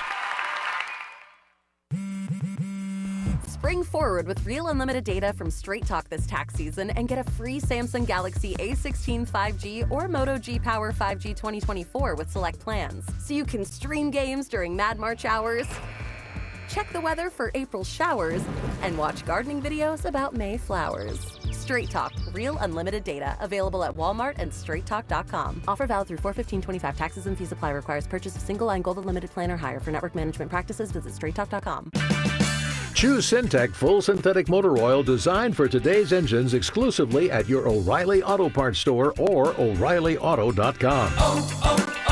O'Reilly Auto Parts. This is the story of the one. He's responsible for keeping a leading healthcare facility clean and safe. And he trusts Grainger's high-quality HVAC cleaning and safety products, combined with their world-class supply chain, to consistently deliver, ensuring he's covered inside and out, so he can focus on keeping his facility clean to help protect the health of everyone inside. Call 1-800-GRAINGER, click Grainger.com, or just stop by. Grainger, for the ones who get it done. It's time for basketball, and right now, Uber Eats has deals on Burger King, Buffalo Wild Wings, KFC, and hundreds more local favorites. So you can keep your eyes on the ball and your hands on a burger. Get game day deals now, only on Uber Eats. Product availability varies by region. See app for details. Brought to you by Urban Air. Urban Air is where fun takes flight. With our awesome attractions, it's always an adventure. Visit urbanair.com today to find your local park and book your tickets, membership, or birthday. Urban Air, let them fly. Attractions vary by park. Opening day coverage is brought to you by Hollywood Casino. Stop by Hollywood Casino every Wednesday in March from 12 until 2 to register for your chance to win opening day tickets. Your home for Royals baseball. 96.5 The Fan. You're listening to 96.5 The Fan from the Mission Plumbing, Heating, and Cooling Studios. What's trending? What's Trending is presented by Baker University, where graduates earn higher salaries and land jobs faster than any other university in Kansas. Applied today at bakeru.edu. We were talking about the NCAA tournament. That's where we start our What's Trending today. Tonight, couple games. Xavier in Texas, the 11 seeds in the first 4 in Dayton. That's the late game. The early game, another 16 seed matchup. Mount St. Mary's and American get things going tonight. Both games on True TV. I'm sure I'll watch. The 16 seeds I always wait a little bit longer. After all the games last night and all post-game ended, True TV was airing episode 1 of Eastbound and Down. You even air that on TV? Some stuff was edited, but some of it was not edited as much as I expected. I'll just leave it at that. Bold True TV, bro. I just assumed the only show they had was Impractical Jokers, a show I've never seen. That's usually what they would always promote this time of year. Yeah. Next up on What's Trending, as we'd mentioned earlier in the show, Aaron Rodgers and the Vikings doesn't look like it's going to happen right now, but Diana Rossini saying that they're not ruling it out either. They're not in or out on Aaron Rodgers, as she put it earlier today, saying instead they're going to wait to see a little bit on what they've got in J.J. McCarthy, wait a little further into the spring, might make a decision later. The other reporting is that Aaron Rodgers is in zero hurry to make his own decision, with retirement still a possibility. All right. Keep watching. How many more weeks till he makes a decision? A month or two? Yeah, probably. Also, we got some news from Netflix today that Joe Burrow, Kirk Cousins, and Jared Goff will be on the next edition of Quarterbacks. They went away from the QBs a year ago, but this past season, remember, it's filmed from this past year, followed around Joe Burrow, followed around Kirk Cousins, who got benched in the middle of the season, Jared Goff. So there should be some interesting storylines, although Kirk Cousins for the second time is on the show, which I find interesting. I think he became very likable for a lot of people, and so my guess is that will continue. We disagreed on it, but I think Joe Burrow can change how people outside of Cincinnati view him, because I do think, whether we think it's true or not, or agree with it, I believe the perception is that he's a little cocky and arrogant. You don't have to say that it's a negative thing, but I believe that's the perception. And then Jared Goff, I don't know much about him, honestly. So one thing I will say about it is that the way the setup is, at least on that side, is that Kirk Cousins was really honest about the injury stuff the last time. I still thought a huge part of his problem this year was the inability to push off. I'm curious to see how much of the injury stuff he talks about this time. Next up in What's Trending, a couple of rule changes pitched in the NFL. The Packers have officially filed to try to ban the tush push, trying to eliminate that from, obviously, the Eagles' repertoire, probably more than any other team, although there are other teams who utilize it. And there's been some other ones in there, too. Like, some of it is like off-season travel stuff, which is not as nearly as big of a deal. We know the owners' meeting usually takes place a little bit after the draft, where they're going to sort through it. The probably second most interesting thing in the trade department is the Lions proposed a change to the NFL playoff seeding that would say regular season records instead of division champs for seeding. We'll see if that gains any traction either.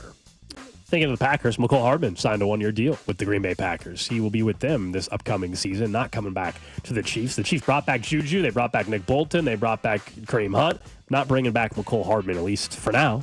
McCole found a new spot. Good for him. 25, yeah. Packers need a little bit of extra wide receiver help. Their guys just getting dinged up a lot. Just some depth. They need depth there. That is What's Trending here on Cody and Gold. Earlier today, Jarrett Sutton, former Missouri Tigers guard, he's a current scout for the New Orleans Pelican, joined us to get a little perspective on Missouri and Drake, on Kansas and Arkansas, and the rest of the tournament field. And we also started our conversation asking just, hey, what teams has he been watching already? Is there a certain region he's headed to? So it's interesting. I mean, I've been at WCC and ACC tournaments last week. Typically how we do it, when the NCAA tournament starts up, we've seen all these players. We've been out on the road all year.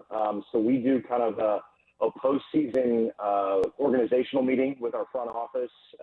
So we're actually going to be meeting as a group. And kind of like everybody, we're just going to sit and watch a lot of games together. We're going to meet in the morning and have meetings in the morning, and then we'll watch games in the afternoon and into the evening. So it's long days, but we're actually all together as a group. That's kind of how we've done it the last few years. And I actually kind of enjoy it that way. Instead of fighting around trying to get to certain games and regions, we're going to be like everybody and just watching games together. So I'm looking forward to that. Since you were just at the ACC tournament, do you believe that North Carolina should have been in the tournament? Was the ACC any good?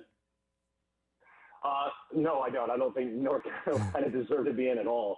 I feel bad for West Virginia, and then their coach leaves, a couple days later. So that's a tough break. But look, I know they're talented, and we saw that last night. I wasn't really all that surprised to see. They have been playing better.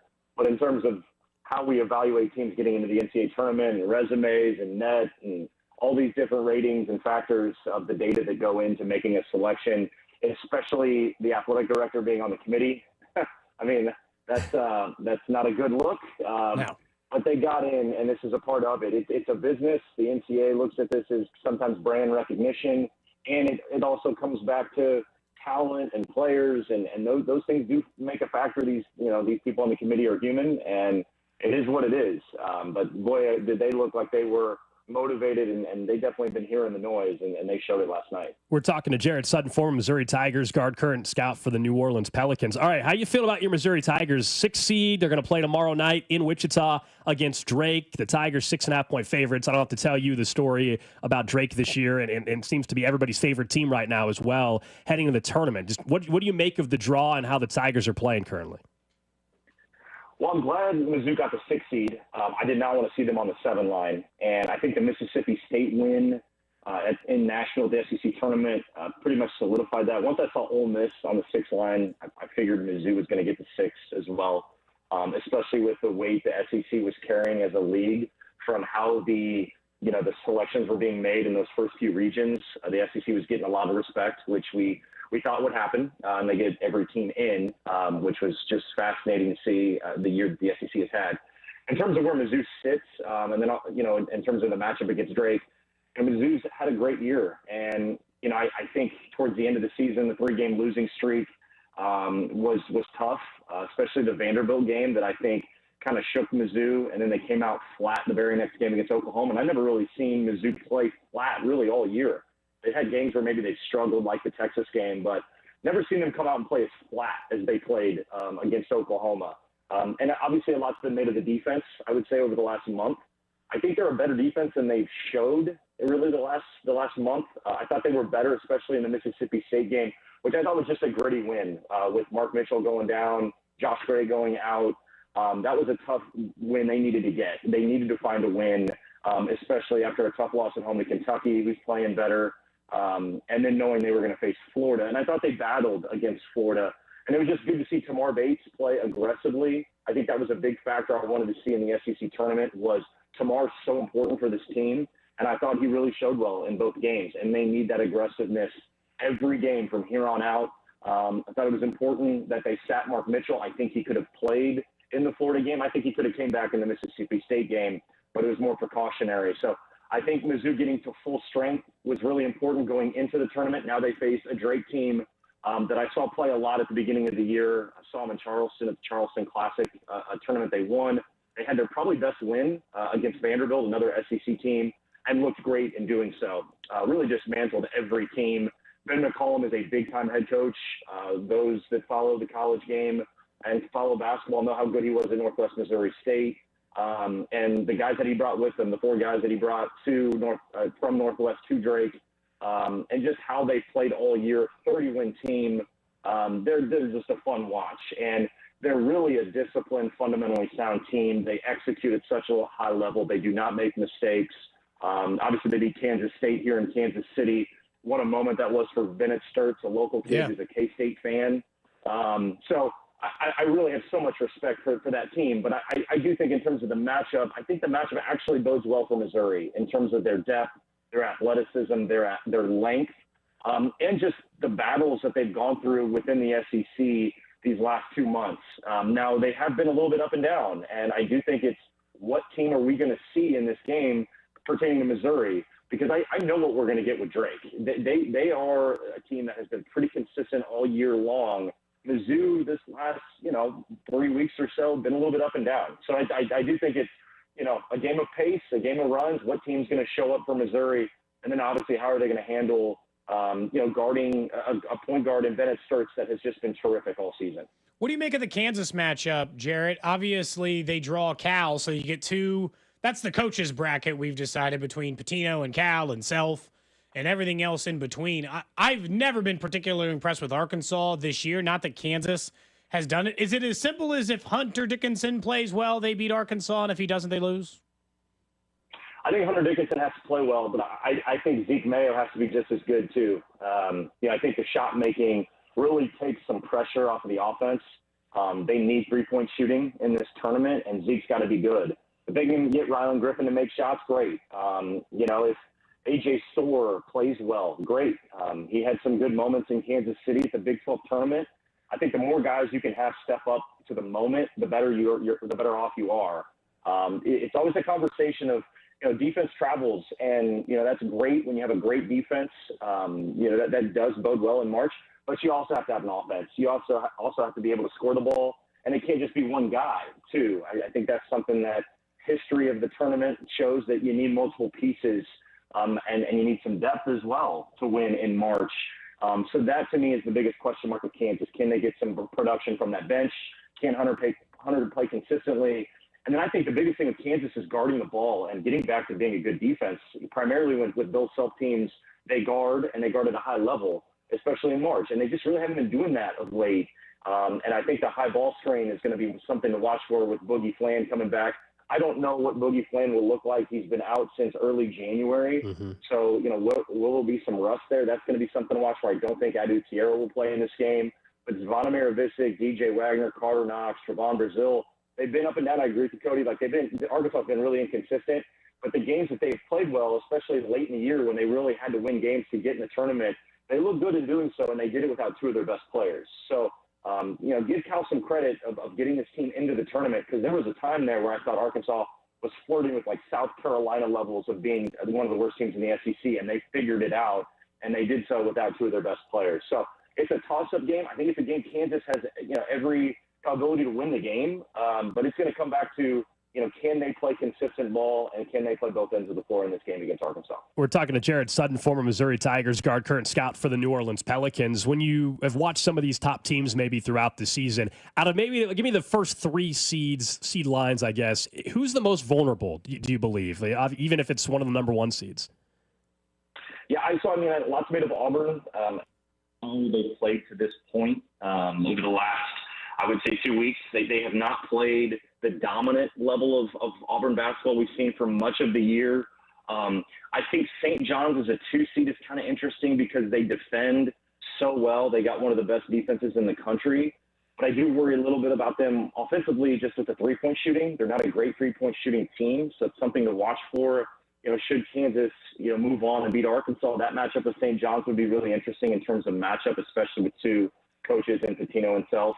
I think other seeds, the same thing could be said for Houston a little bit as a 1 seed. Out of the ones, I think Houston could be a little vulnerable in terms of the offense because they're so predicated on offensive rebounding. We know how tough they are. We know how good they are defensively. I think Milo Suzan catching fire and playing so well, that is giving me a little bit more hope with Houston because it can't just be LJ Cryer making shots. They need somebody else. So Milos, that's something that Houston has really wanted to find is Uzan's confidence in playing better, and he's done that. So I think that's a positive for Houston.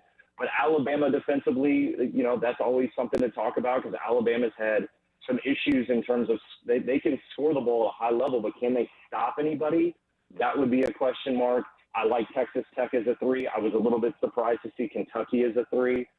They have battled injuries, and they have played well of late in the SEC. They do have quality wins. I think resume-wise, I knew they would be probably a top 4, top 5. I was a little bit interested in where they would fall, and to have them be a 3 was a little bit of a surprise for me. I think Wisconsin is totally predicated on John Tajay. So if Wisconsin goes where he goes, and we saw that in the Big Ten tournament when he ran out of gas, and they did battle Michigan, but that Michigan game, he had no legs. And it's a little bit different in the NCAA tournament because you can win a game, have a day off, and then you play in the round of 32, and then you have the rest of the week to get ready for the next weekend. But Tajay is the guy for Wisconsin, and if he has a 2 for 15 game, they're probably going home. So those are kind of how I view those 1, 2s, and 3s. Jarrett Sutton, really appreciate the time, man. Safe travels. It sounds like you're just be watching it with everybody there on the staff, but we appreciate the insight. Enjoy the tournament. Thanks, guys. Thanks for having me as always. That was Jarrett Sutton, former Missouri Tigers guard, current scout for the New Orleans Pelican organization, giving us some good insight on the NCAA tournament and where he's at on the draw for both Missouri and Kansas. We'll talk more specifically about those 2 games tomorrow. It'll be tourney time. Well, I got the TV. It's doing some update. I had to go order a new remote for the small TV. I brought it for the tournament because I lost it. So it came in this morning. I got an alert. Amazon dropped it off. So we're good to go. I'll get it set up. I'll get the YouTube TV logged in. We'll have the TV right next to us over here. We'll be good to go. There's only 2 games initially during our show tomorrow. By the time we're about to sign off tomorrow, there'll be the overlap of 3 or 4. But I'll leave the TV up. Carrington will have it up, I'm sure, during his show too. So we'll have our March Madness set up and ready to rock and roll. It'll be a good time tomorrow. Obviously, NCAA tournament time, tough to beat across the board. I mean, it's one of the more enjoyable because something's going to be good in it. There's just too many games. The rate is too high of games in order to do it. You already got some bets picked out? Yeah, a couple placed. I went ahead and I told you I think they're both locals are winning. I also think both are covering. I actually have 4.5 for Kansas, 6.5 for Missouri. Not parlay together, separate bets. Maybe we should parlay it together. A little show fund. We like both teams to win. Let's parlay one of our brackets totally together and see how many millions of dollars it would be for a $10 bet. to get like the whole thing right. Yes. No, can't I just get the billion from? Doesn't Warren Buffett offer $1 billion? I don't know if he does that anymore. I saw on Probably X. not. I saw X is doing a trip to Mars. A boys. bracket challenge, and I think Elon is offering a trip to Mars, which I told you guys off air. It's a death sentence. I don't get to come back home. That's not winning. I go to Mars. I'm not coming back home. He just knows that nobody's ever had a perfect bracket. Because I saw somebody it was like, I didn't make it a random question because it's not very good. Someone was like, would you rather have $1 million or know that you can pick the perfect bracket? I'm like, the perfect bracket, I can make way more than $1 million. Yeah. I can win my car from CBS and a vacation from a different spot and whatever other millions of dollars I can put together. Are you kidding? Seems pretty obvious. I'll just know I can pick the perfect bracket. I was going to have to make it a number so high, Gold, that would you take the $100 million guaranteed and just not have to deal with it? Because the $100 million guaranteed, then you don't also be famous for the person who picked the perfect bracket. Because that's going to come with something that you don't want to deal with, right? There's a certain amount of money that I would just choose the cash, even if I thought I could get more cash by having the perfect bracket and just winning every single thing for every single company across the board. Somebody's not going to want to pay up, and I don't want to gather all those prizes. I got to get my prize from ESPN and from CBS. No, huge. Yeah, I don't get the. I really don't get the Mars. $10 million or the perfect bracket. Which is it for you? 10 million flat out cash, no problem. Yeah, 10 million. 10 million. Okay. Yeah, 10 million. I don't get the logic on the Mars trip thing though, because honestly that's my prize is a trip to Mars. I'm not coming back unless I'm missing some update in technology. I would assume you do. So if you have the best bracket, you get $100,000. If you have a perfect bracket, you get the trip to Mars. I would assume you'd get both. If you have a get perfect both, bracket, but I don't. $100,000 is for my family. Well, I'm never coming back. This is where if you get to pick your trip to Mars, when I'm like 85 years old, sure, fine. Fine. You won't make it through the flight if you're 85. What are you talking They're about? going to be ejecting you out the trash chute halfway there. Yeah. Who knows? You might not make it there anyways. I would go to the moon. Wait. I'm with Gold there. I would go to the moon. Yeah, the moon, I'm in. If they offered me a moon trip tomorrow, I'm probably in. I'm not going to the space station. I don't want to actually get stuck up there for 8 months. Thank goodness they're back. That could happen on the moon too. Thank goodness. Yeah, but you're not. You could if you're. I'm not saying we're going to do a moon walk. We're not going to do a moon walk. We're just going to go up. We're not going to do a moon walk. If I was gone for I get to do that. If I was gone for 3 months, they send me to the moon. I'm going to get to walk on the moon, all that stuff. Yeah. Would they let me keep my job? Is my job safe? You would keep your job. When I come back, if I'm going to the moon? Yeah, I think the company would. You keep your job. You wouldn't get paid while you're gone for 3 months. Yeah, they're not going to just pay you. You think they just put me on your job you'd be on leave. Unpaid leave. Yeah.